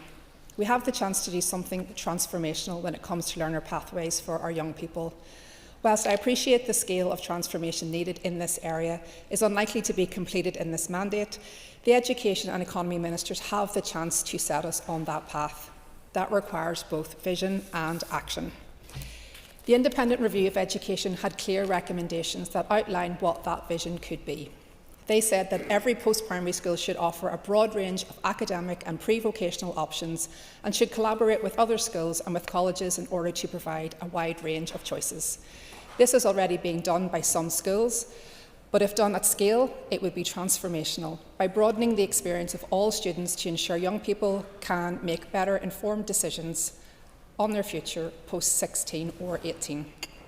The aspiration is to give our young people the awareness of an option to follow academic, vocational or technical pathways, or a mixture of both. The motion references children and young people in general terms, but we should make sure and acknowledge the specific needs and challenges of young people with special educational needs. The cliff edge faced by young people with SEN post-19 is one aspect that requires urgent provision. The reforms needed would be challenging to deliver. It means changing the funding formula, which is resulting in colleges and schools competing for students. Not through any fault of their own, I would add. They are simply operating in a system which embeds this. It will require coordination, collaboration, and a serious review of workforce needs. But it would go a long way to achieving parity of esteem between academic and vocational pathways, something which has been spoken about for decades but is still very much lacking in our society, unlike countries such as Switzerland or Germany. The world has moved on, our economy has changed, and employers' needs are different. The academic route will remain the right choice for many and essential for particular roles. But we all know that an academic qualification today in no way guarantees the job or career someone wants. We need to always reiterate to our young people that a learning pathway that enables them to make a valuable contribution to society, that allows them to pursue a life they want, is far more important than where that learning took place. And in this changing world, learning will continue throughout life. Those that responded to the aftermath of the storm last week, for example, and continue to do so, are a perfect example of this. Skilled professionals, some with academic qualifications, others having gone through traineeships and apprenticeships, working in essential roles, without whom the lights would not be on, without whom our water supply would still be off and our roads would be blocked. To see this transformation, we need action. But many of the changes we need to see were in the 14th to 19 framework, which was published in 2022. Little has happened. Take reforming careers advice, or even just one aspect of that, a careers portal. I found a recommendation dating back to 2013. 12 years later, from what I understand, the department are still only scoping what this would look like. In closing, I want to reiterate our appreciation to the proposers for giving us an opportunity to speak on this issue. And I would like to highlight a few matters that I would appreciate if the Education Minister would be able to consider in his response. I just want to ask if he's considering changing the funding formula.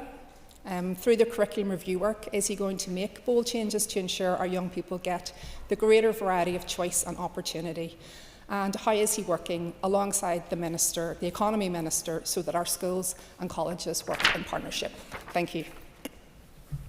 Thank you. And I call Colin Crawford. Mr. Deputy Speaker, members, in a world that is changing faster than ever, we owe it to the next generation to provide them with the tools, opportunities and pathways they need to succeed. Education and learning are the bedrock of progress, and in Northern Ireland we must ensure that every young person has access to the opportunities they deserve.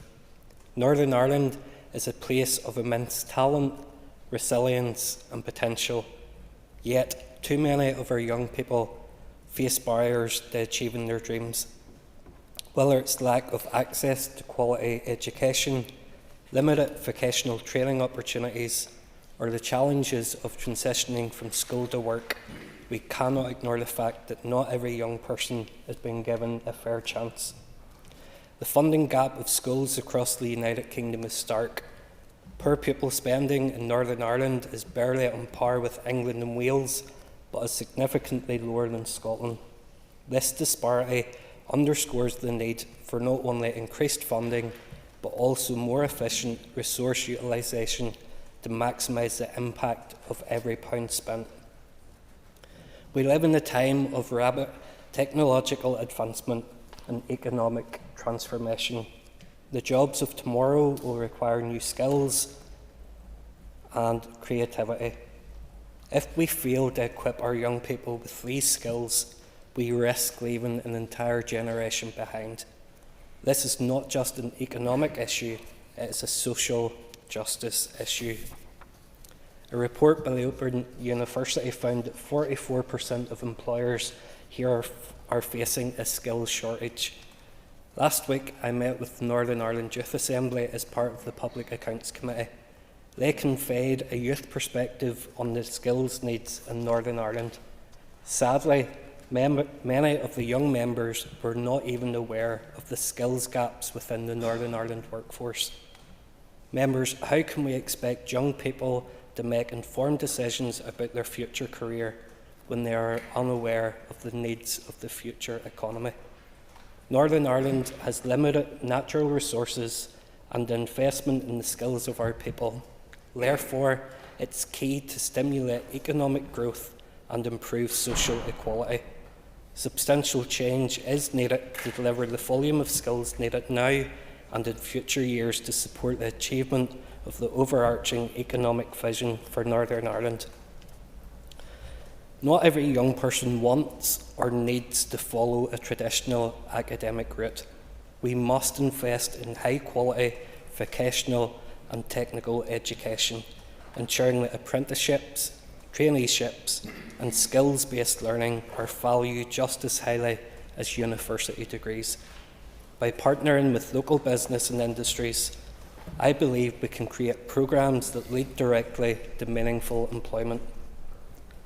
Too many young people feel unprepared for the world of work. We need to strengthen career guidance services, provide more work experience opportunities, and ensure that our curriculum is aligned with the needs of the modern economy. Members, let's give our young people the confidence and skills they need to thrive. To any young person who may be listening today, your potential is limitless. You are the future leaders, innovators, and change makers of this wee place we call home. We believe in you, and we are committed to building a society that supports you every step of the way. In closing, let us remember that investing in our young people is not just an expense, it's an investment in our future. By supporting learning pathways for all, we can unlock the potential of Northern Ireland and build a brighter, more prosperous tomorrow. Thank you, Mr. Deputy Speaker. Hunter. Mr. Deputy Speaker, and I rise today in support of this motion, which rightly underscores the crucial role of education in shaping the future of our young people here, by extension, of course, our society and also our economy. Education is more than just academic achievement. It is about equipping our children and young people with the skills, the confidence and opportunities they need to thrive in life, and ensuring that no child, regardless of where they come from, background or belief, are left behind. Also, while we're on a debate today about the importance of education and young people, Minister, hopefully in your response you can touch on EMA, which is Education Maintenance Allowance. I'm mindful Wales has moved to increase this, introduced in 2004, and I don't believe it's been updated. I believe it's around £30 at the minute, and it hasn't been updated since 2013. And I know, Minister, you think it's really important to have our children and young people in education till the age of 18. So I think that's something we should really look at, because I do know it is an incentive to help support our young people and the financial pressures that they might face. And we've seen the cost of living and the impact of inflation on our students, particularly during the COVID crisis. And so I think that there needs a second look, an increase, and if you can detail if you've had any discussions with the Economy Minister, that would be brilliant. Education is the foundation of a prosperous and equitable society. It develops talent, nurtures ambition and opens doors to opportunities that might otherwise have remained closed. In the North, we pride ourselves on a strong education system, but we still, and here we are today, we must acknowledge that the challenges do remain. Our system must not only serve the high achievers, but also provide meaningful and accessible pathways for all students, academic and vocational alike. And I do feel in the North, across our homes and our schools, there often is the tendency to lean in and sort of fixate on the idea of university, which neglects the incredible opportunities that different pathways can offer to our young people, particularly via apprenticeships. Every child is different, every student has unique skills, interests and aspirations, and it's our duty to ensure that our education system reflects this diversity. For too long, I feel there has been an overemphasis on traditional academic routes, while vocational and technical education has not been given the recognition or the investment it so rightfully deserves. We need an education system that values all forms of learning, so that a young person pursuing a technical apprenticeship is given the same respect and support as one applying for university, and one that our sixth form pupils can really prosper in. And I know we've seen recently in my constituency in Coleraine the brand new building of the Northern Regional College and all the incredible opportunities, resources and staff there who offer so much to our young people. So we really want to see our sixth form colleges and our colleges as well collaborating and not competing, working hand in hand to ensure the prosperity of our young people. When talking about the role of our schools and our educators, our teachers and our school staff are really at the heart of this system and of building up our young people. They work tirelessly to support our students, often going beyond their formal responsibilities to mentor, to guide and to inspire, but they cannot do this alone.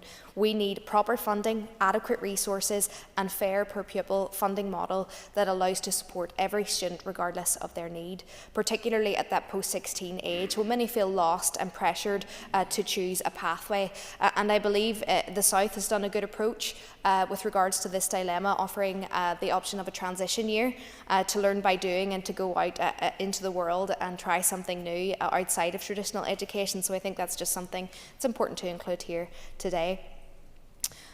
It is evident that we do not do enough to fund our sixth form students in our current form, and we need to do more. This is not just an educational issue, it's an economic issue. We are facing significant skill shortages across key sectors from engineering, construction, digital technology and of course healthcare. If we do not address this, we will not only fail our young people but also undermine our potential for further economic growth here. So, Mr. Speaker, my call to action today is that we must ensure our education system prepares students for the real world and what is an evolving job market, and that's why we're calling upon the Minister of Education today to look into this funding model further. We need a system that adequately supports all learning pathways, including apprenticeships, vocational training, and one that aligns with our economic needs. And by doing so, we can ensure every young person has a pathway to success. And lastly, I think it's important for border communities that we look north and south about how our schools can collaborate further, utilising each other's resources, learning from one another and gaining new insights. Thank you. Padraig Delargy. I welcome the members who have spoken so far in support of this motion. This motion is about a pupil-first approach. It's about strong opportunities for collaboration and sharing resources better.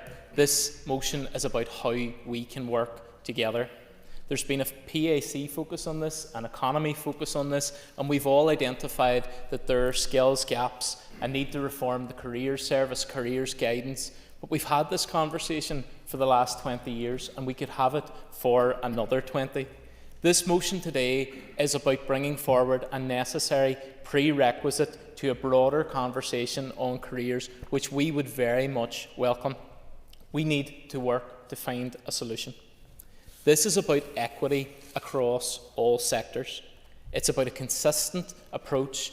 In sixth form numbers, we've seen consistently staying over the last 15 years, but we've seen almost a 50% drop in enrolments within further education. As a teacher by profession, I want to recognise the work of our school staff, of our career service and their commitment to young people. This conversation today is particularly pertinent as budgets are tight in schools. We can all agree that all our departments are underfunded by a lack of support from the British Government. This means that schools are not only financially incentivised, but there is a financial imperative on our schools to keep students in school. A competitive environment can have benefits, but in this environment it also creates duplication. There's clear delineation in the south between ETBs, colleges, schools, and there are clear focuses there also. For example, many schools here are teaching construction and motor vehicle studies, but our colleges often have a much greater wealth of equipment and resources than our schools do. And by fostering a closer working relationship, we can ensure that all students have access to state-of-the-art resources. I welcome the progress that's been made on the 14 to 19 strategy, and of course this needs to continue. This is a golden opportunity, and it's one which we cannot miss, to ensure the collaborative working across all departments, to show a unified agenda, and to show that in word and in deed we are all committed to developing a skills agenda. Our solutions must be caveated by the fact that in calling for this review, it is imperative that schools, colleges, and most importantly students are the most important voice in the room. But I would... Yep. I want to thank the member opposite for taking a question. Would he agree with me, and I agree with a lot of what he said already, would he agree with me that given the fact that career pathways is mentioned in the motion, that having this conversation without direct input from the Department of the Economy devalues the whole argument, and that the Department of the Economy has a key role to play in terms of those career pathways? I was going to respond to both amendments. I'll do that now, just for clarity. In terms of the DUP amendment, I do recognise the need that you've put on the collaboration, and I do implore that. But I think that it's very important in this that we're actually looking at a specific element of the broader careers conversation. So while we very much welcome that broader conversation, I won't be supporting the amendment from yourselves today on the basis that this is about a very specific element which is a necessary prerequisite. I will be supporting the Alliance amendment today because I do think that while we focused in on one particular element, I recognise that it does enhance the broader conversation, but I feel that in this context the UP amendment today fundamentally shifts the basis of that, but I'm happy to have a broader conversation on it. To return to my point, there are models across other countries which we can look at as enhancing the model which we have here today. There are models in Finland, in Scotland, in Australia and in France which look at different national priorities. They focus on need in terms of region, in terms of deprivation and on other factors which we currently don't have here. There is obviously, I've mentioned a number of the positive educational elements to this, but in terms of the economic conversation around this, this will have a hugely transformative and positive impact on identifying the broader skills gaps which we have. And in conclusion, I want to say this. This is a win for schools, it's a win for colleges, but most importantly, this is a win for students. Fundamentally, the careers piece cannot move forward without looking at this. This is a necessary prerequisite, and I encourage members to support this motion today. Call David Briggs. Thank you, Mr. Speaker, and my colleague Peter Martin has largely outlined our position on the motion and the amendment. I don't think anyone in the chamber would disagree with the lion's share of the motion's content. I don't think there's a great degree of difference across the chamber. To paraphrase its key point, the fundamental importance of education in establishing career pathways and choice for young people and preparing them to begin those journeys. There's no doubt that the Department for Education has a key role to play in this, but our amendment outlines that this is not in isolation. Indeed, very many of our young people 16 plus, very many of our young people 16 plus, Department of the Economy is key. Education Committee colleagues will know that cross-departmental collaboration on issues that are so obviously cross-cutting and to the benefit of all is something I think all members of the committee have repeatedly focused upon, whether that is with economy around careers. Indeed, we have had our concurrent meeting with the Economy Committee looking at such issues held last year, and with the Speaker's blessing in this chamber as it happens. And we will soon be doing likewise with health around a number of areas of concern. We know too that work has already been ongoing, and I believe engagement has already taken place between the Minister for Education and his now former counterpart in Economy around post-19 pathways for children with special educational needs, notably pushed up the agenda among others, Alma and Caleb from Caleb's Cause and the many supporters they have assembled through their worthy campaign. So too, in terms of cross-departmental consideration, our sixth forms do wonderful work, that goes without saying. For many, they are the launchpad into third level, particularly but not exclusively, at university education. I've talked on committee a number of times, including at previously mentioned concurrent committee, to say that in the modern era, pupils are, and rightly should be, more aware of the plethora of choices available to them in education and training. Many career pathways today rely on advanced apprenticeships or other courses delivered at our further education colleges. Some involve training courses provided by private industry, some of whom value talent going through their own specific training and apprenticeships as highly, if not more highly, than those with an undergraduate degree. In my opinion, and without in any way denigrating the value of a traditional university of education, which I am fortunate enough to have, indeed to have progressed to it in the traditional way via A-levels through my school's sixth form. Nevertheless, university is a big choice. It comes with significant debt, albeit debt which is different than most and thought of differently by those who take it on. In my opinion, while university education should retain the standing that it has, in doing so, as my colleague Cara Hunter has said, it should no longer be seen as more than or better than some of those other available choices. Indeed, the independent review notes the current imbalance undermines our colleges and is deeply injurious to Northern Ireland's interests. Many of which can lead to many of these other choices can equally lead to good careers, excellent salaries, and in modern industries that are foundational to today's Northern Ireland economy. And while sixth form is something very many will and rightly should aspire to, it is not the path for every pupil, nor should it be the aspiration of every school to have one. Indeed, I agree with the independent review that it is understandable for post-primary schools to desire or aspire to a sixth form, but it is not realistic, and it is not desirable to. It is not realistic for all, and it is not desirable to have sixth forms that are unsustainable in terms of numbers, or can only offer a very limited range of subjects. The review puts forward a number of options to secure future sustainability. Some have been touched on here today, and I'm sure the Minister and greater educational experts than I will review evidence in the round in considering the future in that regard. Pupils should have access to a range of pathways, but we shouldn't be overly prescriptive about where and how. However, one thing I have expressed during committee discussion on this area is support for the vision of and a review for a better balance of collaboration between our schools and our further education colleges to furnish our pupils with more and better choices to reach their potential, and ensuring, I hope, the sustainability of both sixth forms and local colleges. It is not in the interests of our young people nor our economy to have school sixth forms and colleges competing with each other as rivals rather than collaborating to deliver a broad choice and an education that is as tailored as possible, and learning on those. Thank you, Mr. Speaker. Call Kate Nicholl. Thank you, Deputy Speaker, and thank you to the proposers of the motion today. If we are serious about supporting learning pathways of our children and young people, then we have to be very clear that there are so many options open to them for their future. The motion today is a positive one, but as our amendment seeks out, we think it would be more comprehensive with the reference to the Department for the Economy.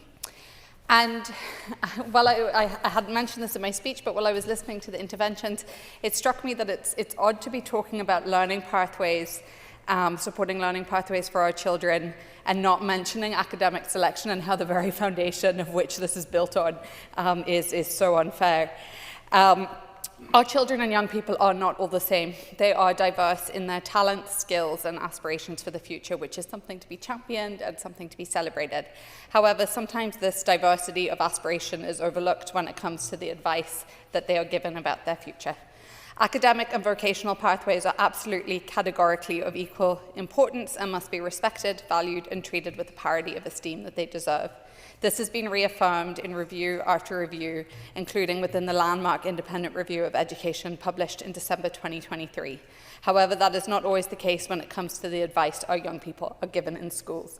And in November, we had evidence from Work Plus and from teachers and someone who was an apprentice, but Patrick English, who's head of careers at Wellington, was really inspiring and is doing really great work within the school to teach young people about the different options that they have. And so reform and standardisation, so every child has access to that sort of advice, is absolutely central if we're going to create that cultural shift required to put academic and vocational pathways on equal footing with one another. The Independent Review of Education says providing access to vocational training, apprenticeships and work-based learning will help them expand their skills and knowledge, making them more attractive to future employers. The Department for Economy absolutely has a role to play in developing those learning pathways to support our young people in finding the right career for them and addressing the significant skills gaps within our economy. The 2022 skills survey found that there are about 39,500 job vacancies within our economy, and 35% of those were attributable to the lack of skills, experience or qualifications amongst applicants. Alternative pathways beyond the academic route are important levers to address these skills shortages, and the Department of Economy and our further education system must be front and centre of these conversations. In terms of the 14 to 19 framework, the Audit Office have been clear that limited progress has been made in the implementation of a more strategic approach to education and training. What we need to hear from the Economy and the Education Minister is what plans they have to address these deficiencies, including the lack of objectives and limited movement from strategy to implementation. It's very appropriate that this debate is happening during Apprenticeship Week, and we would have liked to see apprenticeships mentioned in the original motion. Apprenticeships offer a mixed approach and can open up a world of opportunity for so many children and young people, allowing them to gain educational opportunities and qualifications, at the same time building real-world experience and paid employment. And that Economy Committee clearly had a huge impact on me, because at the same session we heard evidence from a young man called Oscar Daly, who is a high-level software engineering apprentice. And he said he was doing his dream job debt-free and gaining a valuable experience. And I think it's something that we need to talk about more, promote more. We know that the now previous Economy Minister was engaging in some positive work around recruiting more young people into apprenticeships, but more needs to be done to ensure that small and micro businesses in our economy have the confidence and capacity to take them on. It has to be about supply and demand, ensuring that the opportunities are there within the system for our young people to take advantage of. When it comes to supporting learning pathways, every possible future option should be clearly communicated, openly explored and equally valued when discussing them with our young people at home and in schools. Thank you. Okay. Thanks to all members who have spoken. I now call on the Minister of Education to respond. And Minister, you have up to 15 minutes.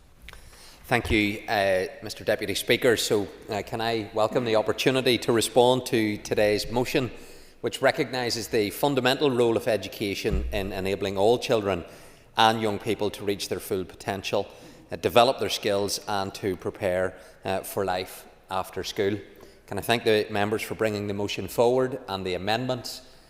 All of them have merit. I think it's actually a good example where maybe MLAs could have actually got together and produced a motion that didn't require amendments, because I don't have any real difficulty with either the motion or the amendments that have been put forward, and I think bringing them all together in one probably would have made for a better motion. I think it would be strange not to include economy within this particular debate. That to me would be absent in terms of how we're trying to address these particular issues. But I think the genuine interest in this area is to be welcomed, and hopefully maybe in future we'll be able to get a motion brought forward that has that collective approach around this particular area. Oh, yes, happy to. Minister, thank you for your response, and I suppose the collegiate approach is exactly what we want here today. It's just on the specific element. It's the Department of Education. So, and I suppose we've touched on this already. We didn't want to broaden it out so much because we do think that there needs to be an enabler and a necessary prerequisite to bring in this conversation forward. So would you recognise in that context that the Department of Education is actually the primary department in this specific instance? education has a key role, indeed a primary role, but I think that to have that discussion in the absence of recognising the overlap for economy, post-16 provision, further education, higher colleges is the domain of the Department of the Economy, not the Department of Education. We operate that way between our officials, between ministers, and I think the motion could have reflected that. We've sought to enhance it, and the Alliance Amendment similarly. I think the totality of them coming together probably would have been a better approach. But the member, as I said yesterday, brings forward very helpful suggestions when it comes to education. He's met me on a number of occasions. I know he isn't on the Education Committee. Maybe that could be part of the wider reshuffle. I would certainly welcome the extra value that he has on the Sinn Féin benches within that committee. Not that I'm looking rid of anybody. I'm hoping Mr Baker's pen has survived from yesterday because he'll need it to write notes at the committee tomorrow. But I do sincerely thank the member because he does have a genuine interest in education. Just turning to the motion highlights the intrinsic importance of an excellent education which can unlock opportunity and has the power to transform lives. The onus is on us to provide adequate support and resources to realise that opportunity. And the motion also recognises that to deliver excellence and equity in the system, we need to provide additional support to our learners who are at greatest risk of educational underachievement. And this is how the per pupil funding scheme works. It provides funding to reflect the characteristics and needs of learners, but the amount per pupil depends on the amount available in the pot, that is the aggregated schools budget, and the independent review of education identified that £155 million was needed annually to address the per pupil funding gap in Northern Ireland compared with England and Wales. And in terms of per pupil funding, the report cited a figure of £9,000 per equivalent full-time student in our FE colleges. In the same year, the post-primary capita funding was less than £5,000. So clearly, the greatest challenge of the current funding model is the amount of funding per pupil. Michelle Guy spoke to this particular issue in respect of the common funding formula, and clearly related to investment in our schools is the funding method. And I have been having discussions with my officials in respect to the funding formula. It had planned to be reviewed, and then COVID came and that process stopped. But I am going to initiate a review of the common funding scheme to ensure that it distributes the available funding as effectively as possible for the benefit of all pupils, and I'm sure that might be an area we discuss at the committee tomorrow. I agree that post-16 is a critical phase of education and a key decision-making point for learners. However, work on preparing and supporting our learners for a variety of pathways starts earlier in the curriculum. And within our education system, opportunities currently exist for young people to explore a range of pathways from the age of 14. This happens through the curricular offer, work-related learning opportunities, the range of qualifications approved for teaching in our schools, and the option for schools to collaborate with other education providers to deliver these courses. Through the entitlement framework, schools provide pupils with access to a minimum of 21 courses at both Key Stage 4 and at Post-16. This means that learners have access to a wide range of courses to meet their interests and career aspirations. A minimum of 1/3 of courses on offer to pupils must be general and 1/3 must be applied, ensuring there's breadth and balance in the curricular offer. And what is key to the quality of qualifications available to our learners? They need to be accessible, comparable, fit for purpose. They need to support progression routes into further study, training or employment. And I wish to begin a wide-ranging conversation on the future of our qualification system. And I've already announced my intention to review SIA's suite of qualifications at Key Stage 4 and at Post-16. The increased choice of qualifications and pathways available to young people and projections that they will change jobs several times in their careers mean that it is more important than ever for young people to receive high-quality careers, education, information, advice and guidance. And we need to empower students to embrace and make informed choices about the expanded opportunities available to them. And I want to ensure that careers-related learning starts early in the curriculum and that there is consistency in the quality of advice and guidance. I also want to ensure that careers teachers receive appropriate training, and with the support of employers, that there are opportunities for meaningful engagement with the world of work for all our learners, and particularly those furthest from opportunity. Through one of the many actions that are being progressed as part of the 14 to 19 framework, my officials have been working with colleagues in the Department for Economy to provide a joint careers action plan that will be published in coming weeks. We don't have sixth form colleges in Northern Ireland. Our post-16 provision comprises sixth form in schools, in FE colleges and training organisations. And every year between 20 and 24,000 16-year-olds make choices about their next steps, whether to study A-levels or applied qualifications, or a mix of both, whether to enter an apprenticeship or to prepare for a trade via technical qualification, and whether to stay at school, go to a further education college or to enter the workplace. It has been suggested that the per-pupil funding model encourages schools with sixth forms to hang on to learners, and our school census data shows that just over 60% of Year 12 pupils carry on to post-16 provision in a school. The absolute numbers change because of demographics, but that proportion has been fairly static for a number of years. Learners enrolled in school sixth forms may have some courses delivered through collaborative arrangements with other schools or colleges. This means that while learners may be registered at school, they may be taking a course in an FE college as part of a broader curriculum. At this point, I want to reiterate a point that was made in the Independent Review of Education, that learners in post-primary schools which do not have sixth forms should have a right of access to sixth form provision in other schools. The admissions criteria for access to sixth forms should not work against learners transferring from schools which offer education up to age 16. And there are many factors that influence the decision of where to go next. This includes accessibility of settings, pupil and parental preference, perceptions of FE, the aspirations of learners, and the outcomes historically achieved by learners in the respective settings. But I would emphasise that the best interests of learners, not those of the institutions, should be at the core of such decisions. I can speak to that personally. I left school at 16, enrolled at a FE college to do mechanical and electrical engineering. And after week one, I realised I was never going to be a mechanical and electrical engineer, despite having qualified for the EMA, which was what incentivised me to do it, because I thought, great, I'll get paid a few quid for going to the college. I went back in late September to my school, Laurel Hill Community College, and pleaded to the Vice Principal, Dr. Crone, please take me back, I've made a big mistake. I've went the wrong course in life, as all of you in here say yes, and you still are, I'm sure. But and the school was able, and the system was able to accommodate me personally, to say, yep, that's not what Paul wanted to do, how do we change that? And the school were able to take me back, and I went in and started sixth form at Laurel Hill. I was the first pupil to have a sixth form at Laurel Hill. It's a frustration I hear from schools, how do we get a sixth form?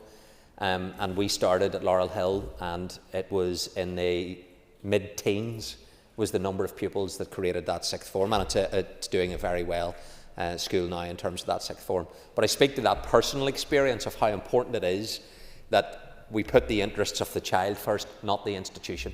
And that can be in a school, it can be in an FE college, it can be in a training type facility, but we need to make sure that it's in the interests of the pupil. I certainly benefited from that approach. Mr. Honeyford, yes, I'll give way. I'm just half going to joke about Laurel Hill and the sixth form, and it's never been the same since the Minister was there. But we're talking about pathways, and I agree with him quite a bit of what he's saying, but we're talking about pathways for a child, and the focus should be on the child and what they're going to do. I suppose the element of this is how would our teaching staff do incredible jobs. I'm not in any way saying they don't, but how would the teaching staff in a school be able to keep up to date, or how do they keep up to date with what is the latest happening jobs happening within the economy and the shaping of that, and what is happening from the department to be able to train our staff and our schools to be able to keep them up to date to actually give the best advice for those pupils? Leads me to the next point, because he is right. You have to get the correct advice. I think the advice at my stage at school was join the police, become a teacher, go into the health profession. You know, it was not the kind of careers advice that we need to be providing to our young people, and that is important that we do support schools and those who are providing that. So in support of that, careers advisors and others should have access to schools to discuss progression pathways with learners. There's an onus on the Career Service to support learning pathways, and I do call on the Minister for the Economy to ensure that the service is appropriately resourced to provide up-to-date, relevant and timely advice to our pupils in schools. It's also been suggested that schools are offering courses that would be better taught in FE colleges. In fact, there are several approval processes in place to ensure that qualifications being offered in schools are appropriate for that setting. This includes checks carried out by awarding organisations, legislation which requires that qualifications being taught in school are approved by the department, and a third process for large-sized qualifications whereby the school has to apply by exception to offer that course to particular learners. And in providing funding to schools for sixth form pupils, the department expects that schools should support these learners at every stage of their 2-year learning journey, and only in very exceptional circumstances should a school end a pupil's sixth form placement at the end of year 13. For some time, employers have expressed concerns about a skills gap, the shortfall between what they expect and need from their new recruits and the skill set that they come with. The broadly based offer of sixth form has a key role to play in addressing the skills gap. In today's fast-changing, interdisciplinary, connected and collaborative world, we need breadth as well as depth, the ability to transfer learning from one context and apply it to another. The range of subjects on offer to post-16 students, the mix of academic and vocational options, and the range of extracurricular choices equips learners with a more rounded set of skills and perspectives that are ideally suited to the flexible, evolving careers that will be inevitable over the next 10 years and beyond. So as our economy develops, the demand for higher levels of skills and knowledge will continue to grow. It's of critical importance that we support as many young people as possible to reach the education and qualification levels that will offer viable and sustainable opportunities in our emerging labour market. If we want an education system in which every child has the chance to make the most of their abilities and become the best version of themselves, we need to invest in their learning. Investing in our schools is an investment in the future of Northern Ireland. Thank you. Thank you, Minister, for that response. I now call Nick Matheson to wind on amendment number 2, and you have up to 5 minutes.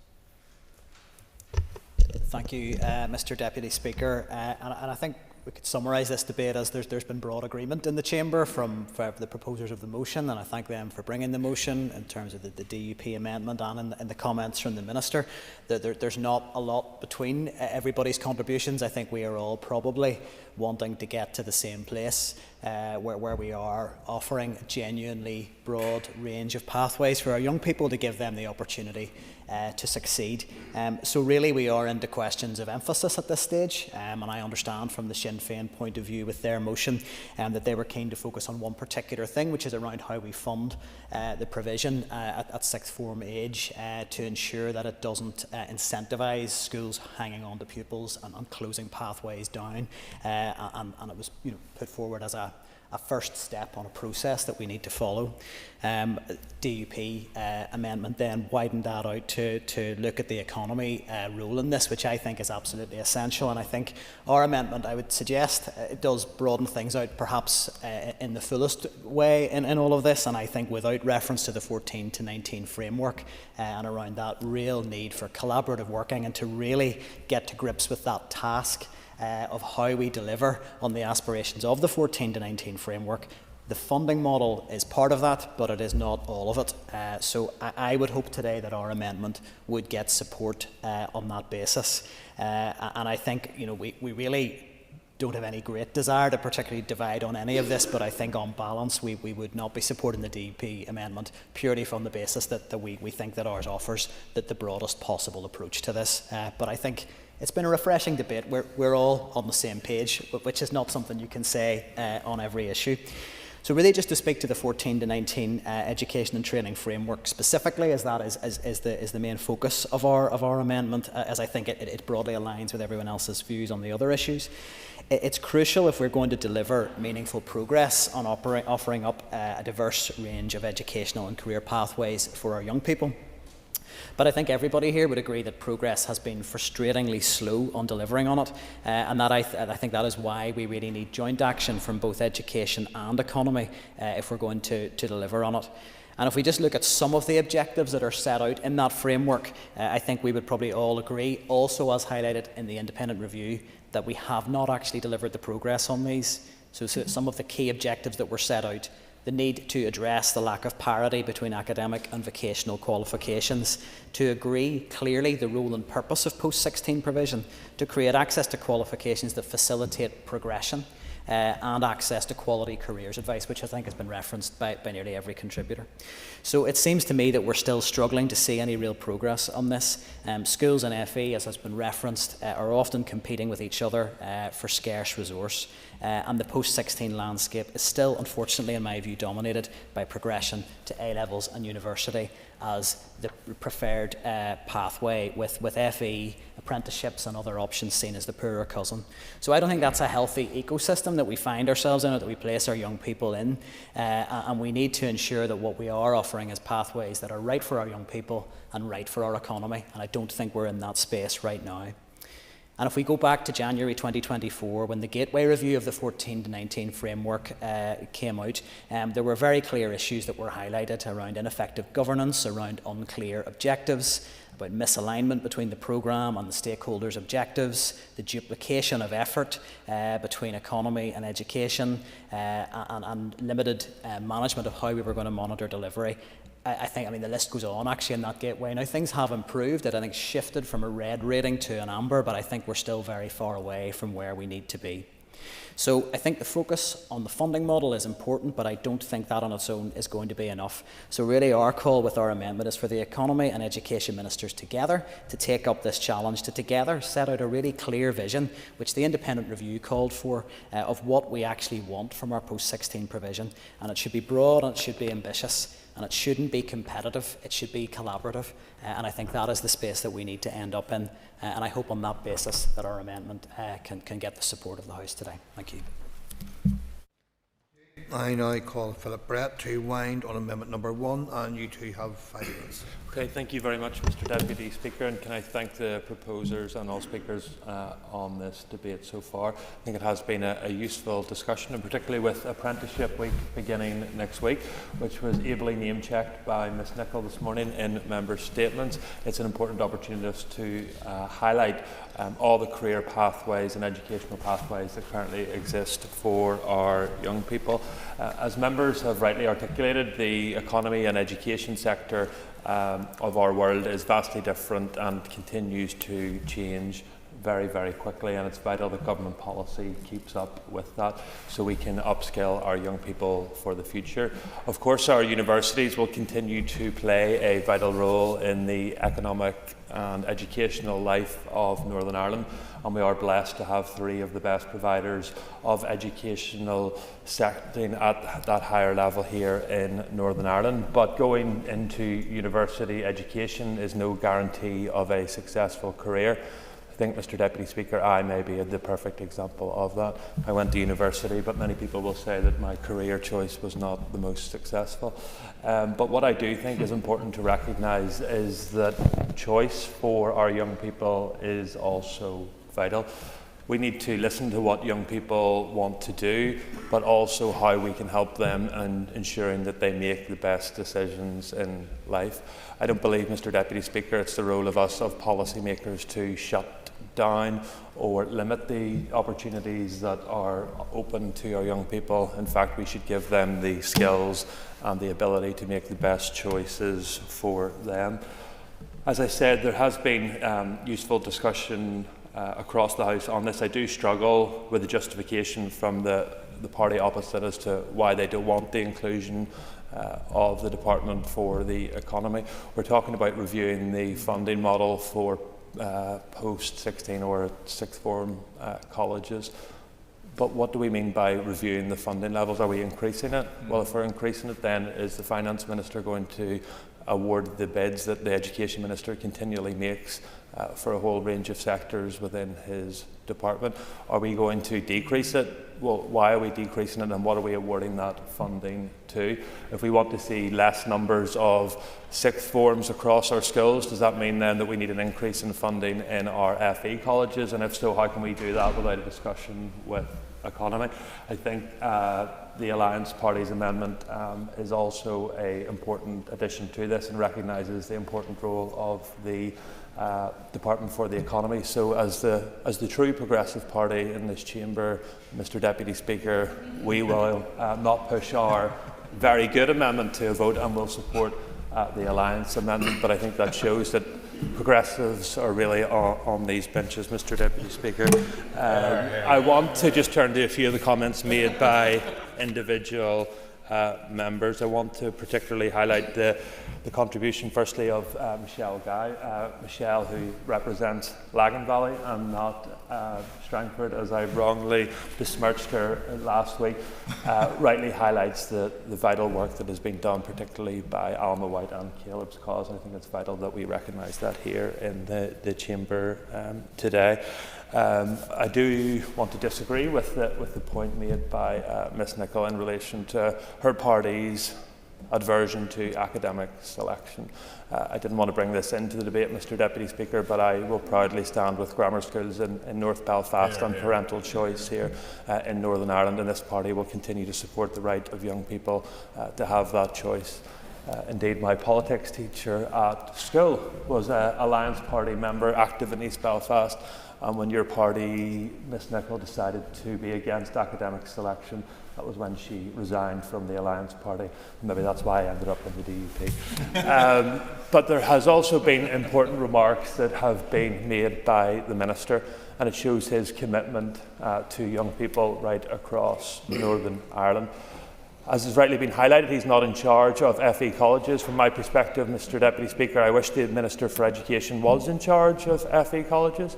I wish that the members who want to see additional funding within the Department for Education with the continual motions they bring would speak to their executive colleagues to ensure that the bids that my Minister is making is made, because there is no Minister who makes better use of public funds than the Minister for Education. So on that, as I say, we will support the Alliance amendment, showing the true progressive nature of this party. Thank you. Thank you. I now call Pat Sheehan to conclude and wind on the motion, and you have up to 10 minutes. And I don't intend to detain people any longer than necessary here, so I'm not going to go over comments that people have made during their contributions to this debate. Although I do want to thank all members who made a contribution today. The discussion has made one thing clear. Our current per pupil funding model for sixth form colleges needs to be looked at. Our society and our economy would be better served if we can get our young people into pathways that are suitable for them, where they can learn, upskill, train and ultimately reach their full potential. We've heard compelling arguments about the pressures schools face in trying to offer a broad and balanced curriculum. And we need to get to the point where we can match the opportunities available to students with their ambitions, their talents and their potential. What we have at the moment is a system that is not designed for success. It's a system that often limits choice, can restrict pathways, and in many cases prioritises the needs of the system over the needs of young people. And I suppose one of the issues that maybe hasn't been touched on greatly here today is the issue of careers advice. And the Minister himself mentioned that he sort of took the wrong pathway at one stage when he was 16. And perhaps if he had got the right careers advice, that mightn't have happened. If he had been made aware of what he thought he wanted to do, if he had been made aware of what it actually involved, he mightn't have taken that route. And similarly, there are other people who want to take career pathways who don't get the right advice, and so they don't necessarily do the right subjects. And that's an issue too. And having spoken to a lot of young people as a member of the Education Committee, I find that Careers advice hasn't greatly changed since I was at school, and that wasn't today or yesterday. And it seems to be that if a teacher has a free period or a few free periods or free time in school, they're often assigned the role of a careers teacher when they're not properly trained and properly informed, and people from the workforce aren't being brought in. And the issue has been raised about competition between our schools and our further education colleges. And we have heard this at various events where further education colleges aren't allowed to come into schools to speak to students. And this is the issue where competition comes in rather than what should be there, collaboration. But we must move towards a funding model that is fair, flexible and future focused. We've seen from international examples that a better approach is possible, one that ensures funding goes where need is, that recognises the value of vocational as well as academic pathways, and that supports collaboration between schools and FE colleges rather than forcing them into competition. And that issue, and I know the chair of the committee mentioned it, the gold standard here is still that you go to upper sixth, finish your A-levels, and then go on to university and get a degree. And there are large numbers of young people out there with degrees who don't necessarily get into careers that they want. Would the member give way? Certainly, yeah. On the point of Jenison, would the member agree with me that we actually need a cultural change? We need to acknowledge those young people that do not go on to university in the same way. They should have the same acknowledgement, the same recognition, the same passing out process, whatever that be. We need to have something that recognises the hard work that they put in to achieve their potential.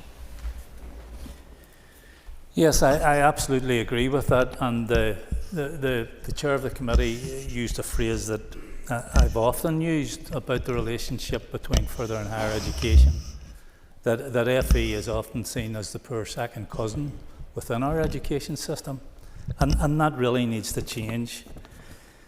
And this is not just about numbers on a balance sheet, it's about real opportunities for young people. It's about ensuring that a young person, regardless of background or postcode, can access the subjects and training that will positively shape their future. It's about giving our schools and colleges the resources they need to do what they do best: educate, motivate, inspire, and prepare the next generation. Our education system faces a multitude of challenges, but we cannot ignore this. If we're serious about addressing skills shortages, about supporting our educators, and about giving our young people the best possible start in life, then we must act. This motion calls on the Minister of Education to assess the funding model, an essential first step towards meaningful reform. I urge all members to support this motion. Let's send a clear message that we are committed to an education system that works for everyone, and let's ensure that every young person, whatever their chosen path, has the opportunity to reach their full potential. Armagh. Thank you, Mr. Sheehan. Members, so with that declared desire for cooperation still fresh in our minds, before I put the question on amendment number 1, I remind members that if it is made, I will not put the question on amendment 2. So the question is that amendment number 1, standing in the names of David Brooks, Philip Brett and Peter Martin, be made. All those in favour say aye. Contrary, no. The noes have it. The noes have it. The question is then that the motion as amended be... the question is, that amendment number 2, standing in the name of Michelle Guy, Nick Matheson, Kate Nicholl and Shamil Holland, be made. All those in favour say aye. Contrary, no. The ayes have it. The ayes have it. And then the question is that the motion as amended be agreed. All those in favour say aye. Contrary, no. The ayes have it. The ayes have it. Members, Item 7 on the order paper is the adjournment. The question is that the Assembly do now adjourn in conjunction with the Business Committee. The Speaker has given leave to Philip Brett to raise the matter of Belfast nighttime economy. I call Philip Brett, who has up to 15 minutes. Thank you very much indeed, Mr. Speaker, and I want to start this debate by thanking members for coming along here this evening, and to stakeholders from right across Belfast who have been in touch with me about this issue since appearing on the order paper. I think the genuine interest from across the political spectrum and from across all sectors of our nighttime economy shows the importance in which this is held. And I genuinely believe that this partnership approach should be the model moving forward as to how we try and secure some important improvements to the nighttime economy here in Belfast. Mr. Deputy Speaker, this week marks 1 year since the return of devolved government here in Northern Ireland. And this time last year, I made my maiden speech by saying that this Assembly would not be judged upon its simple return, but on its ability to deliver for our citizens, and in particular those not just in North Belfast, but right across our capital city. So I want to use this adjournment debate as the opportunity to highlight some of the important factors of the nighttime economy here in Belfast, recognising the challenges that they face, recognise the ongoing work that is happening in the sector, and highlight some of the work which I believe we as an Assembly and Executive can achieve.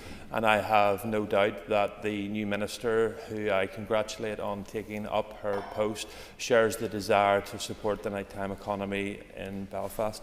The economic, cultural and social fabric of our city is defined by our nighttime economy. It is that unique mix, Mr. Deputy Speaker, of our people, our product and our place that makes Belfast so special. The nighttime economy is not just a critical driver of economic growth, but also of cultural vibrancy and community cohesion here in Belfast. They are the places, Mr. Deputy Speaker, where we share food and drink with our friends. It is the warm hospitality shown to our visitors that brings tourists back in their droves. It is the cultural enrichment of our society that breaks down stereotypes and captures the emotions of our people.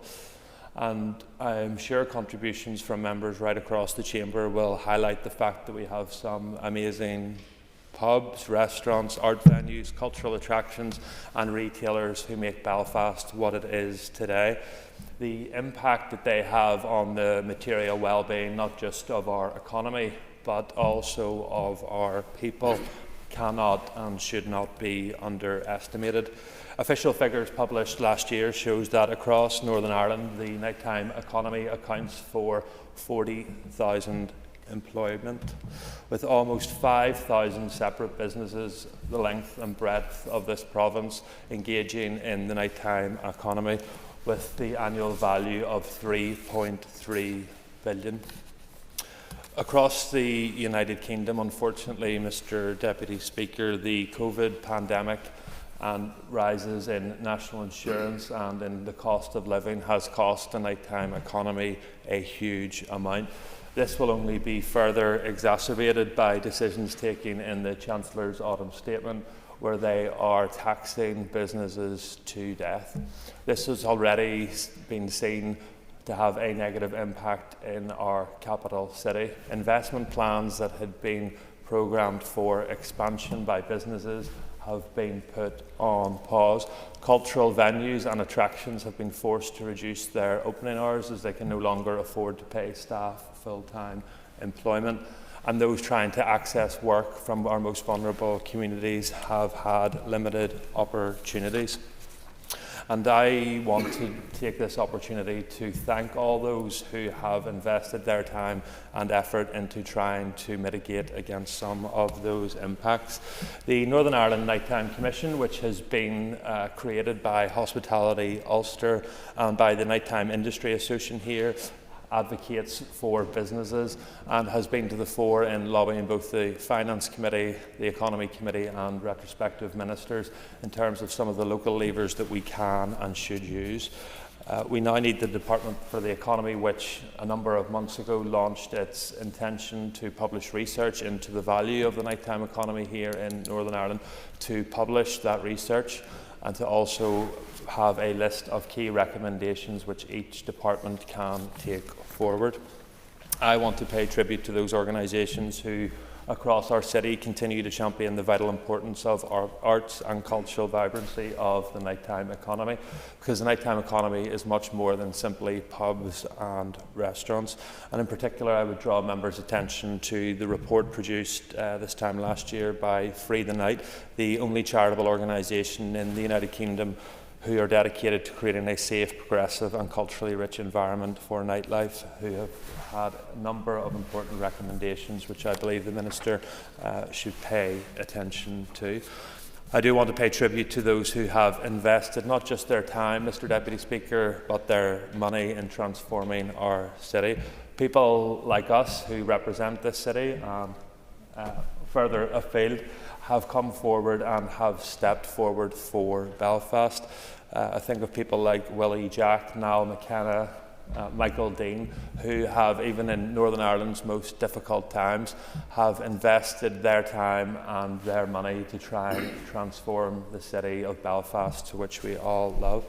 I also, Mr Deputy Speaker, want to pay tribute to those who work in the nighttime economy.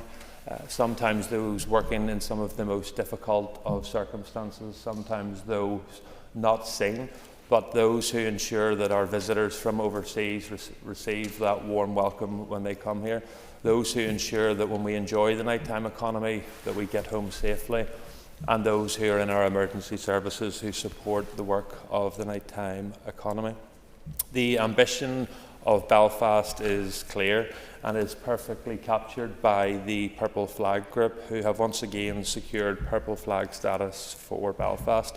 The group, which brings together 3 of Belfast's business improvement districts along with key stakeholders, have a great mission statement which I believe that all members in this chamber can sign up to, and that is the aspiration that Belfast has the best nighttime economy on these islands, and it's that ambition that I believe we should all try to match. Before moving on to immediate interventions, which I believe we should take forward, I do want to congratulate the recently appointed nighttime czar, Mr Michael Stewart, who has been a dedicated champion to Belfast and to the nighttime economy of our capital city for many, many years. Michael invested in Belfast when others didn't. Michael ensured that Belfast had a nightlife when others tried to stop us having a nightlife. And Michael's love for Belfast has been an infectious disease, I will say, but in the most positive way, to try and make sure that our capital city gets the investment that it deserves. But, Mr Deputy Speaker, I would expect nothing less from a good, solid North Belfast man who has never forgotten his roots. In all the conversations that I've had with stakeholders or representatives, Mr Deputy Speaker, the single biggest issue that we as an Assembly and Executive can focus on to support the growth of the nighttime economy has been supporting late-night public transport in Belfast. For many years, TransLink have provided the former Night Movers service, which has been a huge success. Despite only operating on 4 weekends a month, this last Christmas, 2024, was its most successful year to date. 17,000 passengers taking advantage of the rail and bus network coming from all over Northern Ireland to enjoy the nighttime economy of Belfast. And I'm delighted that thanks to repeated pressures and requests, TransLink have now produced and submitted a business case for the creation of a year-round public transport late-night service. This has the opportunity to have a huge transformative impact for both those who wish to enjoy the nighttime economy, but also, more importantly, in some ways, Mr Deputy Speaker, those who work in the nighttime economy. It offers opportunities to expand the economy of Belfast city centre in the evening times far beyond its seasonal peaks. It provides safety, reassurance and dependability for those thinking of and wanting to enjoy the nighttime economy. I find, Mr Deputy Speaker, as I become older in age and greyer in the beard, that one of the first things I think about on a night out is how I'm going to get home. Something when I first went to enjoy the capital city I didn't think about, but it's clearly something that we need to continue to try and progress. It's environmentally friendly and provides employment opportunities. It makes the city more accessible and more attractive to those from outside the greater Belfast area, to ensure that people from all over Northern Ireland can enjoy all that Belfast has to offer. Developing this market requires consistency, dependability, building habits, and therefore a commitment to providing services over the course of a year, rather than simply just 4 weekends, is what, in my view, is needed today, Mr Deputy Speaker. Offering a standard fare on those services, as well as accepting concessionary fares, which has been built into TransLink's business case, is also an important step to remove barriers and to reward that repeat travel. And as I say, I'm delighted that business case has been produced. A cost of £600,000 to provide year-round nighttime public transport is not a big ask. Of an annual budget in this place of £18.6 billion, £600,000 to support the most important sector of the nighttime economy in our capital city is but nothing very much to ask for. We have the opportunity, Mr Deputy Speaker, to remove barriers, to invest in the city, which I believe all representatives in this chamber love, and to support and grow an industry which for many years and in the darkest times has invested in this city when others would not. So I would urge the Minister and congratulate her again on taking up post and on her first time answering a debate in this Assembly. She recognises the vital importance of the nighttime economy, particularly in the capital city, which is the driver of economic cultural growth. Belfast is unrecognisable from the one that I grew up in, Mr Deputy Speaker, and is being transformed on a daily basis. But now we have the opportunity to step forward to support the most vulnerable in our society, to step forward to support those who pioneered the growth of our economy, and to step forward with a settlement that supports the continued growth of Belfast and the wider region. And I thank members for attending the debate here this afternoon. Okay, Mr Bretton, thank you for beginning that debate. I want to inform members that because of the number of speakers and the time limits to the debate, it is likely that speakers will be allocated. Belfast constituency MLAs will be allocated 4 minutes. Non-Belfast constituency MLAs will be allocated 3 minutes. Extra time will not be allowed if a member takes an intervention. And I call Deirdre Hardy. And just welcome this important conversation. And just like our daytime economy, we need to look at these issues in terms of the wider regeneration of our city centre, to unlock its full potential both at night time and throughout the day. We all want to see a safe, connected, inclusive and vibrant city centre in which people can live, work, socialise and visit, and therefore collaboration and a joined-up approach is key. We also need the ability to adapt and be innovative to an ever-changing environment, and one that recognises the increasing role that our nighttime economy provides.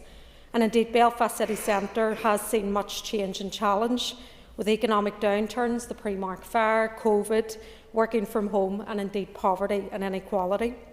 We know that there are many factors that contribute to the problems but also can contribute to the solutions. The safety within our city, the cleanliness, the public realm, city centre living and indeed increasing overnight stays into the city, historical severance and defensive planning, an issue that I raised last week, and the ability to restitch the communities, the inner city communities, back into the city core. And I'm proud to be a resident and both a representative in one of those inner city working class communities that form our city centre. We also need to look at the infrastructure and transport, our public realm and wider regeneration, and of course our cultural venues, assets and also leisure provision that we need to do. Of course, we have the Nighttime Czar and Michael, who's here today. We have the Nighttime Commission that's looking at the nighttime economy more broadly. We have public policy through the local development plan that now looks at the nighttime economy, I suppose, from a planning perspective. We have our bids. We have the Department of Economy that last October had launched research looking at the value and potential of our nighttime economy. We also have obviously the Belfast Chamber and the asks that they're bringing forward, and indeed the emerging Belfast agenda. And I think what all of that alludes to is that we need an integrated and connected plan. It is essential to address, as I say, the challenges but also the opportunities that are there. Therefore, we need cross-executive departments that need to be involved, not just economy and infrastructure. We need the Communities Department, we need the Justice Department, we need the Executive Office as well, and making sure that we're driving that vision and change that we want to see. We also need the arm's-length bodies associated with each of those departments, and the important role that Belfast City Council can play in terms of that locality planning and approach through the LDP. Of course, the private sector. But the absence in all of these conversations is normally the inner city communities, as I say, that form part of our city centre. They are part of that rich tapestry, and we need to ensure that we're addressing the democratic deficit of those communities and those voices in any conversation on how we develop our city centre and, importantly, our nighttime economy going forward. That also includes our culture, arts, heritage and leisure sectors and voices as well. So again, I just want to finish on, I mean, we will all have commonalities in terms of points of the challenges and again the opportunities, but what we really need is that joined up coordinated approach. We need to ensure that we have the appropriate data in order to make informed decisions on the way forward, that we can sustain urban planning, ensuring safety and well-being, ensuring that we have a balanced economy, and looking at the issue of workers' rights when we look at economic development going forward.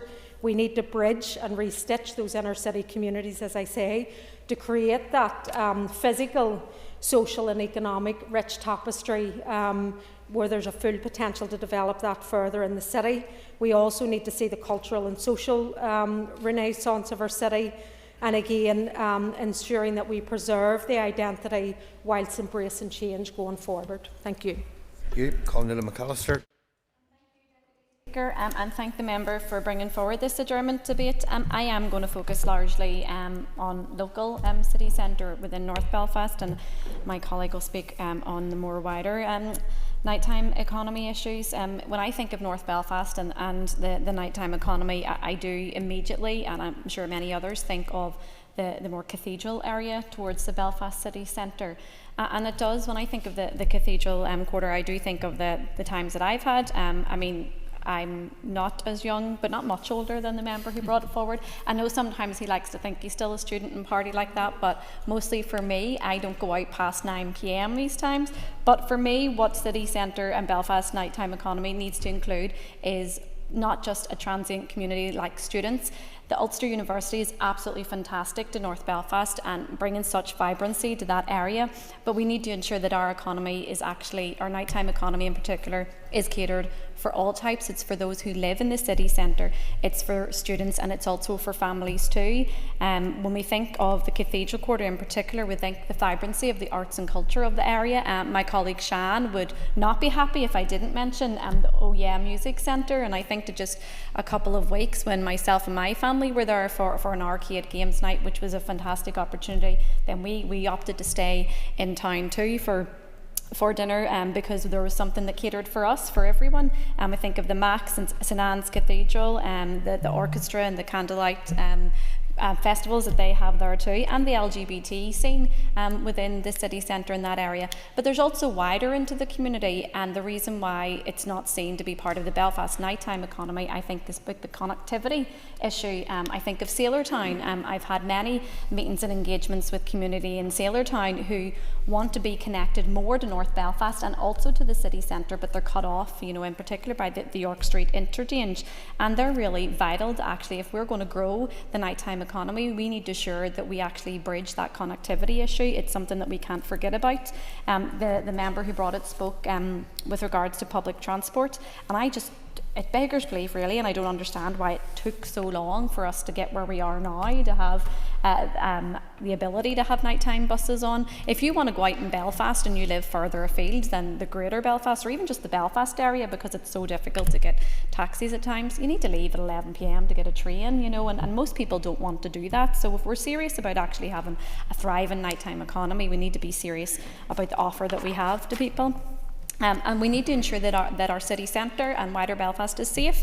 And for that, I do want to actually shout out to Reclaim the Agenda for their Reclaim the Night marches that they organise, that really promote women's safety during evenings and nights out, because it's important that everyone can and does feel safe. We have other campaigns that run within Belfast, such as the Ask for Angela campaign, through our nights and our pubs. And I think with regards to what the work that PSNI and Hospitality Ulster have done, that I think that is massive, and they should be supported on that too. Like the previous speaker said, we need to think about city centre living, we need to think about student population, but we need to do that in conjunction with the communities who are living close to the city centre, and we need an economy that actually serves everybody and the entire community, and we need to ensure that it's not just about the weekends, it's about the entirety of during the week as well. I think that there are solutions. We as an Assembly need to work with the Belfast City Council to ensure that we're actually doing it in a joined up approach, because there's no point in actually tackling issues when we go in silos, whether it's departments and tackling any antisocial behaviour, or whether it's through the Department of Economy, or whether it's Belfast City Council. It needs to work in conjunction with those within the hospitality sector and all departments and agencies. Okay. But thank you. Matthew O'Toole. Thank you very much, Mr. Deputy Speaker. I am really thrilled to be speaking about the Belfast nighttime economy. It's a subject that I'd like to claim some personal expertise on, though not as much these days as perhaps in the past, unfortunately. Like other people, we are all, I'm obviously getting older, and having young kids means I don't get the opportunity to personally enjoy it as much as I would like, but I do occasionally. And I'm also a representative of this city and someone who has spent a significant portion of my earlier working life working in pubs and so working in the hospitality sector, and it's something I've devoted some time to as a politician since I've been elected. To first of all put it in context, Belfast's nighttime economy is hugely important, obviously in Northern Ireland as a whole. It generates over £2 billion. To give it an historic context, in the darkest of days, as previous speakers have said, Belfast city centre and some of the pubs and nightlife and clubs that managed to be preserved really were a meeting point for people from different backgrounds, and not just traditional green-orange backgrounds, but people from LGBT backgrounds, the punk community, the folk community, people in the dance scene. People got to know one another, they danced, they enjoyed music together, they had a few drinks in the middle of Belfast at a time when it was very, very difficult. We're now beyond that conflict, thank God, but we're still not doing enough to support the amazing nighttime economy in Belfast. It's important to say that in lots of places, parts of the nighttime economy are under threat. Clearly some habits are changing post-COVID in terms of how people consume drink and how people interact with one another, but that doesn't mean people don't want an enthusiastic night out and they don't want great spaces to enjoy music and come together. So it's concerning that in Belfast and other places, music venues and nightclubs are closing. That's a bit of a crisis that some people face, and if you've seen my dancing, then you would say there's a crisis there, and perhaps not subjecting people to that vision is a good thing. But it is a serious issue, the loss of clubs, basically, whether that is in relation to live music or dance music. There are a huge range of policy interventions we need to pursue. There has been some progress in terms of night buses in Belfast, but we need to see more. If the Minister, it's not her direct responsibility, it's her new colleague, but in her old world, and given it's ministers from colleagues from the same party, she might be able to nudge this along in terms of clarity, as Mr. Brett said, about funding on a rolling and long-term basis for night buses. I spent a large part of my adult life until coming to this job in London, and I fell asleep on many night buses, and often one of the great experiences of night buses in London was falling asleep and finding out where you would wake up. And that's not an experience that I think I will be. I shouldn't probably be saying that. It'll be recorded on Hansard. But one of the most important drivers, clearly, of the nighttime economy is the ability to get back home. And at the minute, we have a bit of a problem When I say a bit of a problem, I mean a major problem. People who are going into Belfast city centre for a night out, and not just people who are coming in from Lurgan or Lisburn or Bangor, people who are, who live, down the Ormer Road or up the Antrim Road or on the Falls Road, are thinking about, how do I get home tonight, and do I have a taxi to get home? Have I got a night bus? We need to increase the number of taxis. So there's an issue there around the licences and around how we dispense those licences and making that work. But there's also an issue around the night buses and getting those available and durable. There are some other issues as well. I mean, it's clear that we have a very distinct licensing system, which I have talked a bit about in this chamber. There's a review that's due at some point, but clearly there's not a huge amount of flexibility there. So hopefully there'll be some proposals coming forward on that. I would also say that it is critically important that we support this sector in every way possible, and I look forward to hearing from the Minister about specific policy interventions. Thank you. Carol McCullen. I'm just going to say there's hope out there. So see, when you're going to bed at 9 o'clock and the kids get older, I'm off an age where I'm going back round again. So you remember the heart bar the first time, I remember it when it's been opened, and there is life after 9 o'clock. So, and if you're 60, or it doesn't stop you from going out, so I'm just letting you know. The issue that I have, I mean, it's, first of all, thank you, Phil, for bringing this forward. It is very important. And Deirdre's hit on it, and other speakers have mentioned this about connectivity. Yes, daytime and nighttime economy are slightly different, however, but they're still connected. I grew up in an area right beside the town, Carrickhill. We're able to walk in and walk out again, and that's quite handy. However, the challenges that our city has had over decades certainly overcome. I think one of the biggest revolutions we've had is the change in licensing laws. Because it was archaic and it was embarrassing. And I remember being in the department at times when we had big events, and I think people found a different way of accessing alcohol, and we'll just leave it there. But all I'm saying is that we do need to look at our city centre. So as a woman, I feel unsafe in parts of the city. I don't want to poo-poo in this debate, but I do. I would feel unsafe walking on my own. I'm sure fellas would say the same thing. So we need to look at the ulterior routes, we need to look at lighting, but we also need to look at transport. We've mentioned TransLink. We also make sure that taxis don't stick the hand in, because if further people live out, the fares aren't regulated. I'm just saying that, and that needs to be sorted out. I think another thing that needs to be sorted out as well is making sure that our local traders and people working the nighttime economy have support. Belfast City Council has the Belfast agenda with an ambition to grow the city centre by 66,000. That is a massive ambition, and that will mean more people coming into the city. But it also means that you've got city centre residents who currently live there, and they need to be factored into everything. So the residents in the market, Shortstrand, Bridgend, Carrickhill, Sailortown, they've been living there well before the city centre. So I'm just asking people to take that into consideration. I'm glad there is a nighttime czar. I think when you put value in something, it speaks volumes. And I also feel that we're now seeing acts like Kneecap and others who, maybe auditioned in the limelight, and then the Belfast Telegraph that are now getting mentioned in the Oscars. Belfast done that. We done that. We should be proud of that. And the traders and the vendors who took the risk in getting groups like that in can now claim some success, and we need to give them something back, give them all something back. So I'm happy to be part of any development. I think we need to look at the dereliction in our city centre. It isn't just down to the economy or infrastructure or DFC. It's down to us all. There has been decades of dereliction. We've had investors land banking huge swathes of property, and either they need to invest and move on, or it needs to be taken from them, and it needs to be used to contribute to our economy. Thank you. John Bunting. I'm grateful to my party colleague for bringing forward this important issue, since Belfast is our capital city. I'm glad that the Minister for the Economy is here, and I want to draw on some wider aspects of import relating to our nighttime economy.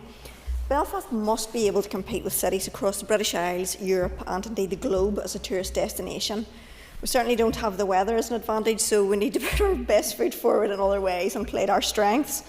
Our warm and welcoming natures and a strong sense of hospitality combined with a vibrant social scene, fabulous hotels, quality eateries and produce are certainly up there in making Belfast an attractive place for people to work, live and visit. On this subject, we must have an eye to tourism, but also remain focused on permanent customers, our own constituents and citizens who love a good night out, and what's not to love, as a proud East Belfast girl. So for our own citizenry in terms of enjoyment and employment, as well as our economy, then it's imperative that our capital city has a thriving nighttime offering, affording diversity of choice to all consumers. All well and good in theory, but that's not easily done, and it hinges on other key factors in which we could be better. Transport is certainly one, affordability and offerings are others, but security and safety is absolutely key. There's no doubt Belfast is a great place, and I want to take time to commend those entrepreneurs who've started their own businesses, invested their own money and have to make it work to earn a living. The private sector is a really difficult place to be. And employers in Belfast have been hit with essentially the perfect storm. Their overheads, rent rates and utilities have soared, particularly electricity. But then let's look at the cost of produce, the increase in the minimum wage and national insurance contributions. And these are in circumstances where people are already struggling to rebuild post-COVID, and they're having a dire effect. Businesses, retailers, pubs and restaurants are struggling across the UK, and record numbers of restaurants are closing their doors. Obviously, a great deal of this falls at the feet of the government. However, there are some things which are most certainly in our gift. Safety and security is a huge issue, and I've hosted meetings between the police and the business community over this. I'm under no illusions that we have to adopt a common sense approach to personal safety, particularly in this time. However, recognising that there are some nefarious, desperate and simply just bad people out there at times, having the lowest policing numbers there has ever been places our people at risk. Thankfully, we are the safest place to live within the UK, but we who represent Belfast are acutely conscious of the fundamental need for the town to be a safe place to walk, to travel and to be out, especially for women, although I do recognise that men face their own barriers and risks. Moreover, there is a significant and extant drugs epidemic, and we're aware that drugs are being dealt openly, and it's increasingly common to find people in stupors on our streets at all times of the day. In the summer, I met with members of the business community in Belfast who are being tortured by aggressive and repeat shoplifters who are shameless about it, to the tune of tens of thousands of pounds per year per store. You might think that doesn't relate to the nighttime economy, but it certainly does, in that there are numerous convenience stores in the city. But it has a wider impact in terms of the general feel of the place, and often the feeling of safety and security can lead to an overall improvement in footfall. Delays in planning is another issue which is turning investors off and may likely be losing Belfast its edge in terms of the next big thing or expansion.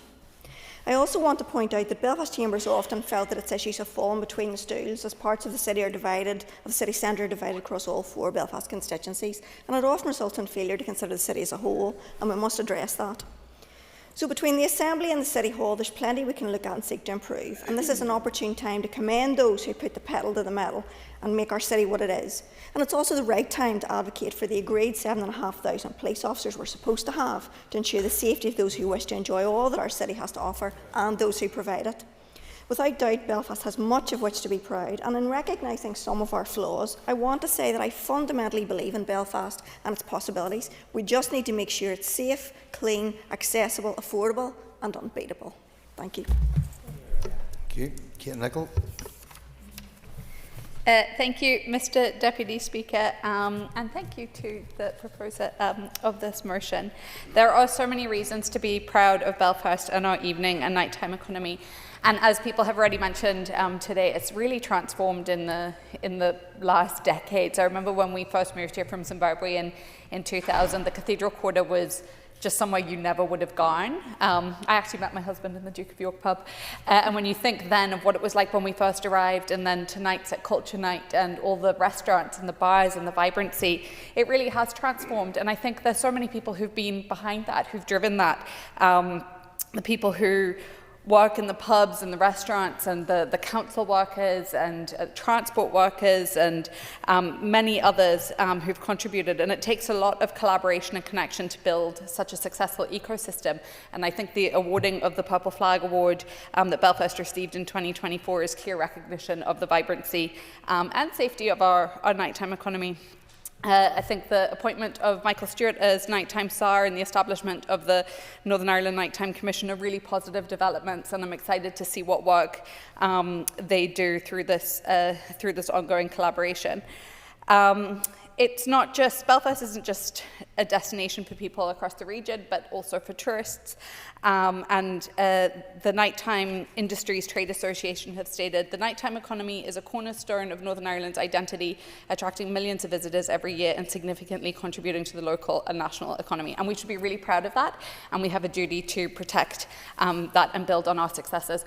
One of the things that I've been pushing for and that I've been asking is about quantifying the value of the nighttime economy. In October, I put a question to the Minister about the need to develop an evaluation of the economic value of the late night economy in Belfast, but Northern Ireland more broadly. And it's really positive that the Minister was looking to commission research, something that many other organisations have been calling for. So a bit more clarity on the remit of this research. Who'll be undertaking it when it will be completed will be important. It's really important that we address the misconceptions and misunderstandings around the nighttime economy here and providing a solid evidence base for future investment in sport. Yep. Give me the opportunity to put something on the record because she's prompted me. Would she also agree that it might be helpful if the Minister, thinking back to her previous department, could suggest to the Finance Minister the cost of doing business review looks specifically at the burden of rates on hospitality, which would obviously include Belfast City Centre? Yes, I would absolutely support that, and I'm not going to go into any more detail because there's so many other areas that I want to touch on within this. Transport is an issue. I think the Chair of the Economic Committee talked really well about how TransLink have submitted their business case for the year-round night mover service, which will stimulate customer base to extend it into future years. The rollout of later public transport is a no-brainer and has been shown to be really successful during Christmas and in previous years. And we need to build confidence that when you come into the city, you'll have a way to get home at the end of the night. And totally agree with what Carol says. You know, sometimes getting a taxi from city centre to, like where I live in South Belfast, £40, it's insane. I want to talk about arts and culture as well, specifically the lack of investment in it. In Northern Ireland, we have £5.07 per head compared to £10.51 in Wales and £21.58 in Ireland. In the south, it's our arts, our music, our culture brings the vibrancy to our city and our communities. And Belfast without music or theatre or art forms is unimaginable. It's a unique selling point. We have to capitalise it. There's no point in having a really amazing offering of food if it's not safe. So violence against women and girls is absolutely key. Regeneration land banking has to be addressed as well. So thank you. And I call Brian Kingston. Mr. Speaker, the nighttime economy and offering of any city is a vital indicator of its economic, social and cultural wealth. So whether one partakes of the nighttime economy rarely or regularly, it is a measure of a thriving and enjoyable city. It's an important source of employment also in bars, restaurants, takeaways, music venues, concert and performance venues, cinemas, theatres and other entertainment venues. Over the years, I'd want to recognise there's been many groups who are dedicated to keeping our streets safe at night, including Street Pastors, the SOS Bus, PSNI, Belfast City Council, Safer Neighbourhood Officers, Belfast City Centre Management and the 3 business improvement districts for Linen Quarter, Belfast 1 and Cathedral Quarter, and indeed the work now of our nighttime czar, Michael Stewart. I and the 3 other former Belfast Lord Mayors in this chamber, the others have all spoken, will all have shown recognition to those groups dedicated to safer streets during our time in office, and I know other elected representatives do as well.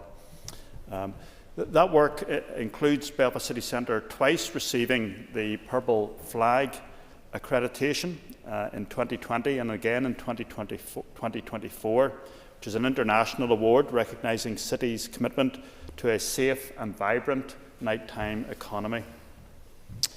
And as others have mentioned, a significant addition to the city centre living has been the growth of purpose-built student accommodation and the excellent new Ulster University campus at York Street, which has brought literally thousands of young people to live in the city centre and 1,000 more of those units in the pipeline. This increases the customer base for our city centre economy, including at night time. A key concern for those using the nighttime economy is transport, and as my colleague Philip Brett has said, this is a key issue that we can address. So whether people are using their own cars, getting a private list, or using taxis or TransLink, train and bus, this is always a concern: how do I get home?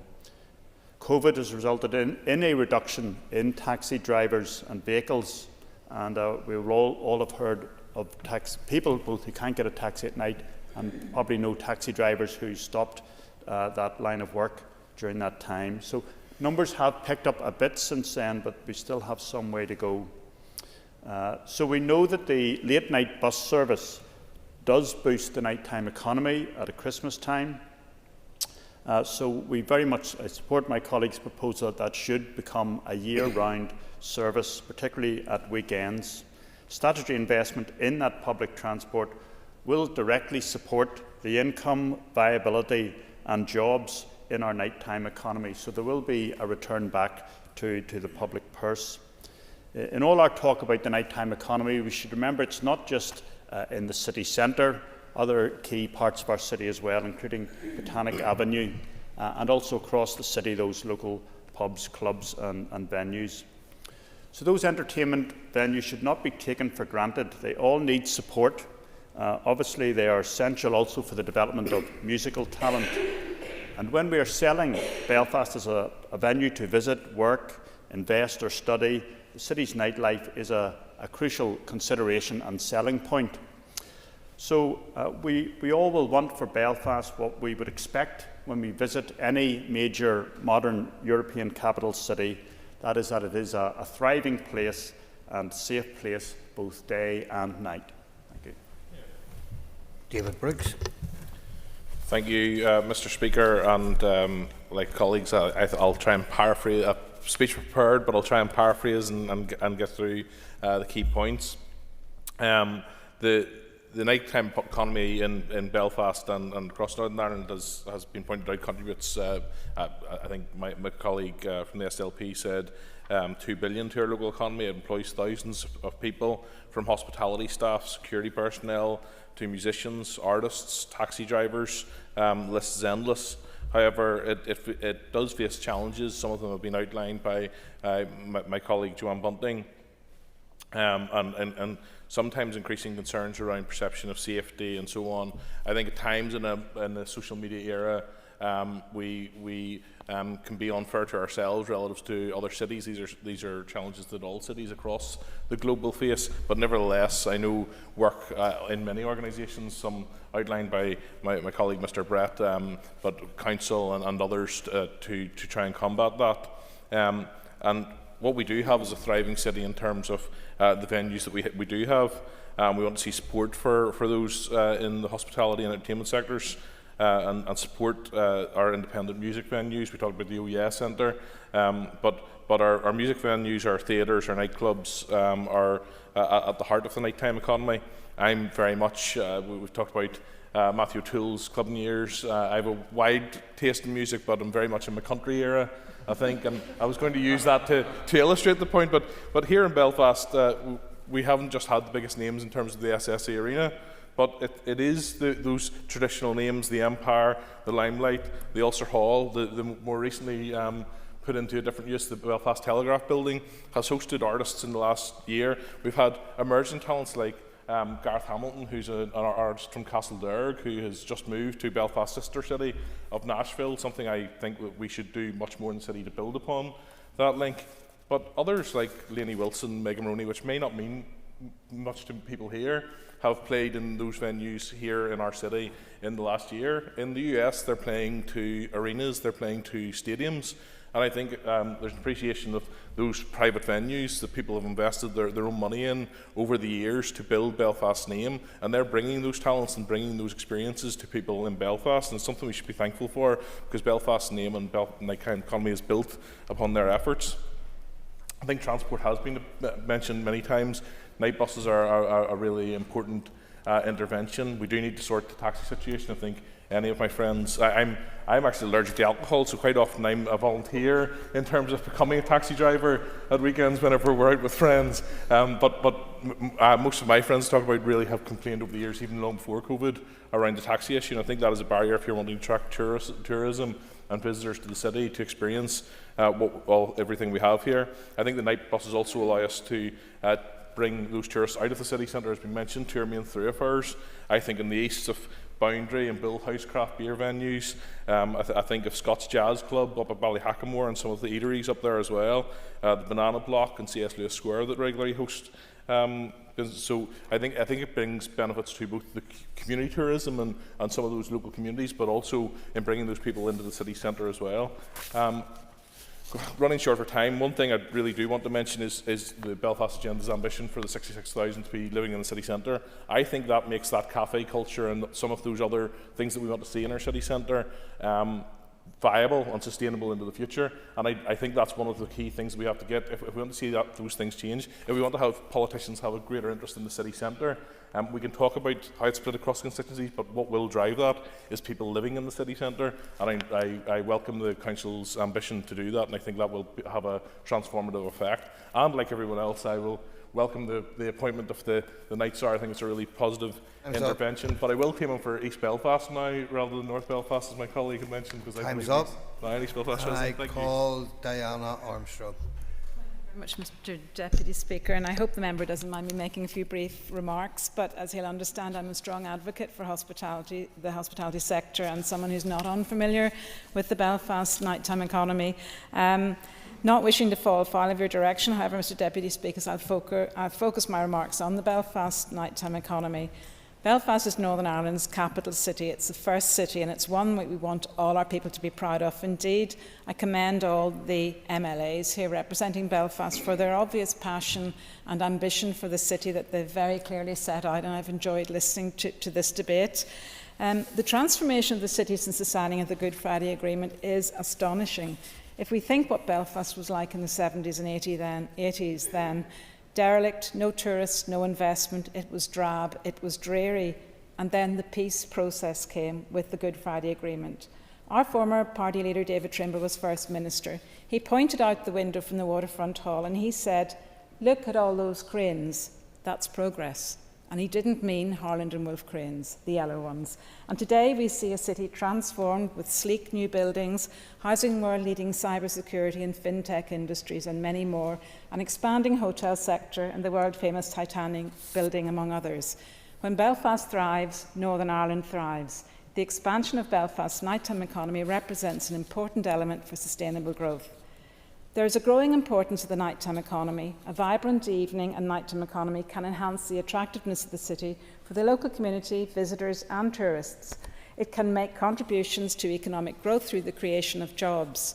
Nationally, it is the fifth biggest industry, accounting for at least 8% of the UK's employment and has annual revenue of 66 billion, according to the Nighttime Industries Association.